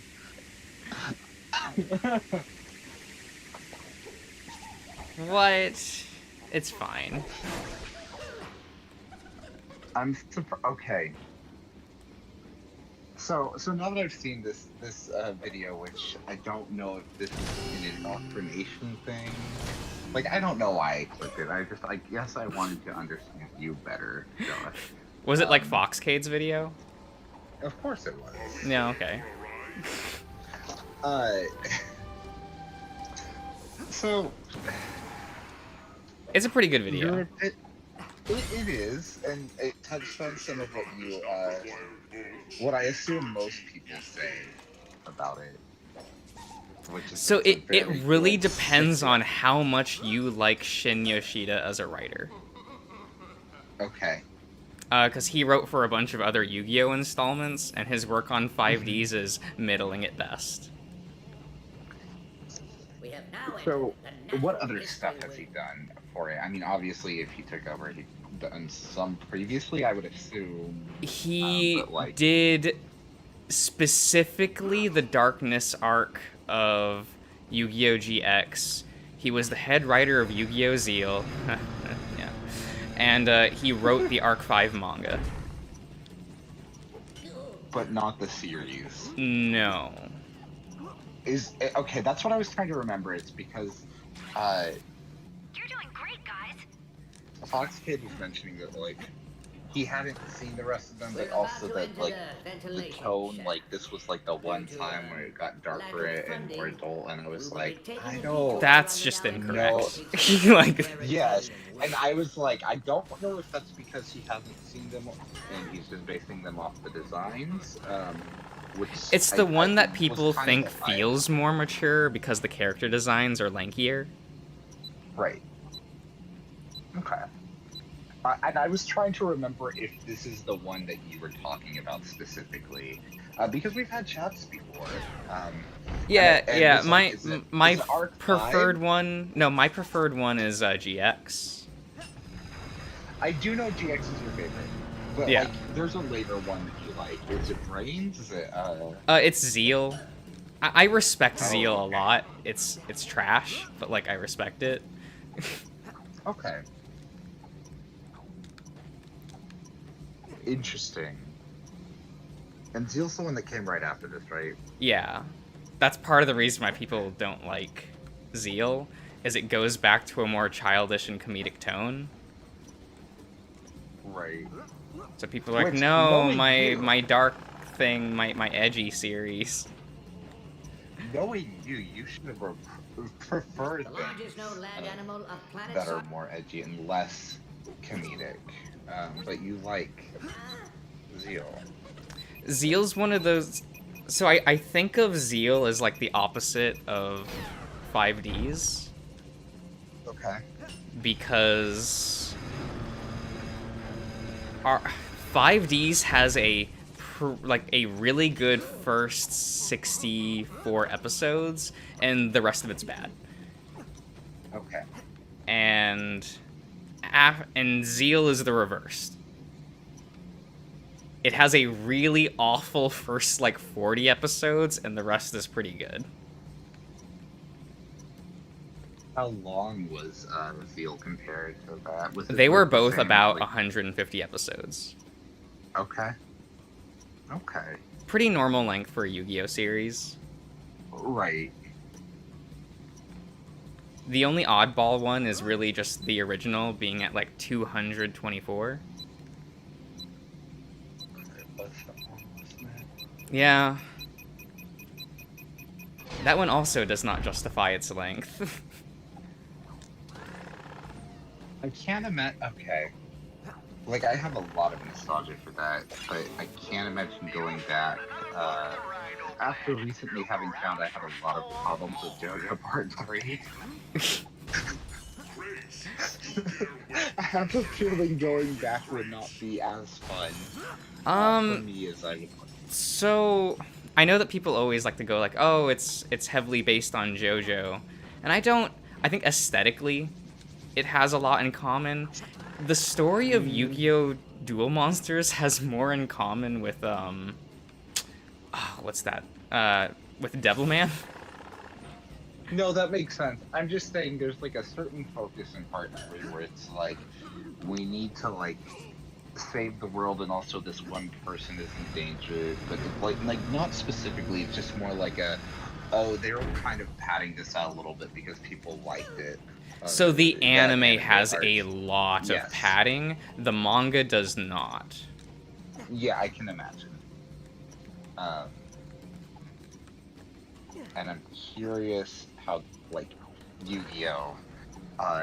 Going back to that would feel now that, like, my tastes have changed. And I'm more So I would make the obvious comment of, like, if you want to rewatch Yu-Gi-Oh!, basically the only way to do it is in Japanese, unless you really just want the cheese factor.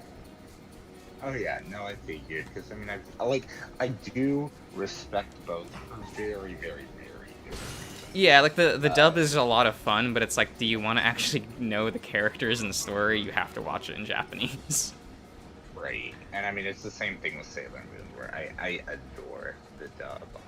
It's a product of its time, but boy, they did something compared to like, oh okay, I do really like these characters too. Yeah, it's a little more damning in Yu-Gi-Oh's case, because they like never bring back the actual tone or characters at any point in the dub. Grab leap onto any planet to begin the experience. and you end up getting a lot of weird issues. Where, like, the second story arc of Yu-Gi-Oh! Duel Monsters, the main character is actually Jinochi, who's Joey Wheeler in Japanese. No, that makes sense. Okay. And they completely ruined that in the dub, and that's kind of sad to watch. That makes a lot of sense, and like you can feel a lot of that weird 4Kids energy. Yeah. Like, cause it's like, so, not only is he has a lot more character, and like the other side characters don't get nearly that, so that would make sense. Yeah, and there's the fun undertones with Bakura that are gone. Bio-obliterator destroyed. Interactive experience Cause like, terminated. I mean, even in the English dub, I love Bakura. Like, was probably my favorite character, just for how like weird his dynamic was with Yugi. Like, Yeah, you had this weird thing in Japanese where you're not supposed to really know his gender. Cause he's meant to be like Ryo from Devilman. Okay. So in Japanese, he actually has a female voice. Okay. But with the more male-looking design, so it's supposed to be like, oh, you're supposed to have that same confusion that Lucifer gave you in Devilman. Okay. Interesting. So, but I guess that's the reason, at least a bit, why watching the English dub, I was like, this is kind of bloody and weird, and how, like, they're supposed to, like, they're doing that for a reason. That's just completely lost then. Yeah. Okay. I mean, that would make sense, and I'm not complaining, although that is interesting. I think the one where it's, like, damned the most because of the dub is definitely GX. So I think that would translate better. Well, GX is the Berserk of Yu-Gi-Oh! Okay. Like, there's a certain point in Yu-Gi-Oh! GX where it just becomes Berserk meets Devilman. Okay. And the show never goes back to the comedic tone that people remember GX for. And that switch happens before the halfway point in the series, so... Oh, that's fine. See, I never finished GX. I actually didn't even get far in GX because that was like a weird period. I think I was... When did that come out? Was that around the same time as Digimon Frontier? No. GX came out in 2005.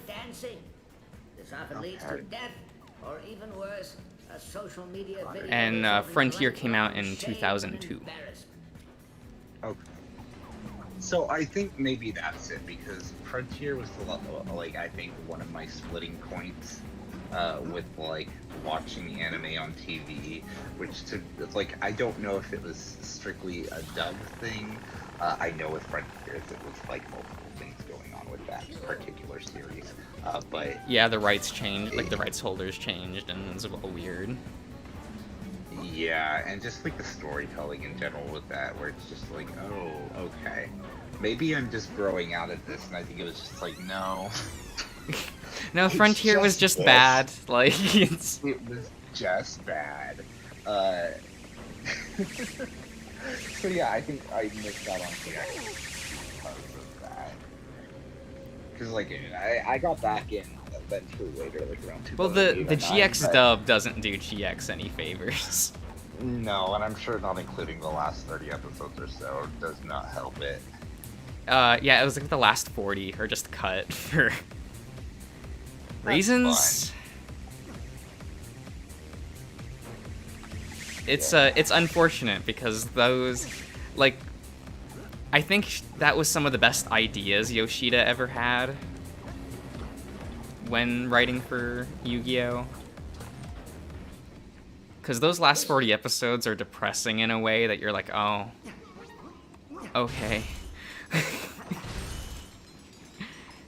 Because it's basically a 40 episode long epilogue for the characters. Now entering the Lombax history. Which makes the characters of GX feel the most, like, fleshed out of, like, any cast in the franchise. Right. Alistair Azimuth. He was a great Lombax. So it's a little unfortunate. So is that what, like, Yoshida would do, is he would be like, here, let me finish this series off for you? It was more that he was just working for that studio, and then after doing GX, he just continued working for the studio, so it just meant he was in the office. So the original writer of Yu-Gi-Oh! 5Ds, and I feel bad because I don't remember his name off the top of my head. Right. He wrote the left, first right? 27 episodes of 5Ds, worked in planning for the series, and created most of the characters. And then got snatched up and wrote for a company, basically said, hey, we can pay you more if you write our card game anime. What anime is that? Battle Spirits. Okay. And in Japan, that series became the beloved, like, series because, well, if you watch the Brave trilogy of Battle Spirits, you're like, wow, this is just 5Ds if it was finished.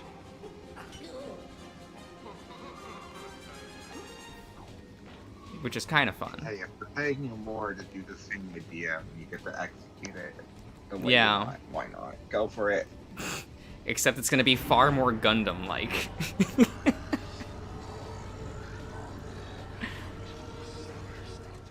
Like, I don't know why the first installments of Battle Spirits Brave was just Digimon meets Gundam, but with card games, I was kind of there for I it. feel like that I was gonna say, what do you mean you were kind of there? I was entirely there for it. What's the one where, like, children are watching their parents die or something? Oh, that was in Battle Spirits. That's what I figured. Yeah, because it's just like, he wrote a war drama about, like, child soldiers, and then just slapped card games on top of it. Right. And it's not even, like, a bad war drama. It's pretty good. Ratchet, the Nethers are attacking the city. We should be able to use that air taxi. Oh, there we go. I mean, I still wouldn't really, like, recommend it, just because it's... Yu-Gi-Oh! Is such a hard series to recommend just because of the episode length. Yeah. I was kind of surprised, like, they're on, like, what is it, 7 now? They're on no, 7's finished airing last year. They're on the next series after that. Okay. Which is about how, like, aliens came to Earth and are now playing Yu-Gi-Oh! Upload their location to my nav. How did 7 And it's a school drama. I sadly never finished watching 7's. I should really go back to it. Okay. Yeah. But that one's it's only 100 episodes, I think, so it's actually a lot shorter. Oh, weird. Okay. Well, it's actually it's done by a different studio, and has it's a staff that's never worked on Yu-Gi-Oh! Before. I do, yeah. Which is why a lot of people are apprehensive about, like, 7's in the first place. I had watched, like, 20 episodes of it and thought it was just, like... It came off as just a discount buddy fight. I hear it gets a lot better after episode 50. Like, it kind of finds its own voice after that, but never went back to it. There was too many card game anime that came out, like, at the same time, all of which trying to be the new Buddy Fight, because Buddy Fight got canceled. So everyone was trying to, like, go, oh, there's a hole in the market, let's fill it.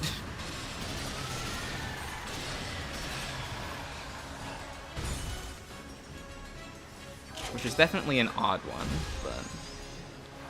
That, like, 3 card game anime franchises were like, oh, so Buddy Fight got canceled because reasons, so let's copy it. Right. That does feel really weird. Because you would think they would go like, well, this franchise failed, so let's not do what they did. It was later found out that Buddy Fight got canceled because of COVID. The company that was making it had to just drop half their IPs because they couldn't sustain it anymore.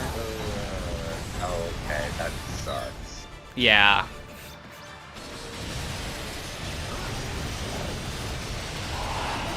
Did one of those new series like eventually take its place? No one's been able to like fill that void. Not really. The new Shadowverse anime is getting there. It feels the most successful at copying Buddy Fight. Because that series is weird. Like, Buddy Fight was really weird because it was actually about kids enjoying the hobby of card games.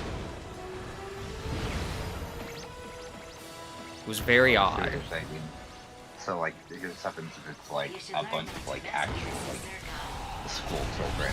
Yeah. Like, there's a bunch of elementary school. Okay. Like, there's yes, there's a supernatural plot because every card game show does at some point. But we can't stop it. Like, Yu-Gi-Oh started the trend so early that we just can't ever get rid of it. Right. I believe you will need to locate the 3 3/4 cubit hexagonal washer. But they're fun.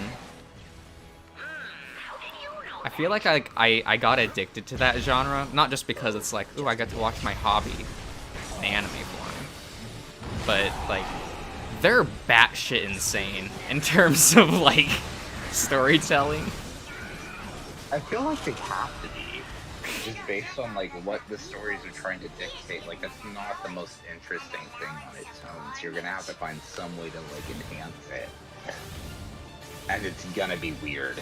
It is like when I say that like one installment of Vanguard is just the Royal storyline from Persona 5, right.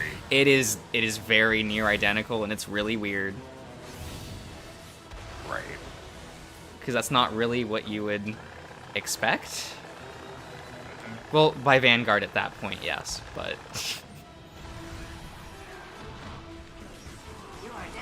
because that series just went off the rails after some point and never went back. Is it still airing? Is that getting there? Or is that... It is, but they've basically given up on having children like watch the show. Okay. So it now airs in like a teenager time slot, and the show got significantly worse because it's not trying to appeal to teenagers. But hey, the new character designs are by Clank for some reason. Oh, weird. Well, Vanguard was really smart when it comes to marketing.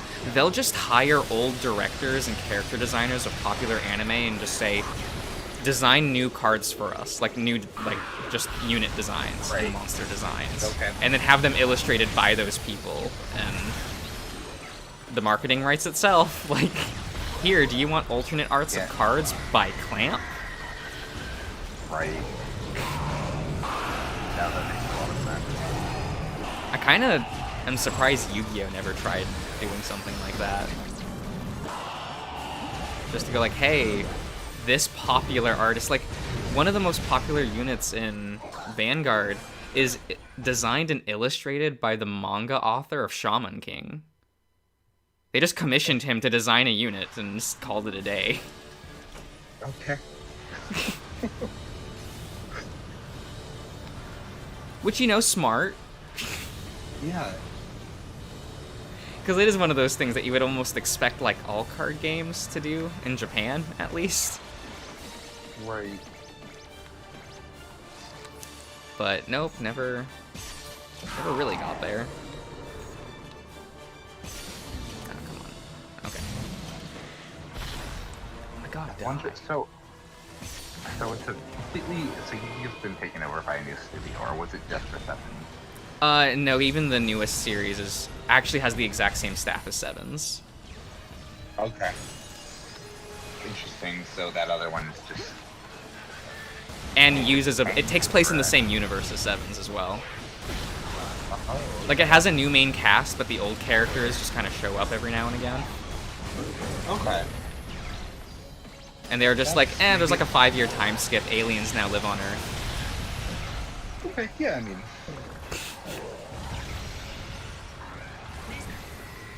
like It's the weirdly not even the oddest thing. Like, oh, Jesus.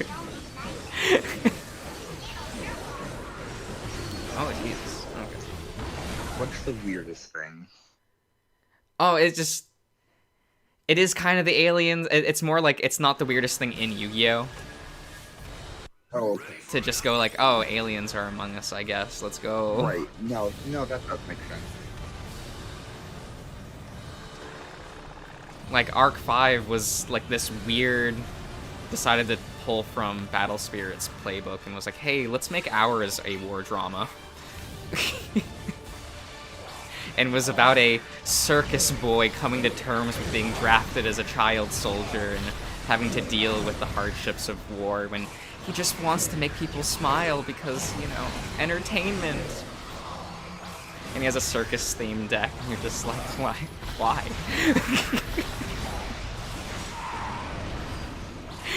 And then he becomes Grimdark Edgy, like 20 episodes in. Of course. It's funny when he gets Heelys, though. Like, people make fun of the card games on motorcycles, but I've never... Like, I think the card games on Heelys is far more entertaining. Wait, what? Yeah, in Yu-Gi-Oh! Arc 5, they have action duels, which means they have to run around a stage in order to duel, and he uses Heelys. I mean, that's a choice, but... And also rides a hippo half the time, because one of his main monsters is a hippo, so he'll ride that, just... Yeah, I heard a little bit about that. Arc 5 is an odd one. If you've ever wanted to see a 150 episode long train wreck, Arc 5 is the show to watch. There were so many production issues that they were like writing the script for episodes a week before the episode was set to air. God. So episodes would come out, the animation is like half finished, and the story just makes no sense. Oh my god. And did they ever go back to No. fix it like they do for Dead? Beautiful. That's too expensive for that studio to do. Was that the last one too? No, there was one. No, you with had Vrains Vrains after that. Okay. But after that kind of, like, Vrains also had the same issue, because it continued right, like, production started right after Arc 5, and it just never fixed, like, those issues. So even Vrains was like, oh god, what is happening? Right.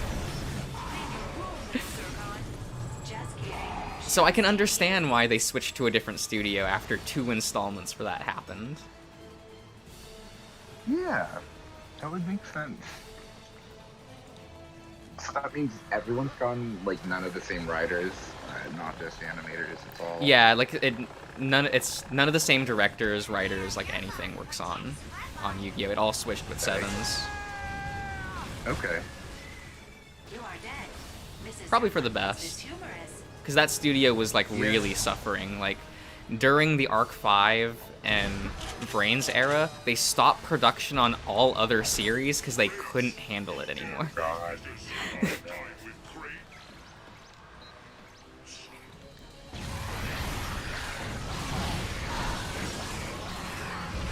Which I've heard affected the dub in weird ways, where the dub kind of started actively writing their own stories. Like for Arc 5, trying to like rewrite parts of the story because they're like, we don't know. Yeah. And is like apparently arguably worse than the Japanese version. Right, because you would make changes and then they'd be like, oh shit, that actually doesn't work the way they were going. Yeah, exactly. Oh, God. Like, they had introduced the character who was kind of supposed to be cool, because he was meant to represent Arc 5, but... No, he was meant to represent 5Ds, but in Arc 5, so he rides a motorcycle and everything. And in Japanese, he kind of has just, like, a normal, like, teenage voice. But because he has such like a mysterious introduction, they gave him a deep and mysterious voice in the dub. And he immediately becomes comic relief in the Japanese version. So like the softer teenage voice still makes sense in Japanese, but then the deep voice that they gave him in the dub no longer works. And they were just never able to actually make that character work in the dub.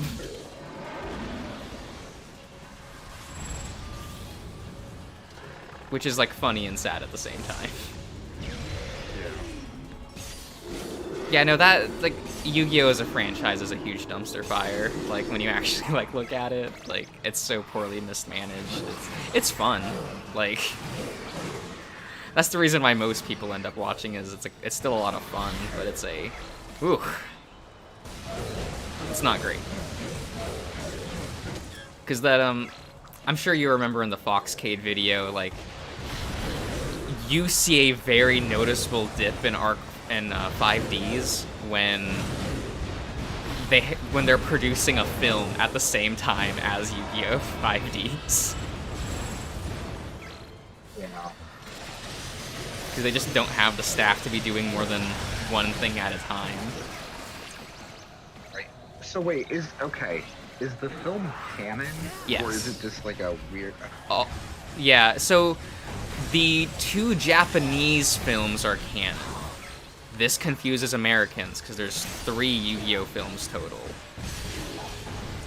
And the reason for that is Pyramid of Light is not canon, because that's technically an American film.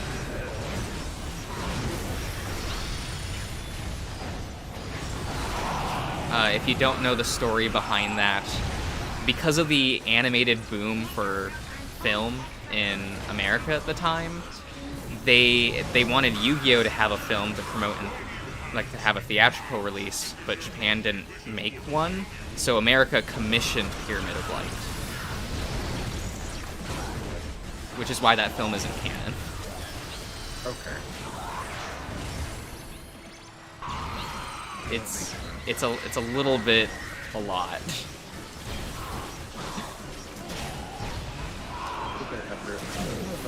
Any of the films. The 2 Japanese films are weirdly decent, because they just put their best staff members on the film, because why wouldn't you? Right.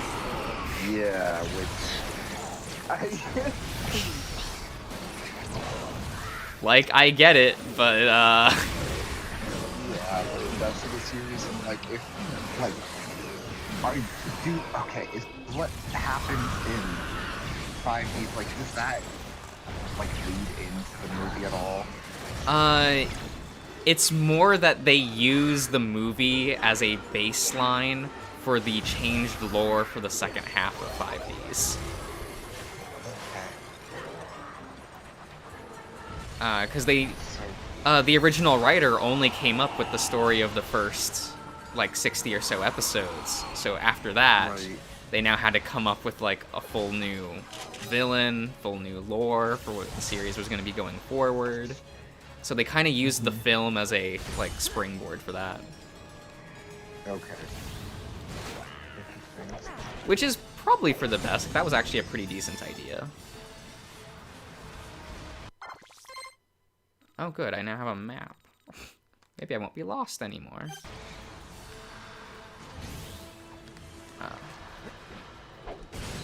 That franchise does have a really interesting production history, though. A tragic one. Yeah. But, like... It seems like it, and honestly, it has a very distinctive style, I guess, because of JoJo. Like, it's less... I don't know. But, like, it's still, for me, it always stood out. I don't know, I feel like just Kazuki's... like, Kazuki Takahashi's, like, artwork is so... Artwork for it? Well, it's just so iconic. Like, his art style is so ubiquitous with Yu-Gi-Oh! Right. Like the original manga author. Yeah. Because I remember reading the manga. And his modern illustrations are insane, actually. So in Japan, they started re-releasing, like, hardcover volumes for Yu-Gi-Oh! like the original Duel Monster series, and Takahashi made new artwork for it, like brand new artwork for all of the volumes, and they are insane. Like the level of quality of like in his artwork, the jump over, because he just stopped making manga for a while and just became an illustrator. So it's now far more illustrative now. So when he draws those old characters, it's like, wow, like this is the best like these characters have ever looked. And then they never brought those to English audiences. A little sad. I would have liked to own those. Yeah. Like, I usually don't like buying hardcover manga because that just feels like a waste of money to me for the most part. But for a series that, like, I love, like, yeah, no, sure, I'll... Like, it's goofy and kind of shit, but God, I still love Duel Monsters. Like, yeah. part of it is, like, the characters are so fucking charming. It's probably the... Because it is really weird to look at, like, the Japanese reception of Duel Monsters versus the English. Because they'll be talking about how much, like, Jinochi as a character means to them, and how, like, the actual, like, character drama portions of the show, and how much it, like, helped people growing up. And, of course, in America, it's like, wow, it's funny. Yeah, yeah. We'll cut him off at the pass. Because, like, there is some, like, legitimate hard-hitting drama in that original series, and it is sad that it's, like, just lost.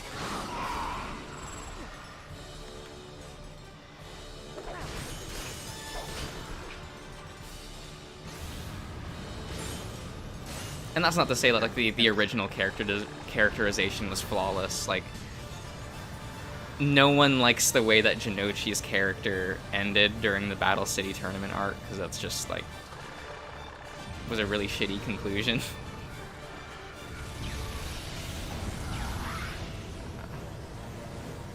Oh, okay.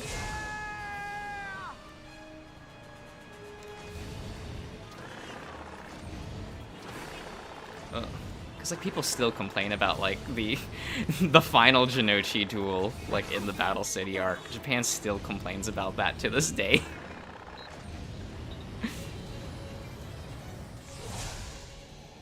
Which is kind of fun. It's like, wow, these characters meant so much, like, to, like, the Japanese public that they're willing to, like, complain about this, like... Yeah.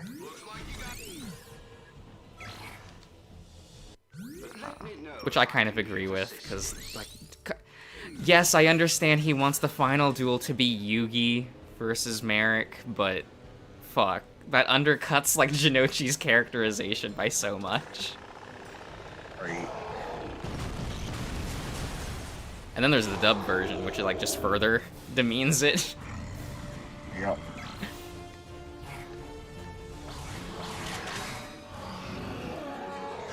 And, like, the one cool thing about Jinochi's loss in that duel was also removed in the dub, so it was like, oh, that's odd. What was that?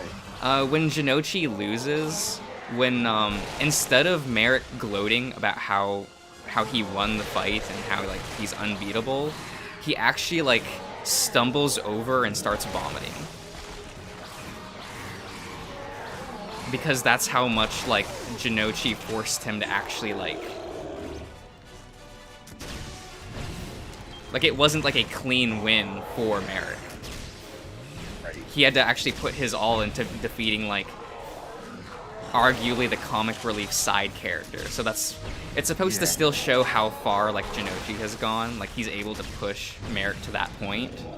And they just took out that whole scene.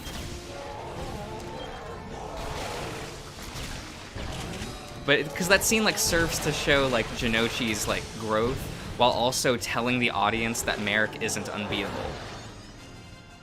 Yeah, exactly.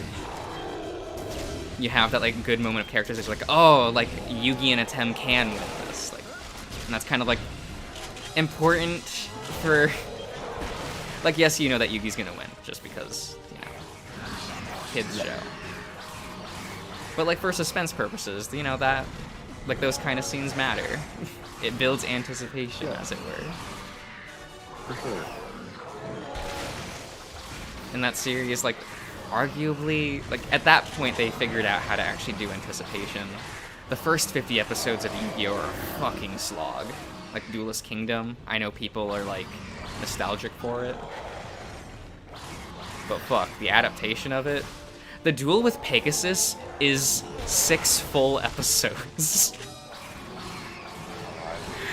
Like...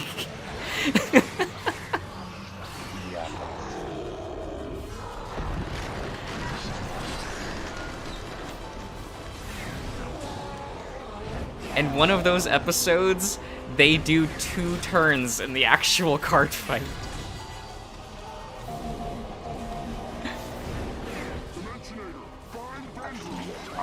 Like, when I suddenly see, like, characters narrating in an anime now, I just automatically am just...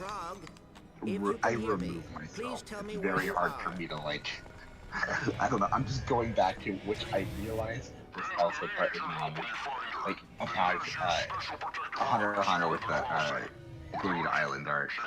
When they're, like, narrating shit that's happening, and obviously there's the whole card game aspect, and I was just like, oh no.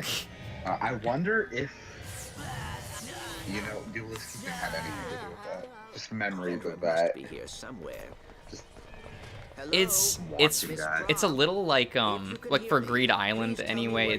It's weird because that series is like that arc is based on a bunch of shit apparently. It's not just card games, and that's very obvious. But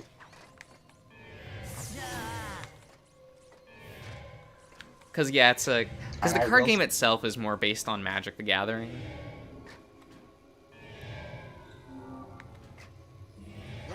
Which one? Like the Greed Island stuff? Yu-Gi-Oh! Okay, yeah. Miss Prague, if you can hear me, please tell me where you are. No, like Yu-Gi-Oh! Is weird because it's the actual card game, like within Yu-Gi-Oh! In the manga anyway, is more must be here somewhere. It was based on Moncole, or Monster Collection, which was just a big card game in that era in Japan. Okay. Which is why it fucks up a lot of people when they try watching, like, Duel Monsters. It was like, oh, it doesn't follow the rules, right? That's always, like, the big meme. Mm-hmm. And, like, the reasoning is that it's using the rule set of a different card game. Oh, weird.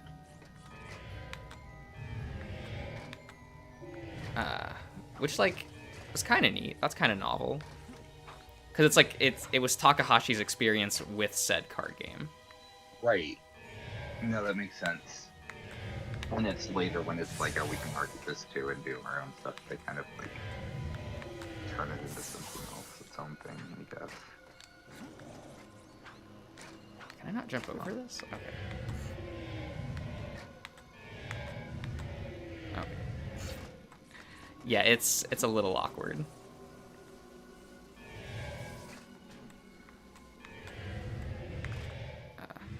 There we go. But it's still kind of fun. Because, you know, it was before the card game actually got made, so seeing him, like, play around with a rule set that doesn't exist. Actually. How did you find me? Your brother helped us repair the Dimensionator. Come, it is time to leave this dimension. I can't. But they do a lot better later in the series. Like, Arc 5 has a lot of really cool standout moments because it's following the rules of the card game. But also it means those scenes make no sense if you don't know the rules of Yu-Gi-Oh!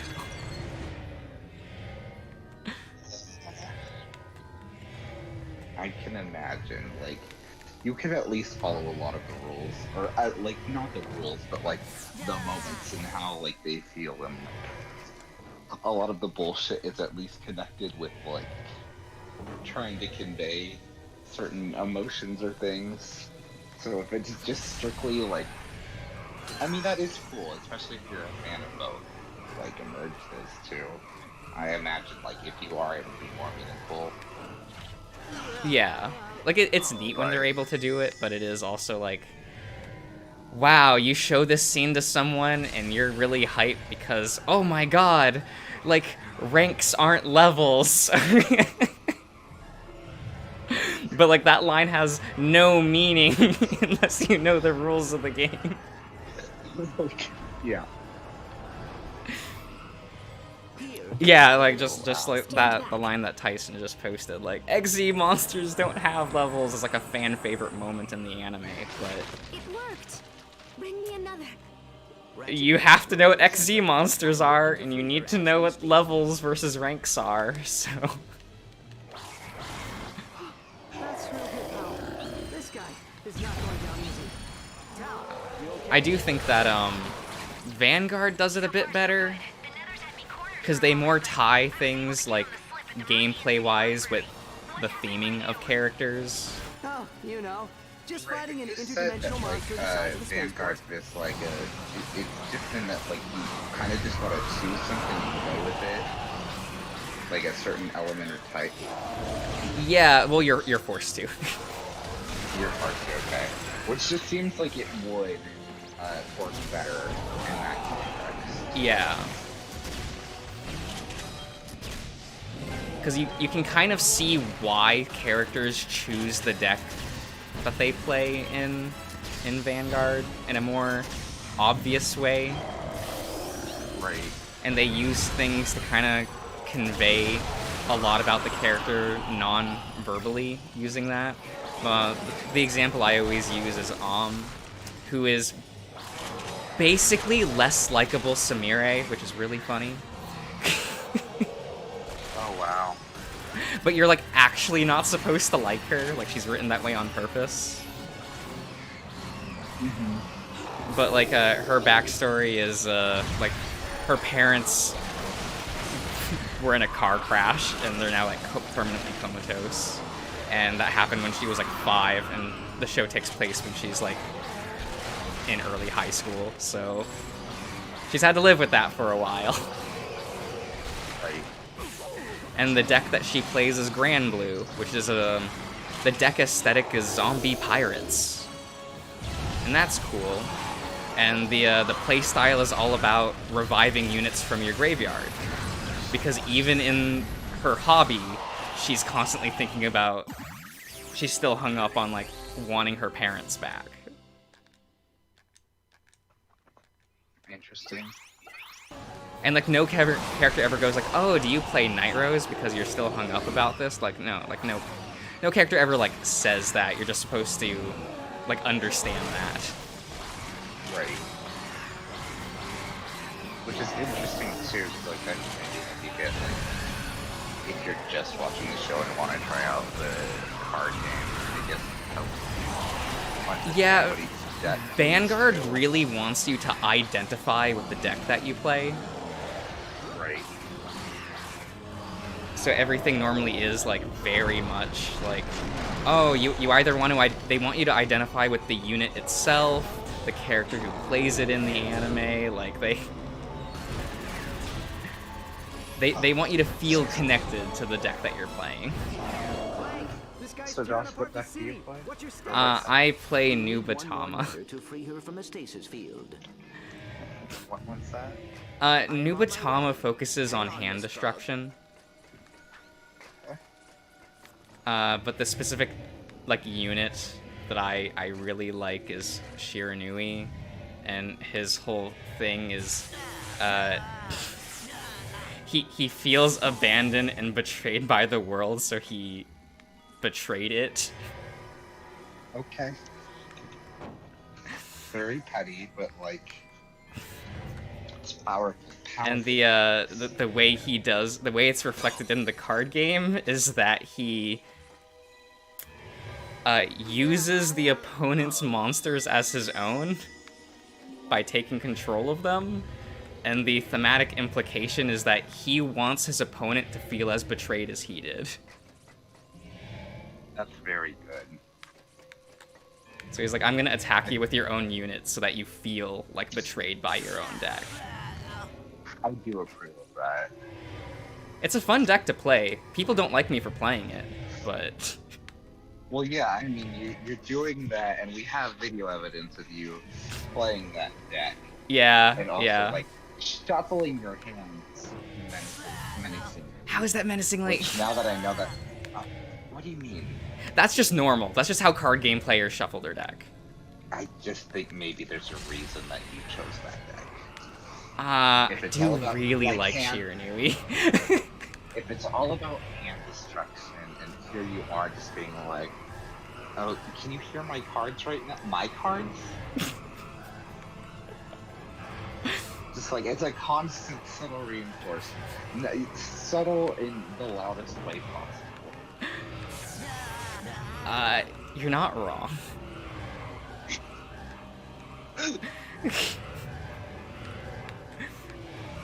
But I also won't stop playing that deck, so...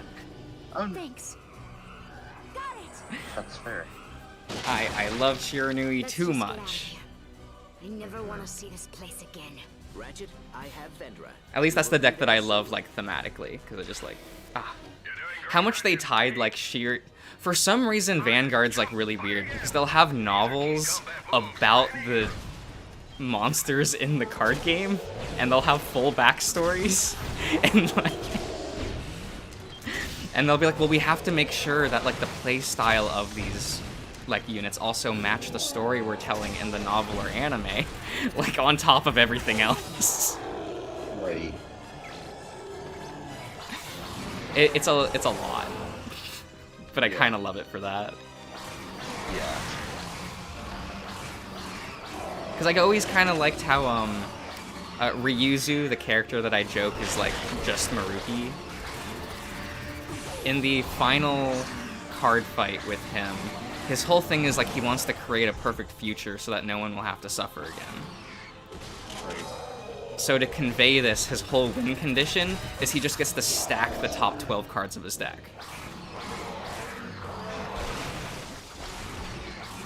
Like he gets to determine the order of his deck so that he knows what he'll draw, and he can just play around everything. Because he'll always be able to draw the out to it. Okay.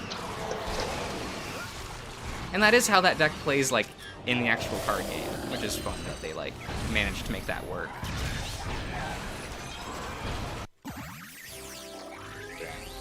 And, like, the big divisive moment in the fight is the main character activates an effect that forces Ryuzu to shuffle his deck so that he no longer has, like, his perfect future. And that's a fun way to, like, convey all of that.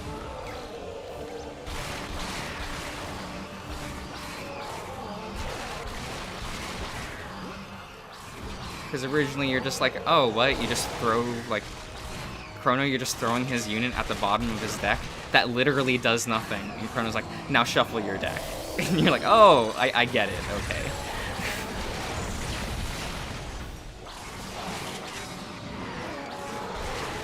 I kind of wish Vanguard was written that way again, instead of being chasing after the modern trends in teenage programming.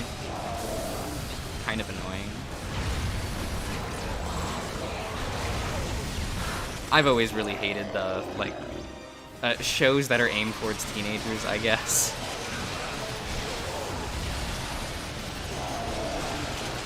Japan gets real weird about that.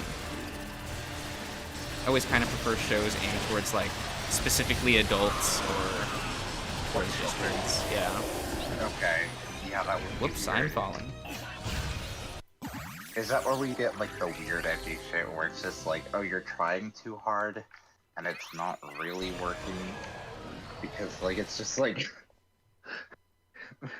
there's not enough. I don't know. That's what are some other good animes like that you would consider 14s that I might have seen? I know that's a very specific ask, but what are some basic ones?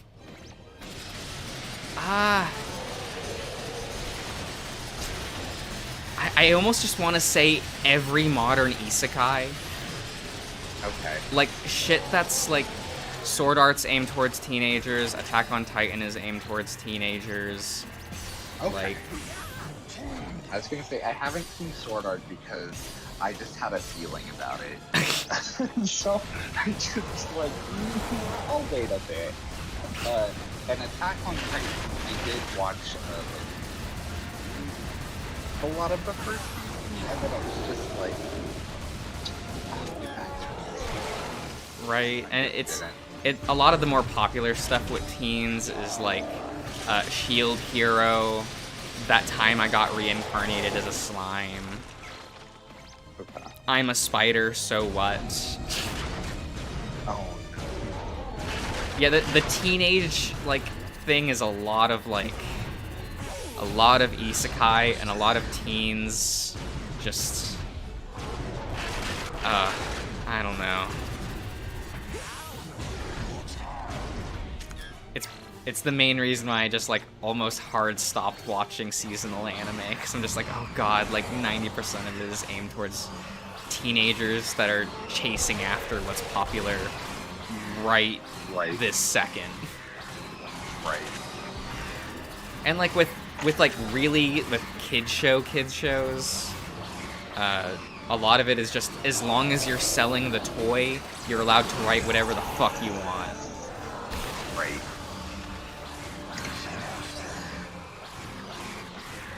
And I kind of respect that more. I mean, that's why, like, I do really enjoy the weirdness of children's television. Because, again, it is written by adults. So there's just, like, a weird thread you have to, like... and sometimes it works, and sometimes it doesn't. And I find most of those to be interesting. Generally speaking. Yeah. Like Gem and the Holograms, like I mentioned this, obviously this is American, but like that was a show that was meant to market dolls to girls, and the recent scandal was not very successful. No. But oh my god, that show was really just like, they're like, let's just do everything from moment one. I love how they were just like, let's hire a bunch of comic book writers. So Jem ends up just feeling like a comic from the 80s and is bat and shit insane because of it. Yeah. Because like when I was reading a lot of that staff list, I was like, why is Paul Dini here? Why is like what's his name? Marv Wolfman here? Like these are like big comic book writers. Like you're on Gem today?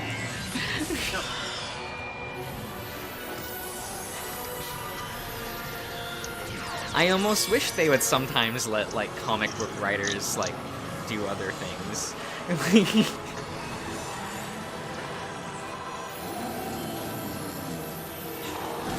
Like, fuck it, let's go.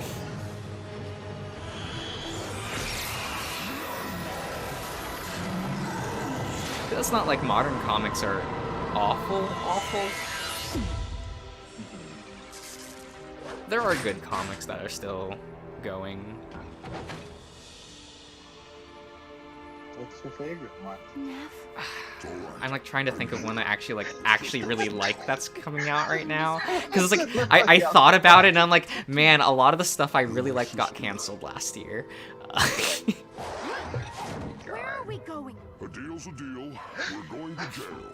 Put me down. Like, oh, whoops. Like, I was immediately about to say Immortal Hulk, and I'm like, right, Immortal Hulk ended back in November, like... But damn it, like, I loved that comic so much. Is that the Dimensionator? Yep. Do you not love the one-off, What If? Miles Morales as Thor? I don't really read the modern What Ifs. I was never actually that into What If. I mean, they seem very, like, it would take something really special to actually make it interesting. I'm sorry. like I don't know. Because they're single The issue premise- things. So it's typically Yes. like, what if X, and you'll have like, I don't know. you have 20 pages, There go. was a time I would have said yes, but It seems really flawed as an more for me idea. here than over Like, there. it's one of those things where it sounds cool when you say it, and then, like, that's the coolest it ever wanna keep it is. waiting. And the more thought you put into something, the worse it becomes. Yeah, it has the weird thing where, it's the DC version of What If was actually just better. Interesting. Which was Elseworld. So Elseworld was not an ongoing because the problem with What If is it was the comic What If, and each issue was What If X, like. But Elseworld was not a title but a label. And what this means is that they would just put Elseworld as a label on a comic, so you knew it was an alternate universe story. But Elseworld titles were all miniseries. So you had, like, a famous one is Gotham Lit by Gaslight, which is like an alternate universe in which it's Bruce Wayne is Batman, but it's now, but he's after Jack the Ripper. And he doesn't have, like, batarangs. He doesn't have, like, technology. It's old era, like that. He's, like, stuck in that time's era. Right, that sounds really fun. And it's just a 6-issue, like, thing, and it's neat. I think the most famous one might be Red Sun, which is, like, it's essentially what if Superman landed in communist Russia instead of America. Oh, wow. And it's just like this 8-issue storyline where it's like, oh, he became Superman still, but he's fighting for Russia now. Right. And it's a very politically driven, like, comic, but Yeah, that seems like you could go in a lot of places. It being famous, I don't know. Superman is a weird character in general.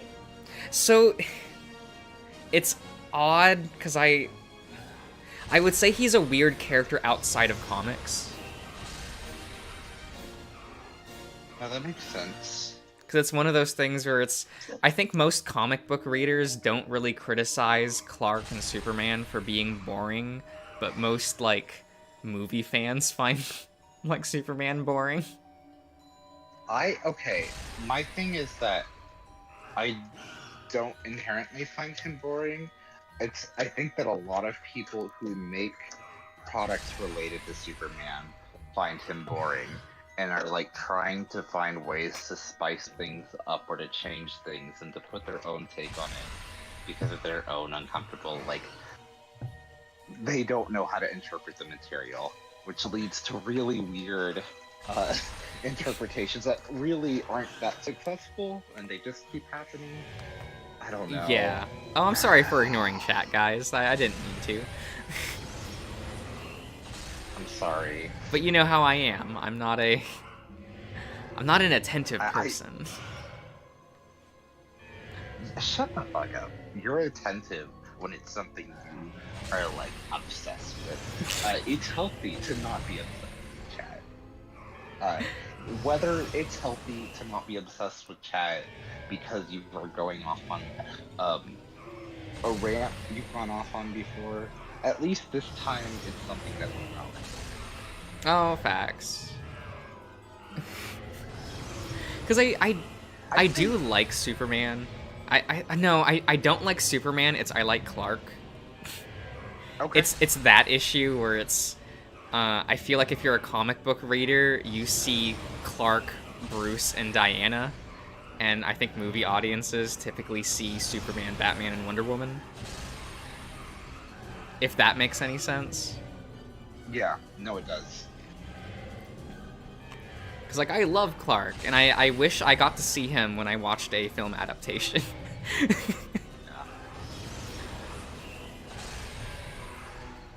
Because, like, even when they're wearing, like, the costumes and stuff, they feel like the characters they're supposed to be. Like, my favorite Superman story is For the Man Who Has Everything, which is a pretty famous story. It's only ever been adapted once, and the adaptation was actually really good. It was odd. And it's the story in which, like, Bruce, Diana, and Jason Todd, because reasons, go to Superman's, like, you know, the Fortress of Solitude, because it's Clark's birthday. Yeah. You know, they're gonna hang out with his friend, you know? It's all good. And when they get there, there's this parasitic plant strapped to Clark's chest. And they're just like, oh, this is gonna kill him. We have to, like, get this off of him before he fucking dies. But what the plant does is it traps people within their own mind, but in a good dream. Like, it's always, like, a positive thing. To try to, like, pacify the person so the plant can just continue to eat them. And you get to see Clark's dream, and it's like he still is living on Krypton. And he has a wife, he has a kid, he's got a dog. Named Crypto. And of course. And, like, when he realizes what's happening, he has to, like, willingly choose to leave this dream to wake up in reality, and it's a very iconic story that shows, like, what the strength of Clark is. Because you get to see him, like, love his son, and then have to decide, this isn't real, I have to leave him. Like... Right. And, like, his dad is there, and it's like, oh, everything's fine, but he has to leave it. Right. Really cool story, and it's from the 80s. Like, it's a pretty old comic by this point. You'd stay in the dream and die peacefully. Well, you know, Clark realizes that, like, he has friends to be with, and he's not gonna give up his reality just to live in, like, a fake dream reality. Like, that's not Clark.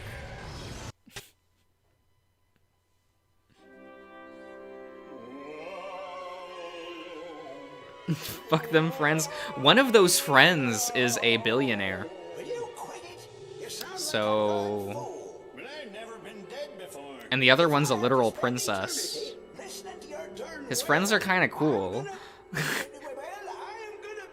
Josh, is that what you think is? Is it just a status symbol? Like, people who have status, is that what you define as cool? I mean, status is cool. Like, inherently.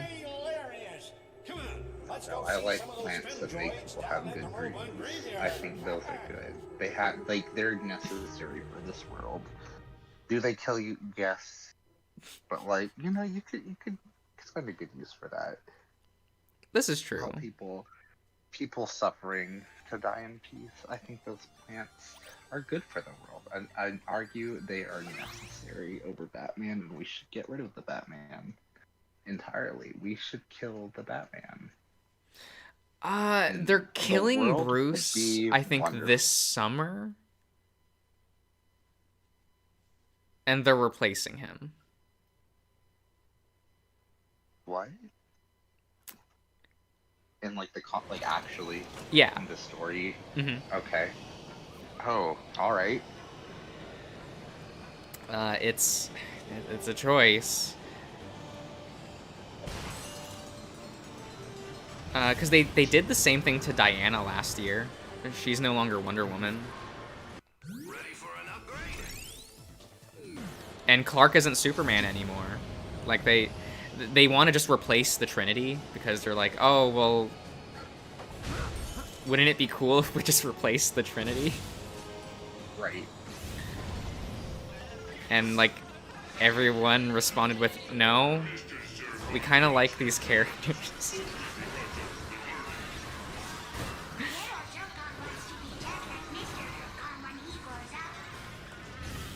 Because I know, like, for me, I was never buying Batman because I liked Batman. I was buying it because I liked Bruce. Like, Bruce, right. I think people are confused. And you know what, that is interesting, because I'm wondering how much of that is, like, driven by, like, reacting to new comic fans who are more image based than like,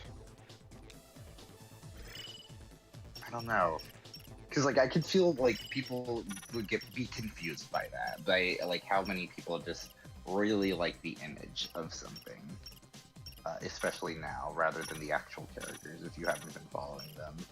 Yeah, like I do get it. And it's a little annoying, but no, that would be, because I feel like that would be a misinterpretation of what's going on, and also a misinterpretation of who your already dwindling audience is. Oh yeah, I haven't like bought a DC comic in like 7 years. Oh gosh. Because, you know, we're still divorced after everything that happened. I like to consider it divorce. What was it for you with them? Because I know about the third reboot. Okay. Like within a 10-year period. Right.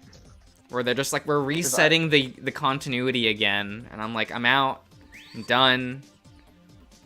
I can't do this anymore. I was gonna say, if they kill off these characters, like they honor that until like a world-changing thing happens, right? Where it's like, now we're resetting things, and now they're back again. Yeah, like I guess to put it like in perspective, like the first big reset, like full continuity reset of DC happened in 2011 with what they called the New 52. Right, I do know about that. And boy, if you were a fan of most of DC, that fucking sucked. Because within the New 52 continuity, the Teen Titans don't exist. Okay. Like, they did have a comic called Teen Titans at the start of the New 52, but what it was is they were like, this is the new original Teen Titans. In this continuity, there wasn't a team before this. Right. And for a lot of people, that's like, well, what the fuck? What happened to, like, the 60 years of history with these characters and stories? Like, that's just gone? And DC was like, yes. Wasn't that, like, a response to, again, sales not being as what they could have been, and they're like, this will help get new people to, like, read comics, which didn't really work out? Yeah, it was to make it so that it was easier to get into, but it just pissed off the fan base that was already there, and then they didn't get a new fan base. Like Disney being like, oh yeah, all of these old Star Wars novels are just like, you know, they're fiction. Here's the new canon. Which is like, yeah. The people reading the Star Wars books. You're just gonna throw out like 20 years worth of material? Oh, okay. It's like, if you're giving new books, like, you've already, like, annoyed a certain audience who are already probably more obsessive and, like, more niche. Like, you're not gonna just replace them with a new audience. Right? Because, like, most comics that try to be like, oh, this is for new people, they tend to do very poorly. Yeah. And, like, when they do well, like, with comic book readers and got a new audience, that happens so rare. And hysterically, one of them was Miss Marvel. Right. So I see why they really wanted her in the MCU. But at the same time.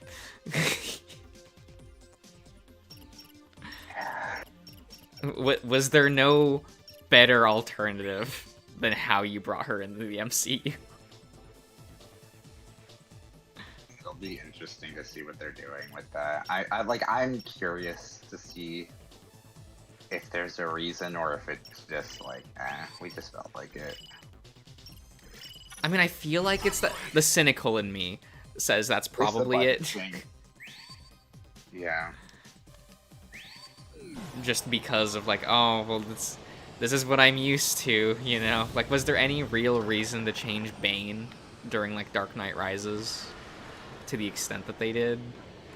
Probably not, but that's what happened.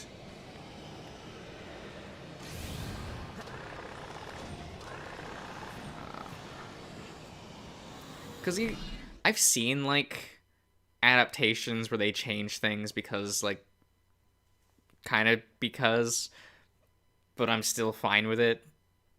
Like, that happens on occasion. Like, Batman Brave and the Bold exists. But then again, it's Batman Brave and the Bold, and that show can do no wrong, so... That one just is what it is. Oh, they've been killing Bruce for films in the decade now? Oh, God, that's facts, though. I didn't watch the new Batman movie. I don't know if it's good or bad. I don't know if I want to know. Okay. Well, it's more like, that's the reason why I didn't watch it, is like, I just don't think I want an opinion. Yeah. No, that's fair. One, people usually get upset when I have personal opinions on, like, a comic book adaptation, so your opinions are fun. I'm choosing not to have them anymore. Oh my god. Your like, informed opinions pissing people off, sometimes myself included, are great. Yeah, but I get that the movie audience is just gonna view me as like, oh, it's the boomer that just doesn't like their thing being changed. And, like, I don't think that's true, because literally the comic changes every time a new writer comes out.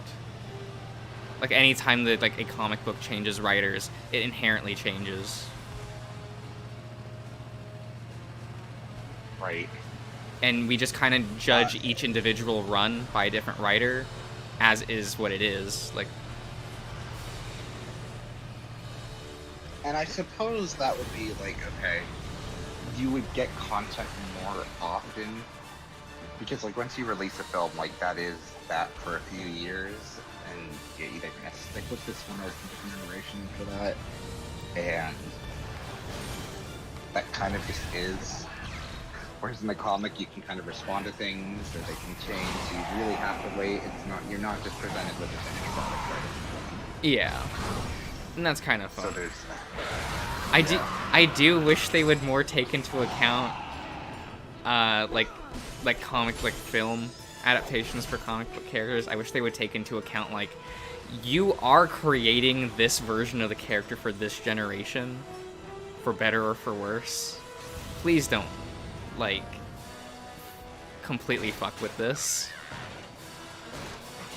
Yeah. And I think, like, we now have a very recent example of a comic book character now has to die culturally because of how bad the movie is with Morbius. I feel so bad for, like, all Morbius fans in this world. Their character is just gone now. He won't be promoted in the comics anymore. He won't be in the movies anymore. And he's gonna be a cultural laughingstock for as long as, like, that film is relevant. I know that Morbius has a small fan base, but I've met people who are like, Morbius is, like, my favorite, like, Spider-Man offshoot thing. Like... Interesting. Like, no, that makes sense. Because, like, there are fans of, like, every comic book character, like... Right. There were people who were legitimately fans of Blade before the movies came out.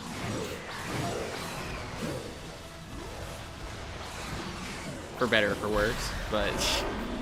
I was gonna say, like, I know there's a lot of history with that specific franchise. I don't remember exactly what it was, though, but I just remember walking a bit about it. Yeah. Because, like, it does kind of suck, because, like... Oh, like, it feels bad knowing that, like, if you were a fan of Morbius, you just kind of have to be okay with that character's now gone. Right. And, like, you hate to see it. Like... like, no one wants that to happen to, like, their comic book character. Right. No, it makes sense. I think with Miss Marvel, it's helping that, like, I think because, like you mentioned, it's one of the few successes that are like a newer series. So, like, they have one of the co-creators actually, like, assisting on the show. Yeah. So even though the powers are different, a lot of people have said they still appreciate, like, the character is still the character. Yeah. And like mainly my issue with like the powers thing is how she's going to be presented in marketing going forward, because you now have to pick one or the other, and that could get really messy really quick.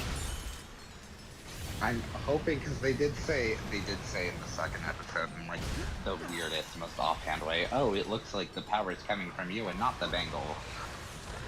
Okay. It was like it was in the middle of a montage, and it's supposed to be there like just to like have it, so it's like, okay, here's that, and I get it because it's leading to something else, but yeah, it's still like, okay, yeah. Like, it does feel bad that, like, a bunch of characters now can't be in the show and be relevant because of that change. Yeah. Because it's like, oh, cool. Would it have been cool for Lockjaw to be there? Yes, because I like Lockjaw. He will probably not be in this adaptation. I mean, I don't know how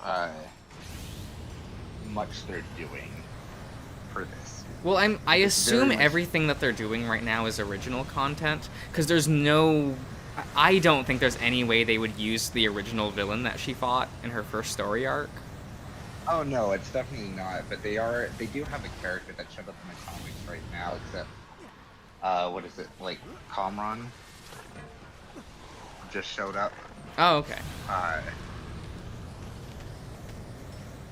Who are the main characters in this Miss Marvel adaptation? Like, Bruno's there, right? Yeah, Bruno's He's just there, white now, right? Yeah.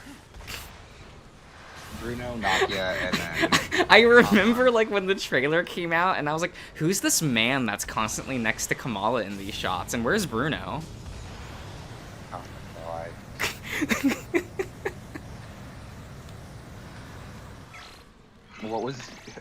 What was he before? He was a dark-skinned Italian. Oh my god. With curly hair. That would explain the name. That's why, like, when they showed this, like, white-ass kid, I'm like, where's Bruno? Yeah. Like...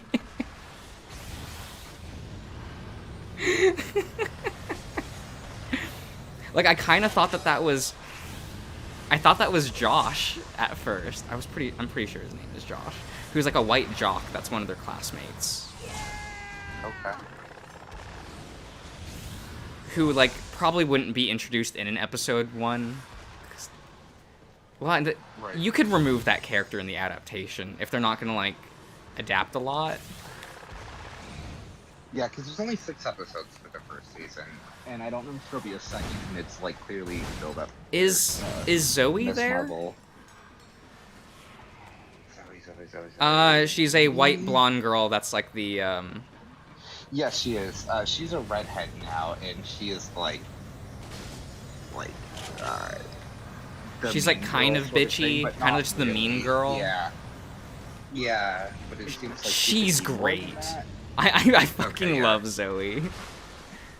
Once you get to meet the actual Zoe, anyway, because she kind of feels like just a like a paper thin character at first, and even in the comics. But once she like really joins like the cast as a whole, it's like, oh, okay, she's cool. She seems like she could be very interesting. She's already very weird. She has probably... I don't see them making this gag in the show. But there's a scene in which, like, the cops show up at Kamala's house, and, like, one of the friends...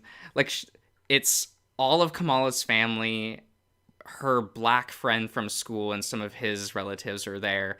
And they're like, the police are here, we have to hide. And Zoe's like, oh my god, they found me. They're gonna deport me. And like everyone stares at her. And like the joke is that like, oh, the white girl is the illegal alien. Yeah, that's great. Like out of everyone in the room, they're like, wait, you're okay, and like her father immigrated from France, like illegally, like. Okay. No, that's really good. Because the other, like, you know, you have the Pakistani characters there, and they're confused. Like, really?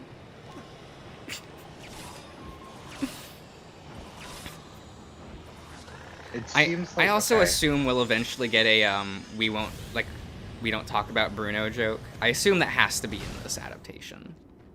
Oh god, I still need to watch Encanto. And I only say that because, like, there was a Frozen joke in the comic.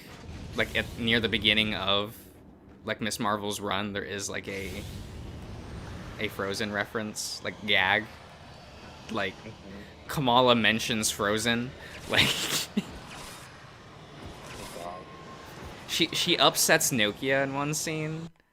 And, you know, she's like, oh, Kamala, I don't want to talk to you anymore. And Kamala, like, leans up against her and is like, hey, it's fine. Like, do you want to build a snowman?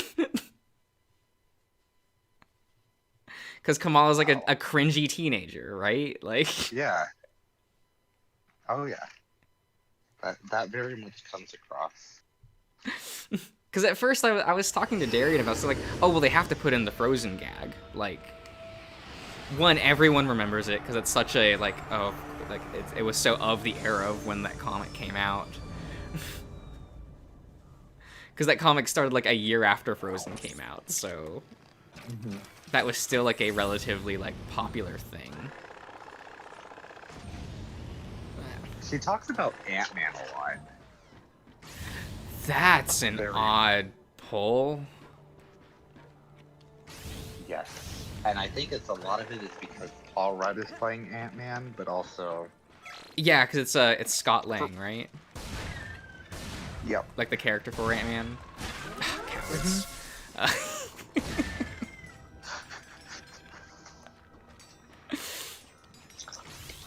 That's such a cowardly decision to be like, okay, Ant-Man's gonna be here, but it's gonna be Scott Lang. Oh, okay. I gotcha. Because I remember when they first announced the Ant-Man film, and I was like, okay, so it's, who are they getting to play Hank Pym? And then they cast Scott Lang first, and I'm like, cowards. Like, how fucking dare they? I understand why they didn't want Ant-Man to be Hank Pym, but come on. It's like kind of just like crazy, like in a very. I don't remember. Like Hank is a hard character to describe. Okay. He means well, probably. Okay. Probably. Right. It's mainly that, like, it was really unfortunate back in, like, the 70s. He became known for, like, a single panel that happened, and that's him slapping Wasp.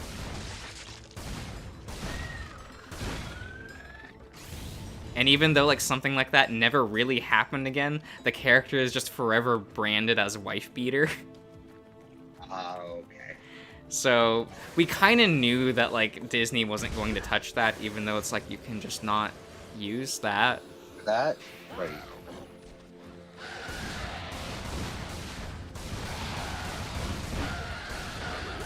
Which is, okay. Apparently the person who's directing the Marvels, which is the sequel to Captain Marvel. Yeah. Wanted to, like, she came and pitched an idea, which she wanted it to be a Fantastic Four X-Men crossover. Yeah, that makes sense. Well, we can't have that. Like, I don't, yeah, like, I think she said it was, like,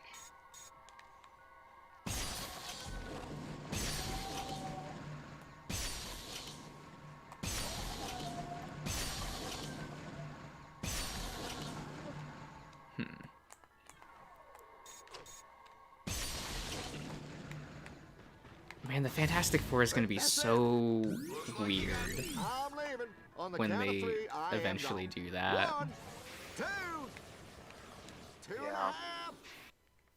Because I almost feel like it's too hard to get non-fans into Fantastic Four.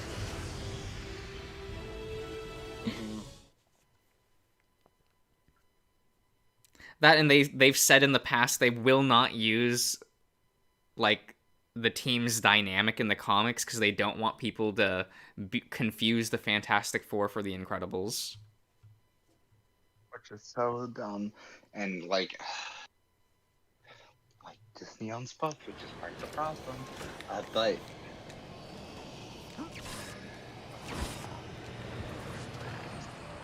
apparently, okay, so what she said is she wanted it to be a Galactus, Storm, and Scott Summers team movie. Okay. And yeah, this didn't have anything to do with like Captain Marvel at that time. She was just like, "Oh, I hear you've got the rights to these characters now." Well, apparently, like, internally at Marvel, like, at Marvel Comics, like, the staff there loves the Fantastic Four. Which makes sense. Didn't you say when when it was initially canceled, everyone was, like, writing, like, goodbyes and, like... Really yeah, like, the final unhappy. issue of that run, like, the last, like, 10 pages is, like, all the main writers currently working at Marvel saying goodbyes, yeah. Yeah. That was a tough read when that came out. Yeah. Because, like, I had to live through a period of time where, like, my preferred comic book characters did actually die within the industry. Yeah. And I wouldn't wish that on anyone. Like, that fucking sucks.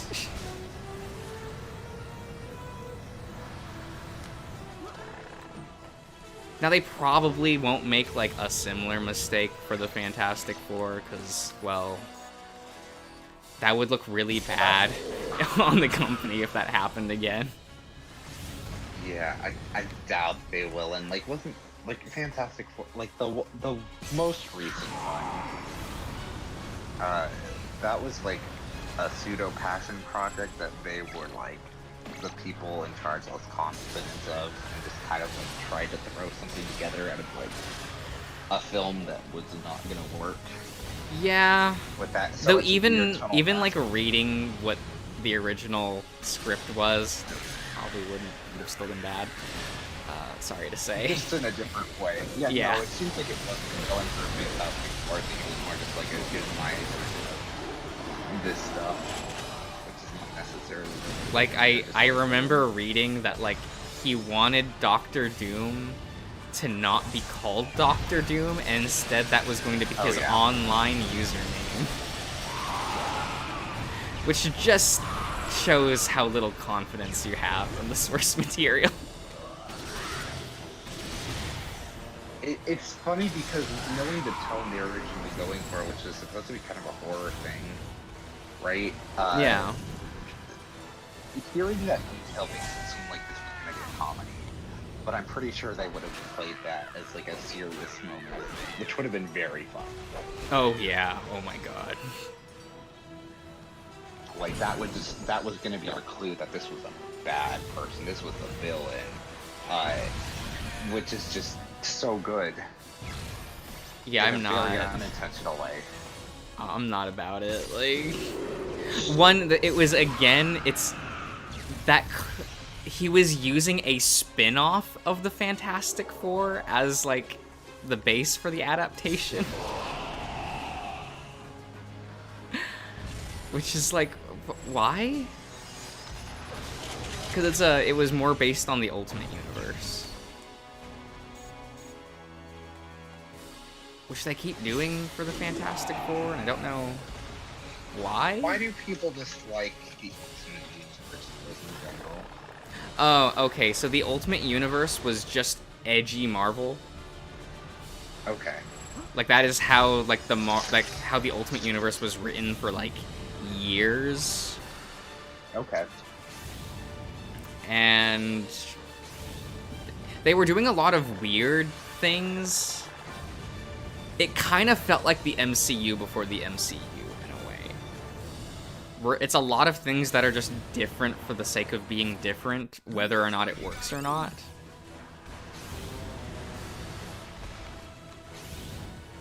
And I don't, like, hate the Ultimate Universe. Like, if they wanted to do, like, go that oddball with some of the characters, like, I'm glad they did it in a separate continuity. Right. Where it's like, I can read it and just go like, okay. And just shrug it off because it's the Ultimate Universe. Like, whatever. Right. And sure, Green Goblin's now a monster that looks like Abomination. Sure. I don't know who this is for, but... So, like, because that's one of the issues, is that, like, essentially the MCU is that, but because it's a different medium, people can also interpret it as, like, these are these characters, even though it is just an alternate take on them. Which is... And it's kind of... I find that it's really hard to have, like, the film audience separate that. Oh, yeah. Well, because that's, like, how they're gonna see it, which is why you have, like, again, the main actress for Miss Marvel who's, like, yelling about the main guy, Kevin Feige, Phage, I don't know how to pronounce it. It's Feige. I'm sorry. It's Feige, okay. Like, she's upset every single time. He calls it Earth 616. Because that just further bleeds into, like, this is it. Right? And, like, it's weird because the MCU takes so much more inspiration from the Ultimate Universe. It's weird because I do really like Spider-Man, but I also saw more, like, I know Spider-Man more from the Ultimate Spider-Man cartoon show. I mean, obviously the films and aren't just as impactful, but that's what I remember watching the most, and I wonder how much those cartoons influence what's going on now, too. I hope very little, because Spider-Man fans don't exactly like the Ultimate Spider-Man cartoon. That's fair. It was... Well, the issue is that we had a perfect Spider-Man adaptation, and it got canceled, and the replacement was Ultimate Spider-Man. So it just kind of felt bad, let's say. Yeah. Because, Spectacular Spider-Man, which was the series before that, was written by people who definitely loved Spider-Man comics. Right. It is basically the best adaptation of Spider-Man ever, to this day. Like, there's not even a question. Okay. And it got canceled not for any, like, real reason, other than it just so happened to end its run, like its season, at the same time, like around the same time that Disney bought Marvel. Okay. So it was just one of the projects that got left behind. Right. Despite the fact that they were in plans to continue it. It just so happened that because of the company shuffling around, it was just happened to be one of the projects that got left behind. Right. Yeah. That sucks. And, like, that pissed off a lot of fans, and they're like, okay, so here's your new Spider-Man show, and it's Ultimate Spider-Man. When did they buy Marvel, then? I remember watching that when I was younger. Well, are you sure it was, like, what year was it? I'm gonna have to look it up. Maybe it wasn't Ultimate Spider-Man. Because Ultimate Spider-Man was, like, 2012 to, like, 2014. No. It was when I was younger, so like definitely not then. And what's it called? Spectacular was around like 2008. No, it's before then too.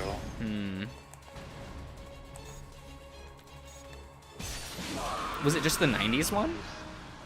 It might have been. People like that one, yeah. That one was like the best adaptation they had at the time, so people like just like that one in general.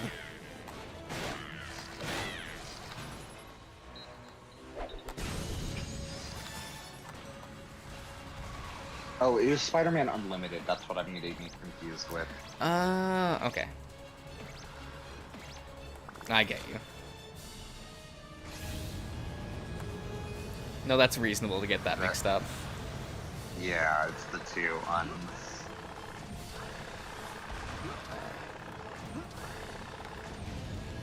Yeah, Marvel was actually like kind of on a roll with adaptations back in the late 2000s, and then the merger happened. So yeah. The one that like really hurts me is like Avengers Earth's Mightiest Heroes, which was also like just made by fans of the Avengers comics and Marvel in general, and you can really tell. And they were trying their hardest to make everything work while trying to please Disney. That's because is that what made like? Because I know Phineas and Ferb did like a Marvel's like crossover. Did that have anything to do with it, or was that just No, that just happened because they could do it. Two of them. It actually happened way later. Okay, that's what I was thinking might have happened, but I just remember Because hearing about Disney that. bought Phineas and Ferb was Marvel around the same time. in about like it was either like 2007 or 2008. Right, and that's basically when Phineas and Ferb first premiered. Yeah. So I'm probably just confusing those two. Which happens. Because Iron Man was under the Disney umbrella. Yeah.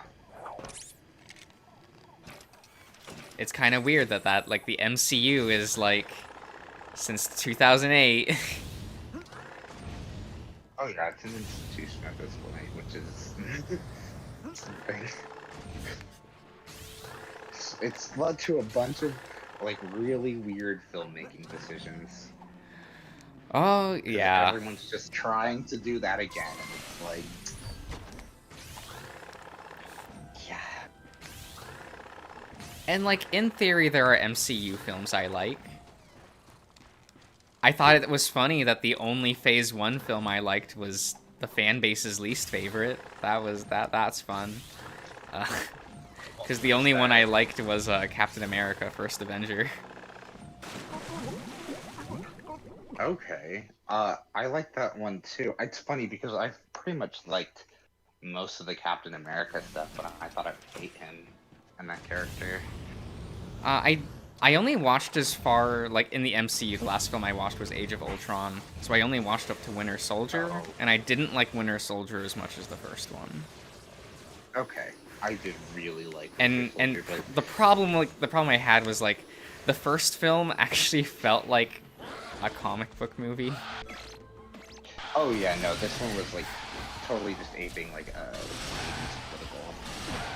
Yeah, it was the only, like, movie in, like, Phase 1 that I felt like I was watching, like, a Secret Origins comic.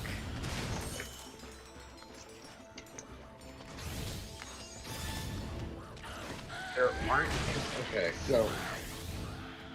I guess maybe that's the thing, is they're trying to, and I think the more they get into this, the more they try to kind of do a different tone with each one, their own thing with each one. And I guess make it less comic booky and more like aping some other form of media or other. Yeah, I mean, I get why they like completely dropped everything for Captain America, just because the first film was so not popular. Yeah. And like another reason why I like that film is, wow, you actually had comic accurate costumes. It's amazing.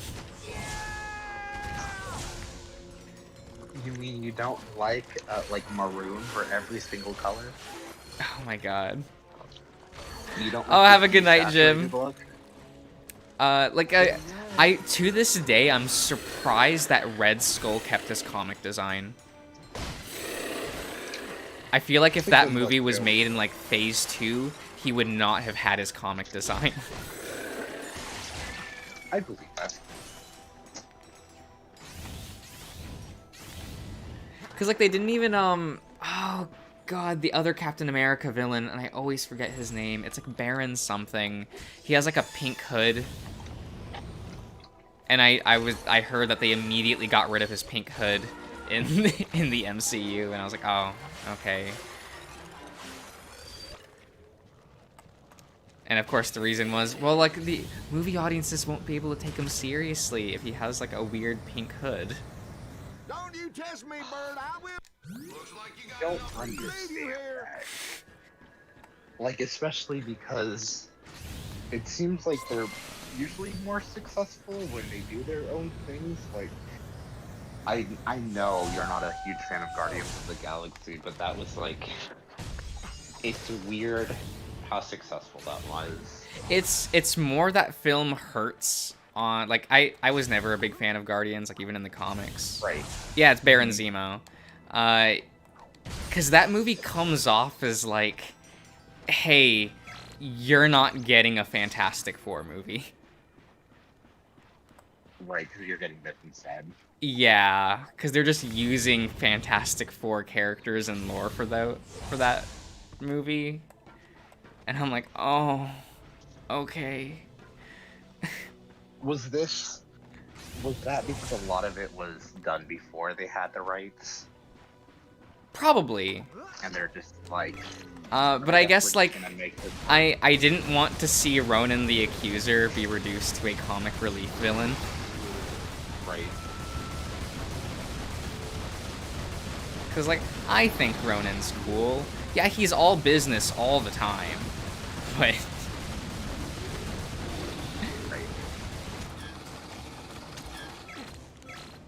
I did beat it, Chase. I'm just kind of, like, dicking around, I guess? Yeah, a little podcast host. Ratchet podcast. Ratchet. Right? Because Ronan is, like, a big Fantastic Four villain. And I hear that, the, oh god, what's it? Something the Living Planet? I forget his name. Is in the second movie, and that's also a Fantastic Four, like, thing. It's weird that they could do that? So is it just, like, the main characters, like, that they didn't have the rights to, but anything in the comics that had, like, crossover they could touch? I guess they just thought, like, well, because, those are just general, like, although they're under the Fantastic Four umbrella, they're also just, like... they're kind of just Marvel characters, so they kept the rights to them. Okay.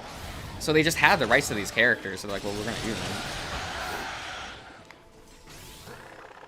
them. Yeah. And, you know, that's fair. That's fair. Like, for sure.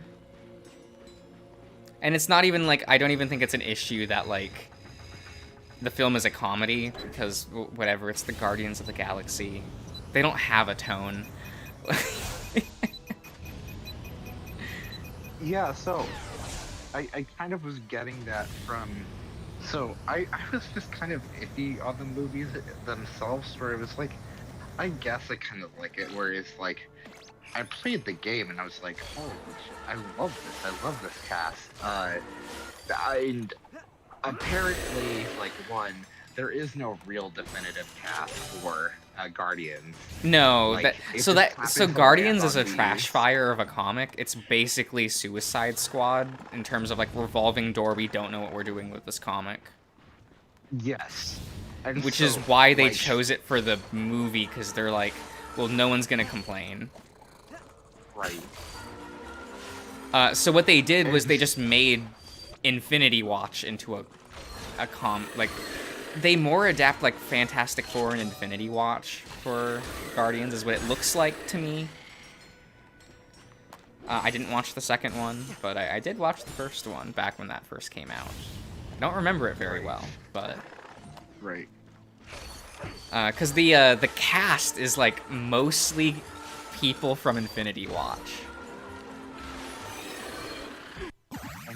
And Infinity Watch is the team that is the rival to Thanos. Okay. That's why Gamora is on that team, is, you know, she has beef. Yeah. That's why Drax is there, because he has beef. And those are the only two they kept from Infinity Watch. But because one, Pip is not gonna ever be in the movies. That's not gonna be a thing, and I don't think anyone cares enough about Moondragon to even like remember that character. I'm surprised Adam Warlock isn't in the MCU. Yeah, because he was like... He's mentioned, right?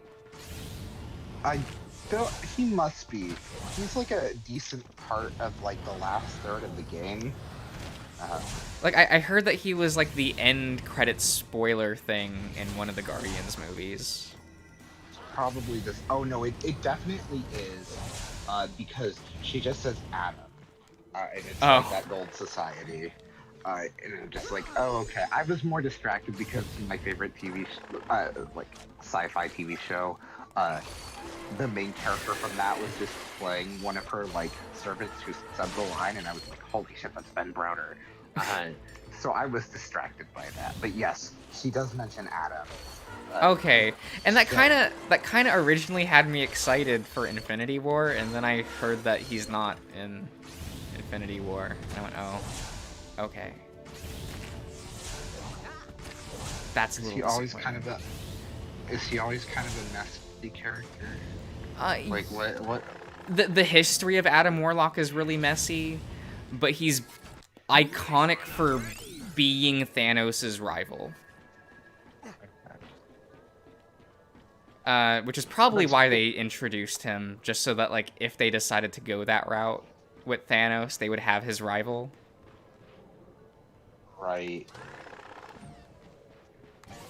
Okay, so that's an interesting choice then, because he is in the game, but in the game, Thanos is already defeated.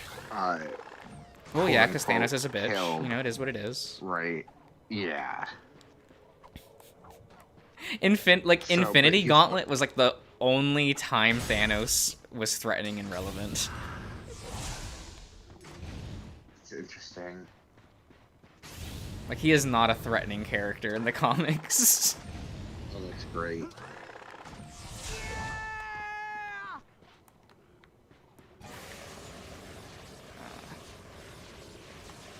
But I get that they want, like, their big, like, a big bad for the movies. And it's kind of hard to fuck up, like, Thanos. Because as long as, like, I don't know, as long as he's purple and has the Infinity Gauntlet, like, Thanos fanboys are gonna be happy. Yeah. I will sorely miss, like, the ending of Infinity Gauntlet, because I think, like, I kind of always thought Infinity Gauntlet was a kind of a mess story, but I love the ending. And it's so because, like, Thanos and Adam Warlock are like eternal rivals, blah blah blah. In the end, so Adam Warlock locked himself away in the Soul Gem originally because all he wants is a quiet life. He doesn't want, like, to really live anymore, so he wants to resign himself to the Soul Gem. And that's how, like, Infinity Gauntlet starts. Is, like, he's been living in the Soul Gem for a while. But at the end of the story, like, Thanos ends up losing the Infinity Gauntlet to Adam Warlock. So Warlock is now the keeper of the Infinity Gauntlet. And Thanos just has to simply, like, accept that, and he retires. He's like, well, I can't get it back. I have no power. I'm just gonna retire. And he retires to a planet and becomes a farmer. Right. Which I hear is, like, referenced in the movie. But, like, Adam Warlock shows up to just check on Thanos while he's, like, being a farmer. And Thanos just starts gloating. Because he's like, I came out ahead in this exchange. I may have wanted the world, but I get to be happy. I may have ended powerless, but I'm happy. What about you, Adam Warlock? Someone who only wanted a quiet life is now a god and has to bear that responsibility. Congratulations. And that's just how the Infinity Gauntlet story ends. And I kind of love that. Like, the villain gets to retire and be happy, and the hero is the one that's like, fuck. Like... Oh, thank you kindly, friend. Like, this sucks. Looks like you got enough raritanium for an upgrade.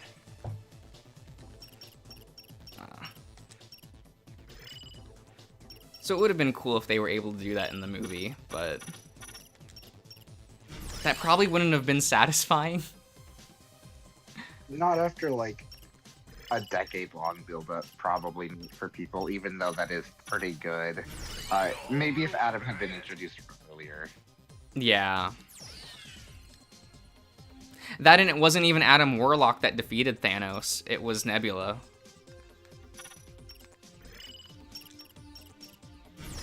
Right, which does carry over. Interesting. It's weird how...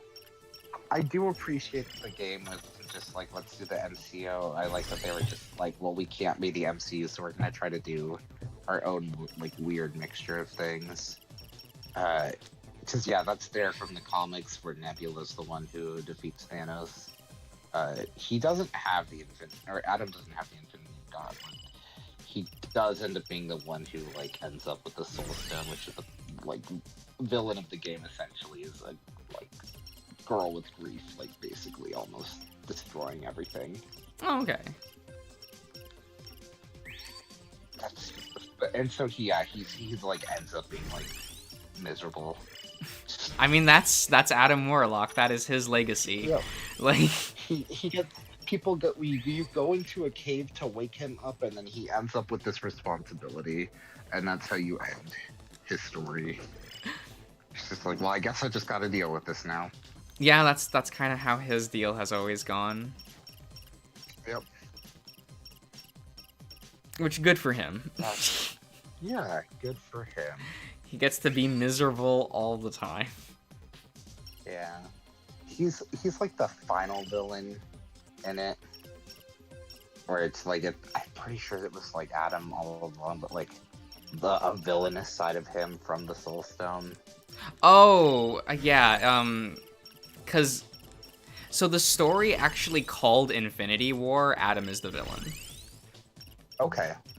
And it's a thing where, like, because he was a god, like, kind of juggling the cosmos, the Infinity Gauntlet, he accidentally created, like, an evil...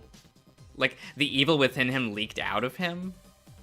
Yeah. And then he ends up getting the Infinity Gauntlet. Oh, interesting. So it kind of becomes like the story called Infinity War is Adam has to recruit Thanos after retirement, and they both have to team up to defeat like this other villain that's Adam Warlock. Right. Which is kind of fun. Like, yeah, he's like, yeah, because he was like, oh, I'm so miserable.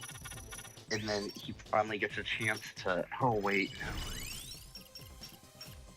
Yeah, that's part of it. He's miserable. He tells somebody, that person's like, here, I can help you. And then he, like, gets rid of the stone. And he's like, wow, I feel better, even though this evil person just, like, was created from when your act. Because that guy just wanted to see, like, his family again. Yeah. There's so many, like, weird little touches in that game. That one also has a fun, like, you can just get, like, a game over if you stay in one of the visions later on, which is fun. Mm-hmm. I do kind of wish that the stories would pull more Now where is that darn bird? from, like, weird shit like that, You don't get your where it's feathered more behind back here character pronto, you stay here based. with the Gargathons. I guess that's a mixture of character and plot. I don't know. Like, I haven't been really interested in the MCU lately. I've seen, like, Miss Marvel's the first thing I've seen for Phase 4, and I never finished Endgame. It was just like, oh, this kind of feels fun. Yeah. So I watched What? But I it, hear that and it's been Endgame is fun like the so far. greatest feat of cinema. Oh God. Well, it is a feat. They did it. They did something. I keep hearing about a scene that people just refer to as portals, and say it's the greatest scene in cinema, and I'm like, okay, you can have that.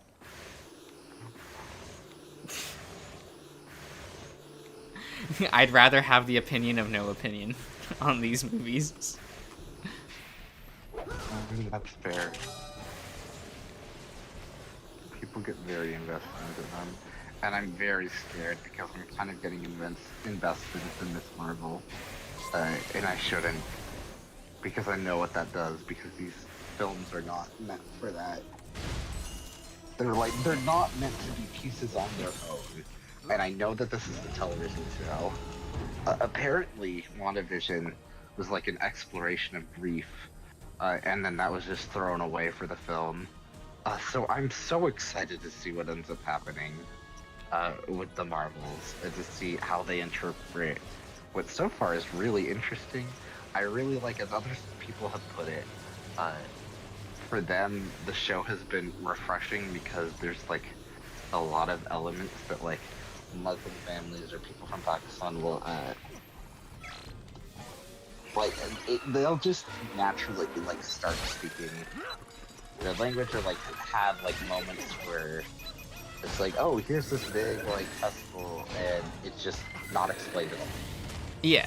Nobody like tries to, even though there's Bruno, who is now white, who's there, who you could be like, oh, what's going on here? They don't. In fact, he's already been like with them enough that he's kind of... Yeah, because that's how it is in the comics, is he doesn't need an explanation. He's been friends with them for forever. Yeah, exactly. And so it's just treated as normal. So like the last episode had like a bunch of scenes in the mosque with like Nakia just like, you know, talking about how she is and like the religious aspect of it, and it's just treated as completely normal, and that's very weird to see from an American media show, or just American media in general, which is why I'm so interested to see what they do with the film, because like they got a lot of people, not necessarily the actors themselves, although for the most part, yes, other than what you mentioned with the mother, that are like, no, we're just drawing from our own experiences. And that seems so specific that I don't know how that's going to translate when you remove that. Mm-hmm. And I'm nervous. Yeah, I know, I get it. Like, I want to just be like, oh, well, you know, it works in the comics, like, whatever, but I know that that doesn't hold true. Yeah, and then it's... at least... yeah, you're right. The whole... I do wonder if they'll change her powers in the comics eventually to match this.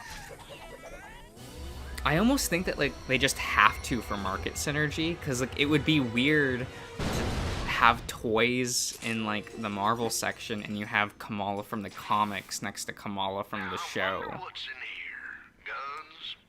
Like, honestly, that's not the weirdest thing in the world, because that just gives them, like, more opportunities to sell both. But it's just clear one is sold more than the other, because one of them with it eventually, like... Yeah, that's what I mean. It's like, in the long run, it feels like a not sustainable thing. Because with, you know, like I said, with, like, Iron Man, you can sell, like, the Iron Man toys to both audiences. Yeah. It's weird, too, because, like, they use a lot of the, like, panels from the show as, like, graffiti art, or from the comic as graffiti art on buildings. Like, at least for the, like, end credits of it, like, it's weird how referential it is without even doing that. And I know they're trying to do their own thing where it's like, she's an awkward teen, so she can't control the power, so, like, sometimes, because, like, it has, like, the light aspect of it, they're calling it, like, her power is, like, hard light. It's light that's hard. It's very dumb but funny. Well, that's the terminology for Green Lantern. Okay, yeah. Oh, that's great. Yeah, that's why I would like. Zo- That's why everyone just says it's Green Lantern. oh yeah, no, and it straight up is. I do like the fact that she didn't get to name herself.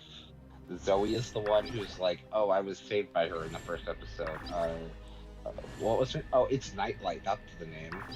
And she's just like, ah. Because she got the news, so like, we're just calling her Nightlight now. Which is fun in its own way. Zoe's still being a part of it that way.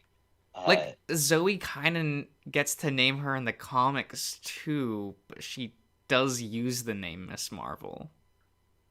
Oh, that's... Because she's like, oh, I was rescued by Miss Marvel. So... it's funny. Okay. That could actually work very well with what happened. Because they were doing, like, again, Avengers Con. And so Zoe's like, oh, I'm so above everything. And then she shows up in, like, Carol Danvers, like, cosplay. And it's referencing, like, from what I've read, like, the original, outfit, but, like, the colors are slightly different. Well, they're using the Captain Marvel outfit, right? No. I mean, yes, but no. They are for Amon, so Amon. For Zoe... Oh, Zoe cosplays? She does. She shows up there secretly. And she's going up there and she's, like, going to it, and, like, Kamala's just like, oh no. And then the powers start activating for the first time. Here we go. I mean, I guess you have to have... Okay. And then you save... She saved... Like, Ant-Man is the one that, like, almost... God, I'm describing this in the worst way. Here's a very, like, blurry image of, like, what's clearly, like, a set photo. And not from the show. Okay, so she has the sash from the old costume? Yeah, people think it's like an inverse color thing or something like that. It's like a one, like, it's not like the iconic Miss Marvel. Like, the Miss Marvel outfit that, Carol used to wear. They're not using that one. Yeah, I'm sure. Which is... Why are there no it's weird, because, like, from the sounds of it, they're, like, combining stuff from the first storyline from, like, when her powers first activate, but then they can't go all the way with it because they changed her powers. Like, she makes the light turn into a hand to save Zoe falling. Well, because, the reason why, Zoe says that, like, oh, I was rescued by Miss Marvel is when Kamala's powers first activate, she looks like Carol Danvers' old Miss Marvel. Right.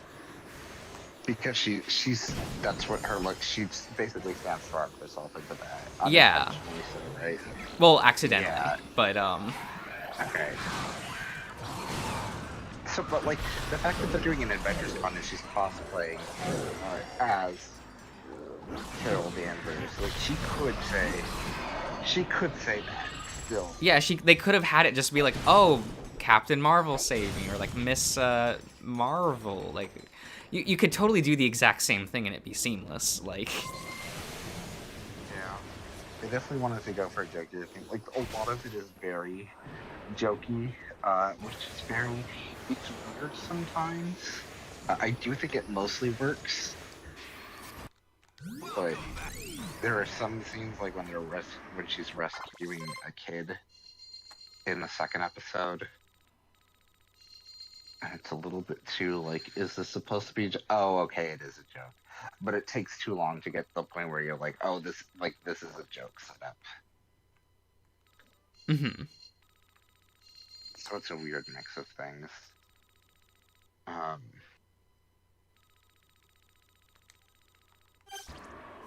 But yeah, they're really going hard on like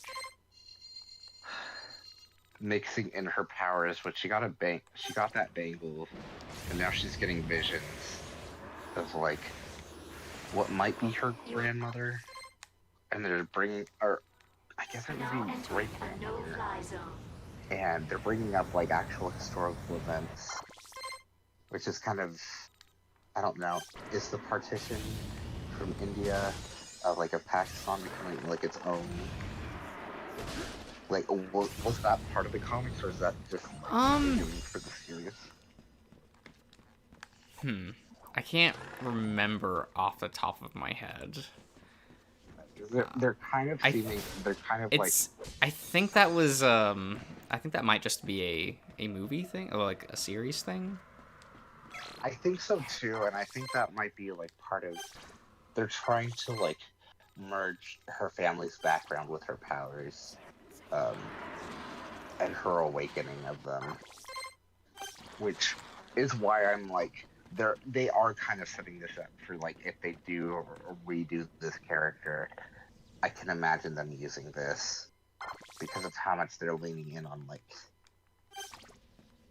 that aspect, which I'm guessing was just not part of it. Or, again, it's more. Well, the she was, stuff. You know, she's in comic books, right? So she's actually doing comic book things. Yeah, exactly. And you know, they're not gonna have her fighting like Jekyll and Hyde, from the comics. Like that's not gonna be a thing. So they're not going to make her fight an anthropomorphic bird who used to be a normal house parrot who got the DNA of Thomas Edison, so now he thinks he's an evil Thomas Edison as her first villain. That's not gonna be a thing. So. Oh no, it's definitely not. Also, are you this character? No, but I do like this character. That was just really funny that like, oh, Kamala's first villain is just an anthropomorphic bird. Like a scientist like was like doing genetic experiments and he was like, oh, I can like merge this DNA. Well, I have like this like on record, like on file, which was like Thomas Edison's thing. And the bird is just like, I'm an evil genius, and like took the guy's lab as his own, and I'm Thomas Edison, I deserve the world. Yeah. And Kamal is just like, you're not Thomas Edison, you're a bird. Great. Leading to the amazing panel in which she's like pointing down, like almost Alan style from Pervader at this bird guy going, well, I think you're a bird. That's great. And his response just being, I am not a bird.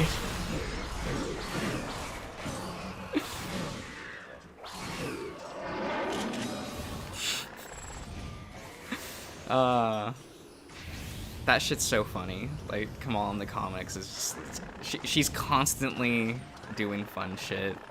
Even when I hate it, because sometimes it's a bit too zoomer. Sometimes it is, but I wouldn't want it any other way. I mean, she okay. So something that happens in episode 2 is she's watching Bruno play a mobile like game, and then she's like, huh, I could make platforms with my light. So she gets the idea from like a fucking terrible mobile game. It's just, it's so awkward. But that does seem on brand. Yeah, yeah. Is she spouting memes yet? She is. Cause she better. It better be cringy. Like. She's definitely cringy. Cause you know there's a scene in which like she teams up with Wolverine, and Wolverine's like, you know, doing a lot of like flips and shit in combat, and it goes like her narration while looking at Wolverine do this is just such claw, much wow. And I'm just like, Kamala, Kamala, please. Like, I love you, but please. I realize it's 2014 and this was still a joke then, but...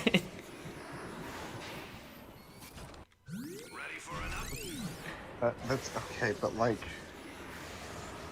She says all your bolts are belong to us in one scene, That makes sense. I'm scared when you say memes. I know this wasn't a meme when it was written, but like, this is what my mind goes to now that I've been introduced to this idea, this topic. I just like.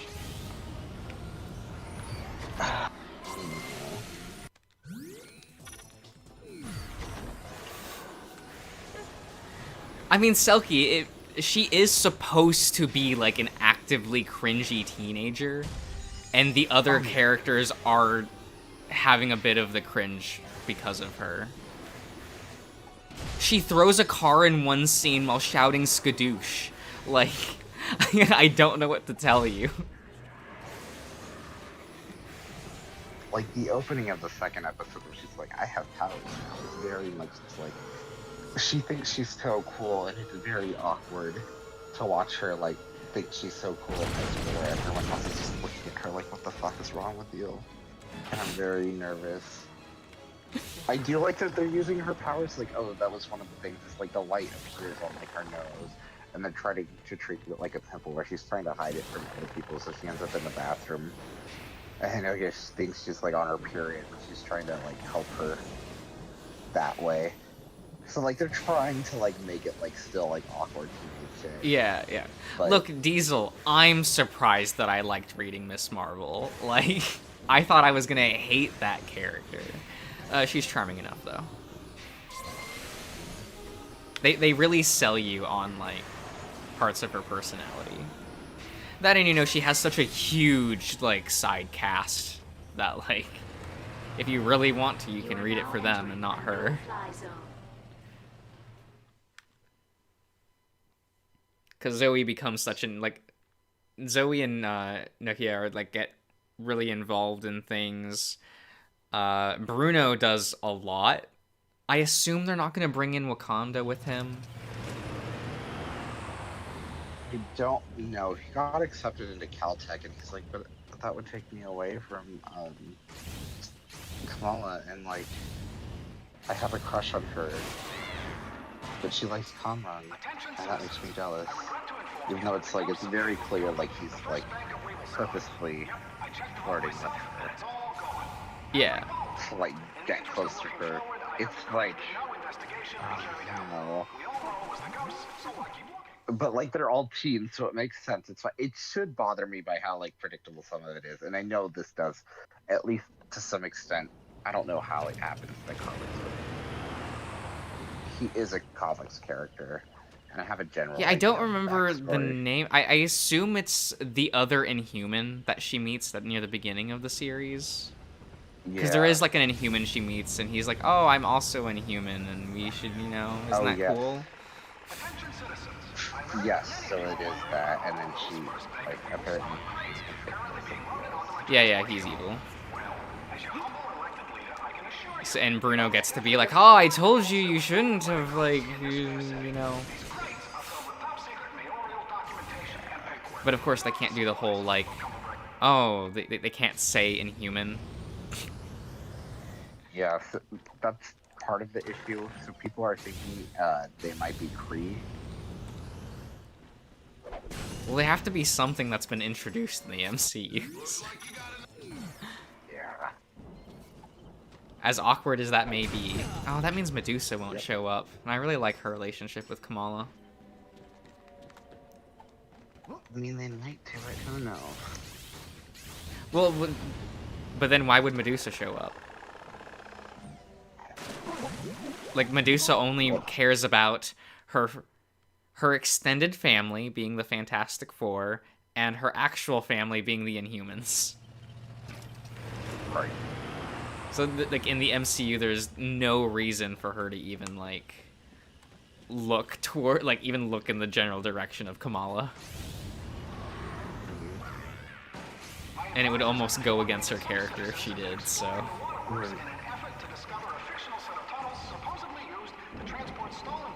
Unless she is Inhuman, they haven't. They just can't see it. So they're giving her light powers in the meantime. I mean, at this point, it would just be awkward if they tried to, like, combine it.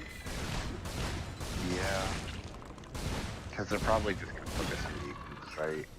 Yeah, that's one thing. Is like, oh, do we want to try to bring in the Inhumans when, let's face it, most people are gonna ask the question of what's the difference between a mutant and an Inhuman?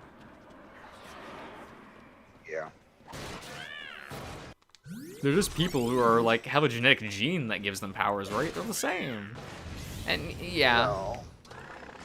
like on paper they are, but they definitely one's aren't treated the aliens. same like in universe. One's aliens, right?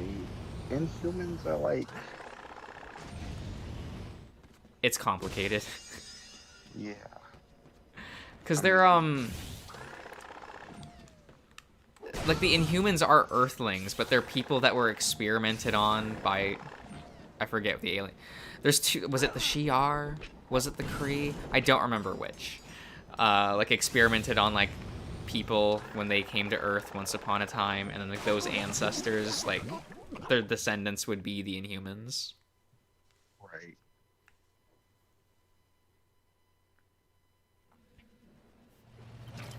That and the Inhumans are like not in the MCU, right? Like the TV series isn't part of the MCU, and Black Bolt that shows up in the new movie is not like is an alternate universe person. Oh. Because I think they might be played by the same actor? I don't know. But, like, yeah, so there was the Agents of S.H.I.E.L.D. thing where they were, like, at that time they were trying to be like... I was about to say something. I was about to use a phrase unintentionally. I'm not going to use that phrase. They were trying to, like, put it on even footing, but also keep it its own thing. It's... That seems which so obviously awkward. did not work because the television series was like, hey, can we do this? Can we do this? And they're like, you gotta wait. So, like, part of the issues with Agents of S.H.I.E.L.D. was they were waiting for something to happen, for, like,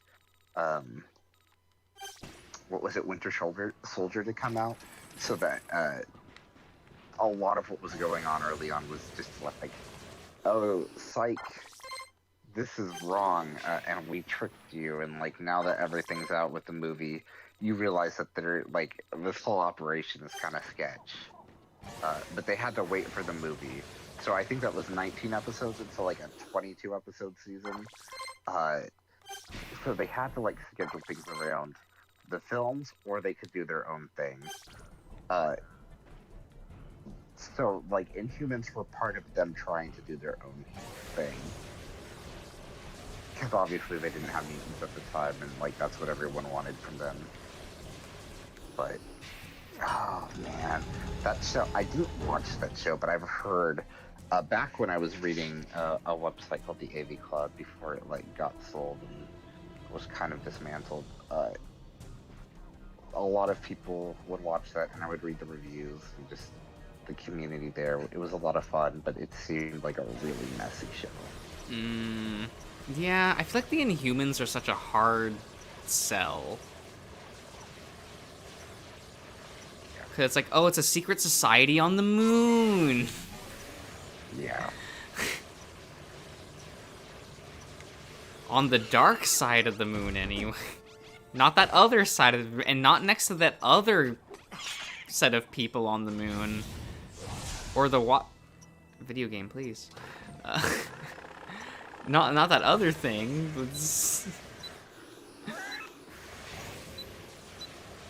It's just forever awkward. Which is unfortunate. Yeah. Because I'm sure there are people who, like, would like to see the Inhumans, like, portrayed well.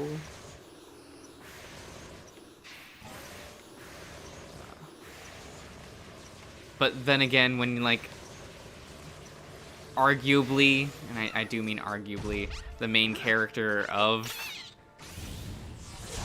like, the Inhumans is mute. Wouldn't translate. So that doesn't entirely, like, You don't want, like, your cool main character to be mute. What are you supposed to do with them? Does he have internal thought clouds that you can read? In the majority of do comics they that have? I've read with him, no. Okay. So, I mean, technically you could do that. Like, there was a...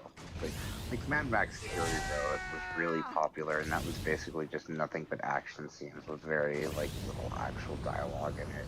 And I realize this is different, but you could probably translate that into working with it, but it would have to be, like... That doesn't work well when you're introducing characters. Yeah, and I don't think people want, like, Black Bolt to tilt his head, and then Medusa go, Black Bolt declares, and, like...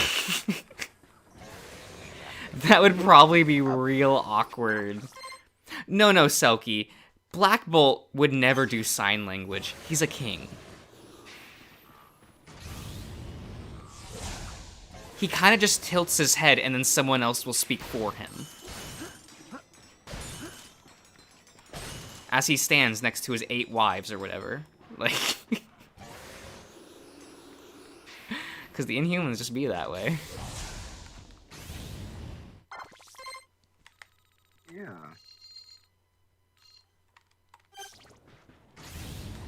But that's fine. I mean, I guess I'm lying a bit when I say that, like, oh, he's mute. He's not. But he can't talk.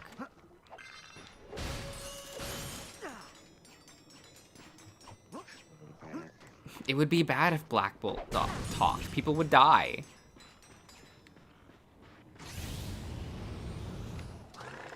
Okay. His powers, I'm assuming? Yeah.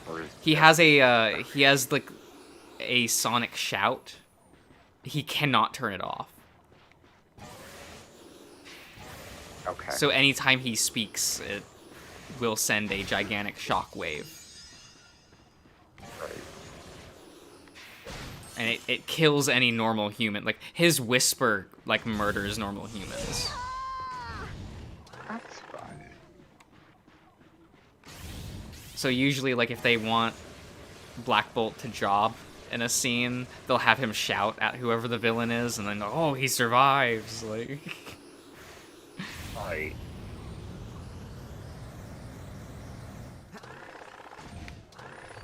I hear, like, they show off his powers in the new Doctor Strange movie, and people thought it was cool, so that's cool. Because Black Bolt's neat.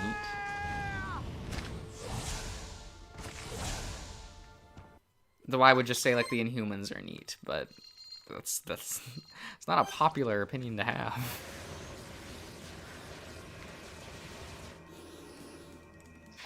Well, I feel like it's becoming more popular the more Marvel doesn't touch them.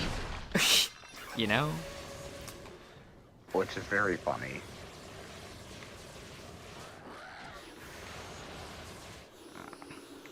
And yeah, like 90% of the reason why I like the Inhumans is Lockjaw, because he's the best dog.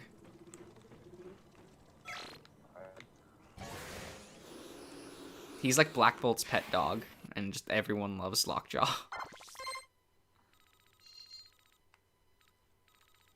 He's a good boy. He becomes, he hangs out with Kamala for a bit, and that was really fun. Looks pretty cute. And he won't, that won't be in the, the series, like...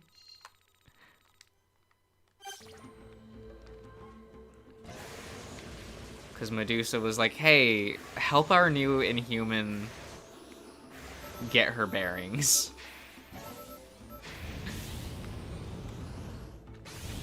And of course, Lockjaw is like the perfect one for the task, because everyone's gonna listen to Lockjaw. He's a good boy. He was arguably the leader of the Pet Avengers. Which they should totally make a film adaptation of. No one would care about it. It would do poorly. Do it anyway. Apparently Lockjaw was in the TV show for Inhumans. Well, yeah, he has to be. Like, he's too iconic. Wow. It's a little weird that one of the most iconic Inhumans, like, is just a dog. I mean, people have good taste. That makes You're sense. almost there. Dogs are Just good. 3 more pieces of the plan, and I'll be able to build the greatest weapon in the universe. And he can teleport. His power is that he's a dog and can teleport. Very Kurt Vonnegut. But I won't get into that. That's a whole other topic. But that's cute. I actually wonder if that might be a reference. Interesting. It could be. He writes like a lot of sci-fi stuff. It's weird because he is a sci-fi author who wrote a sci-fi novel about World War II, and it became like classic literature. But he's not like the way he's classic literature is very fucking weird.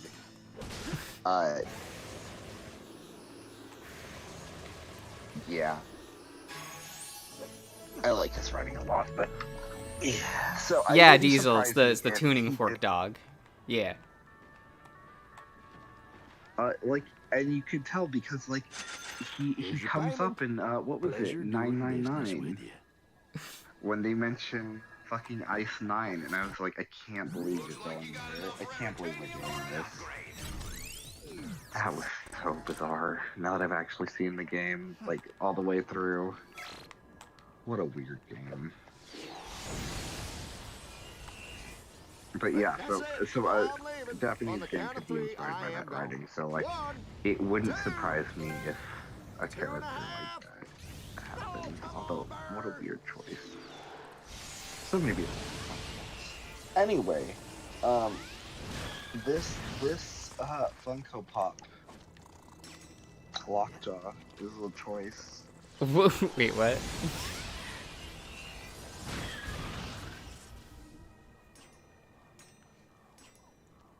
Waiting for it to load. Okay, let's see. Let me post it in chat.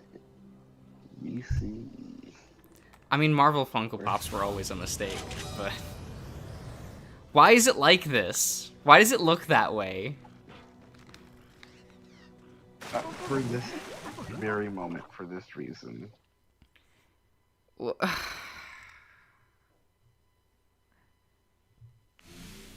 I can't...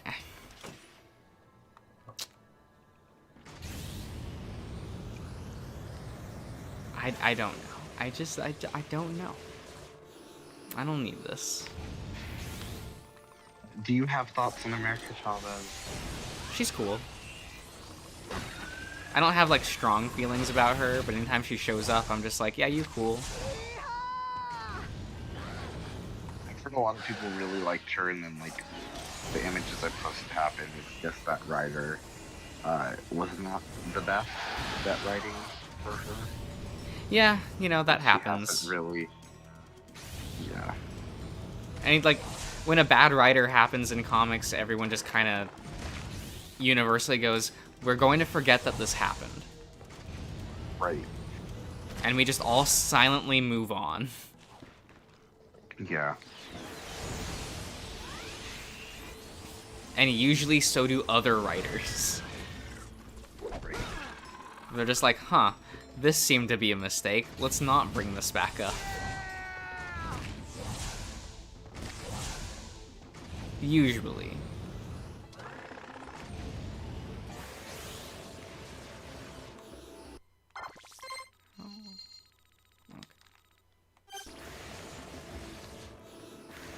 It is what it is, really.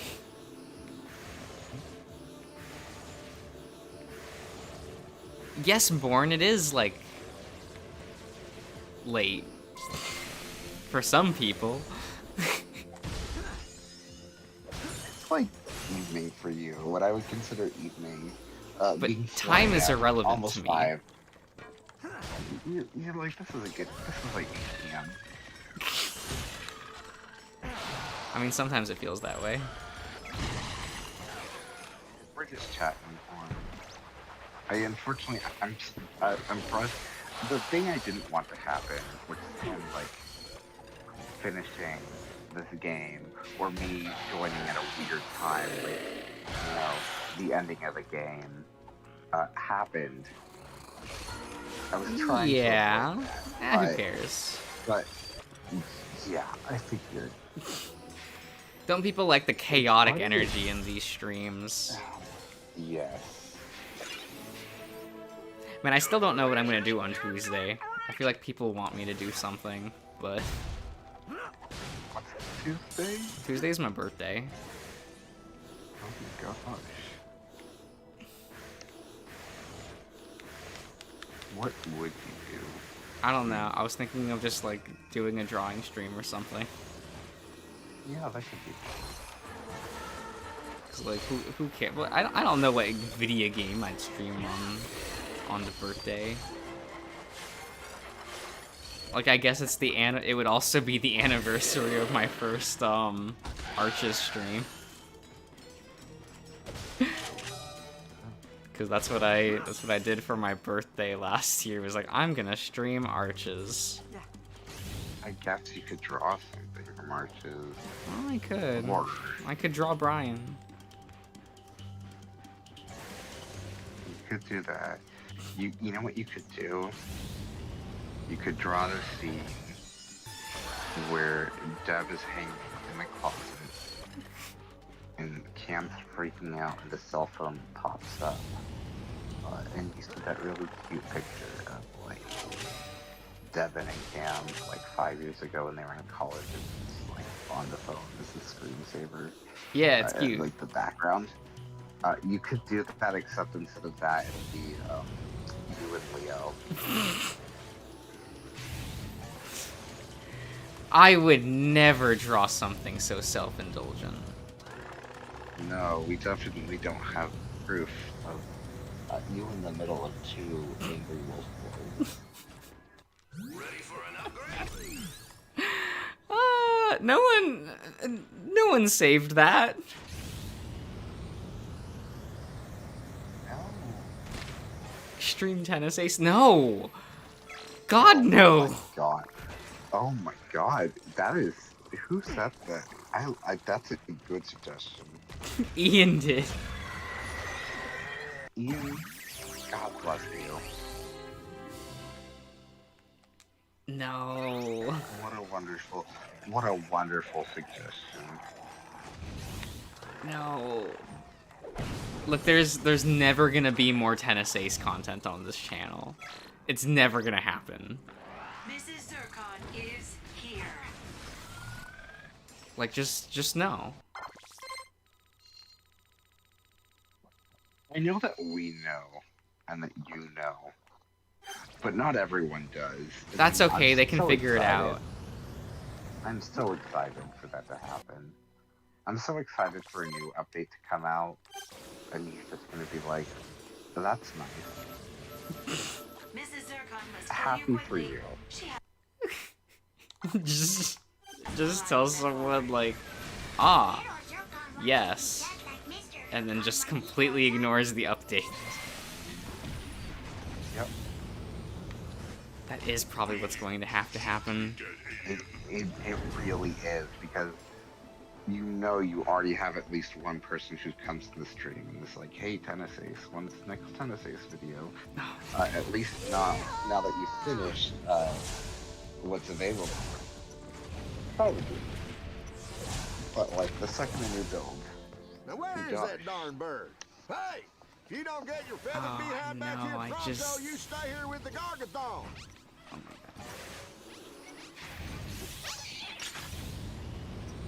god. I don't want to have to deal with it.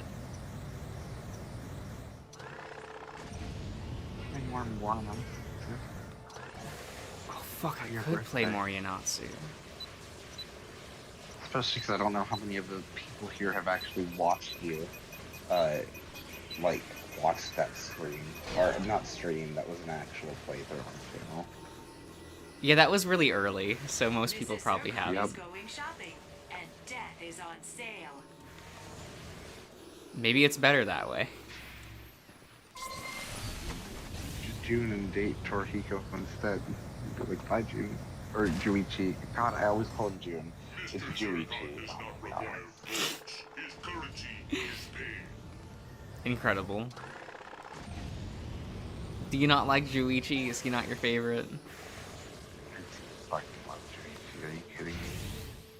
He's not my favorite, but he's like close. He's got that boomer Honestly, energy. It's funny. Honestly, I would say if you were streaming it, that's when you go for the Tanuki. Because one, that route is fucking short. That route is like, oh, people are actually gonna choose this character? Okay. What are we doing for this? It's great. Two, his character, like, that whole route is so fucking funny. It's very much just like, I just want to read manga. I just want to, like, take photos and read manga. Yo, relatable. Like, it's like, I feel like, oh wow. I'm surprised you haven't ever done that route, other than I know why you haven't, but it's the most you route. Kanosuke is like, you meet him and you see him just like buying porn, but like it's just like you're just like, I guess I'll buy this too. Yo, same. And he's just sort of like, oh no, like the entire time it's like, wow, you guys are fucking nerds. Holy shit. That's all it is. I mean, that sounds really chill, and he's cute.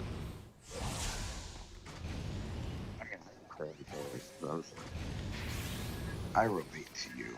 And then I was like, oh yeah, I really relate to you. Of course, it takes 6 and he was to open great. the vault. And then I found out everyone hated his route, and I'm like, oh, and I get why after playing the other ones.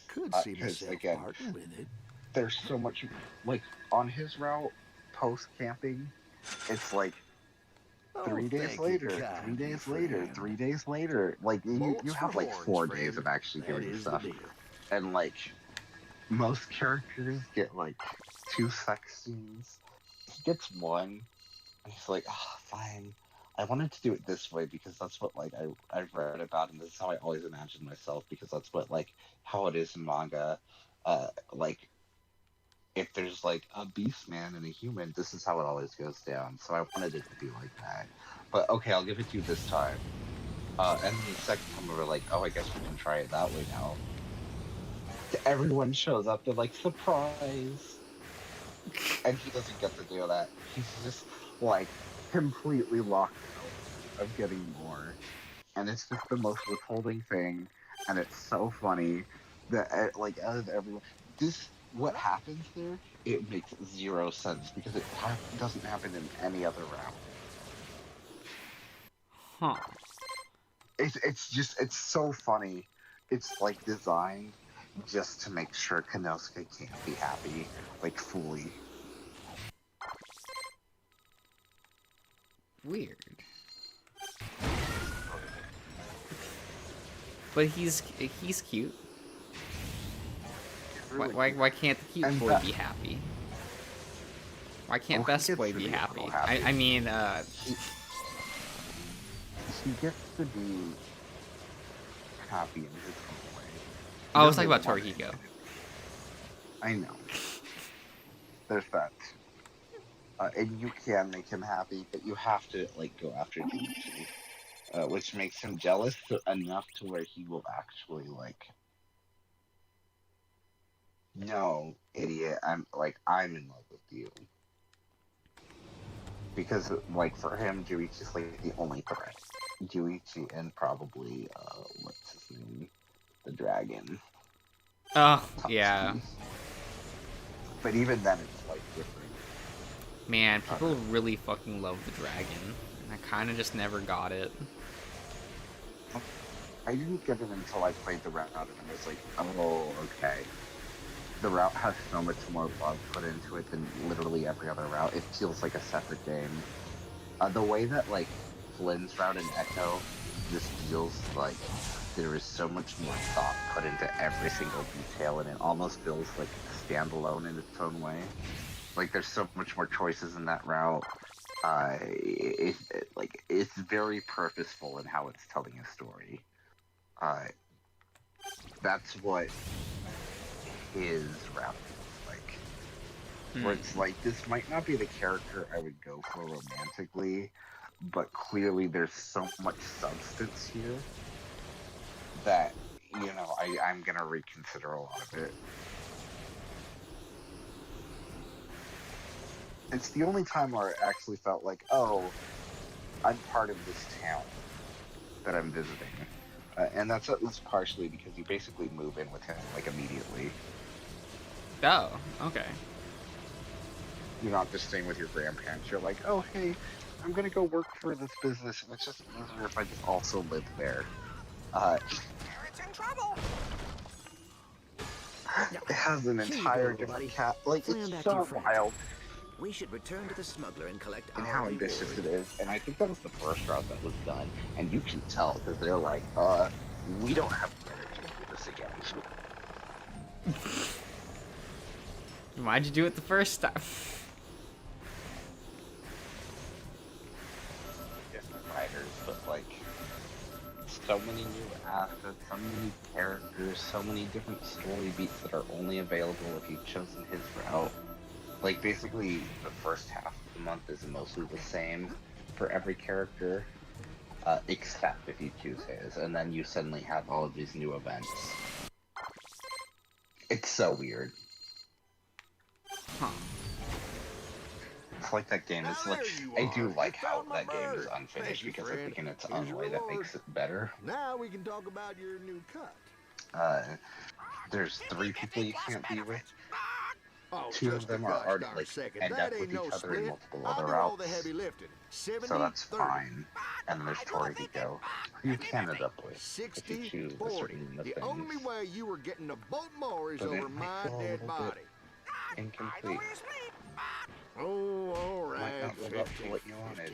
It might just be too perfect.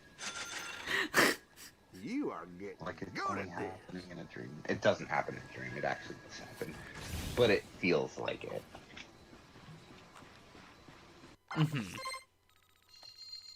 God, I love that to continue Yuichi's route, you have to reject Torihiko. That's so good. Those fucking the writer for Yuichi. The only score little Zircon attends is a score for cracking skulls, and he is valedictorian. I think you would make it back there. What? He is given an allowance of carnage. Even though he, like, after the rejection, he's still like, I'm gonna spend as much time with you as possible, just to make sure that this is going well, that you made the right choice. Like, God, okay. He wants you so bad in that route. I love it. I knew this would be a beneficial business arrangement. Terrible. Now, what can I do for It's you? fine, Josh. You'll always have your phone background. Well, looky here. Cash and prizes. Whoo-wee! Sweet Amazonia, it was dark in there. Oh, thanks, friend. You deserve some sort of reward for rescuing Thank me. you for answering How my about I build you a Yu-Gi-Oh! 907 Post box super paid weapon? 5Gs Just bring me all the pieces of the hollow questions. plan, and I'll have you I saving now the know that, galaxy like, in no time. the opinions plan are should mostly be right, but scattered also throughout the wrong. sector. Yeah, Crow is the worst character in the show. Lua deserved better. Sorry. Everyone who meets me is like, shouldn't you be playing Black Wings? And my answer is no, because it's the deck that Crow plays.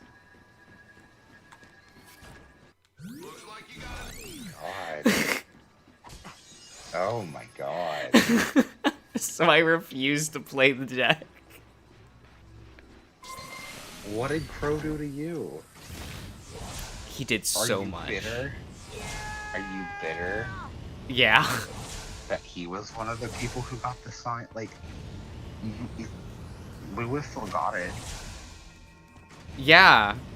Wait 100 episodes with 0 build-up. Yeah, he had to fail to get it, Josh. It's character building. I know that's what Foxcade said. It does not come off as good as he says it does.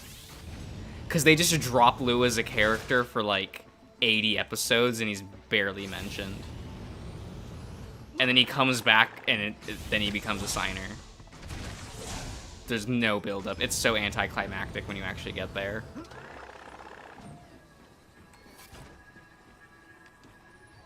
Ready for an up? By judging things, just like...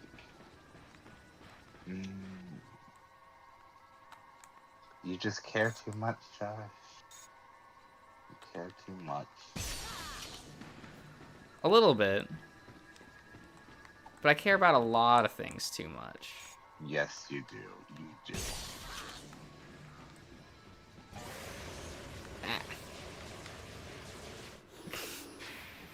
But that's fine. Yeah. I still have Yu-Gi-Oh! GX. No one can take that away. And that series has a flawless conclusion.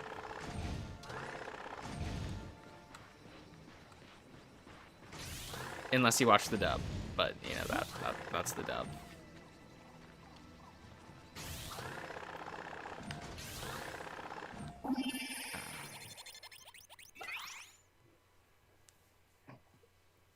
But there, I got one of the big secrets at the end of the game, and it was money. Not worth it.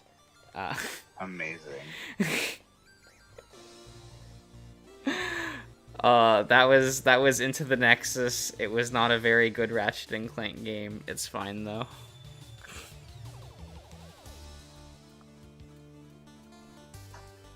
Go watch Yu-Gi-Oh! GX, guys. It's pretty good. It's pretty good. Yubel is in it. Everyone loves Yubel.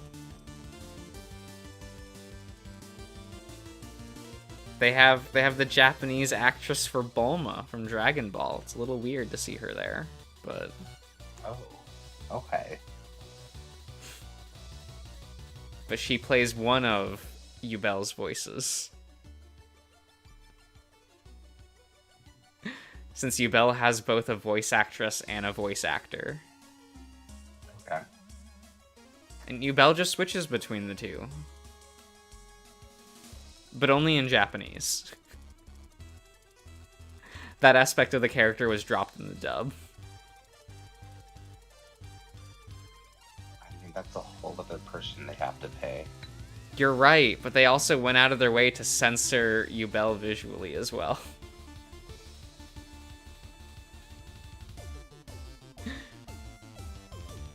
Because Yubel is supposed to have both male and female anatomy. Yeah, that wasn't gonna happen. And so they censor Yubel to just being female in the English dub. Oh, that sucks. And thus why, like, Yubel only has a female voice in the English dub. Okay. Yubel got it really bad in the dub department, because that character just, like, isn't nearly as compelling as they are in Japanese. Yeah. Because it's a really cool character arc, but not gone. Is what it is. But I'll be ending the stream and probably going to bed. Thank you for coming, everyone. Me too.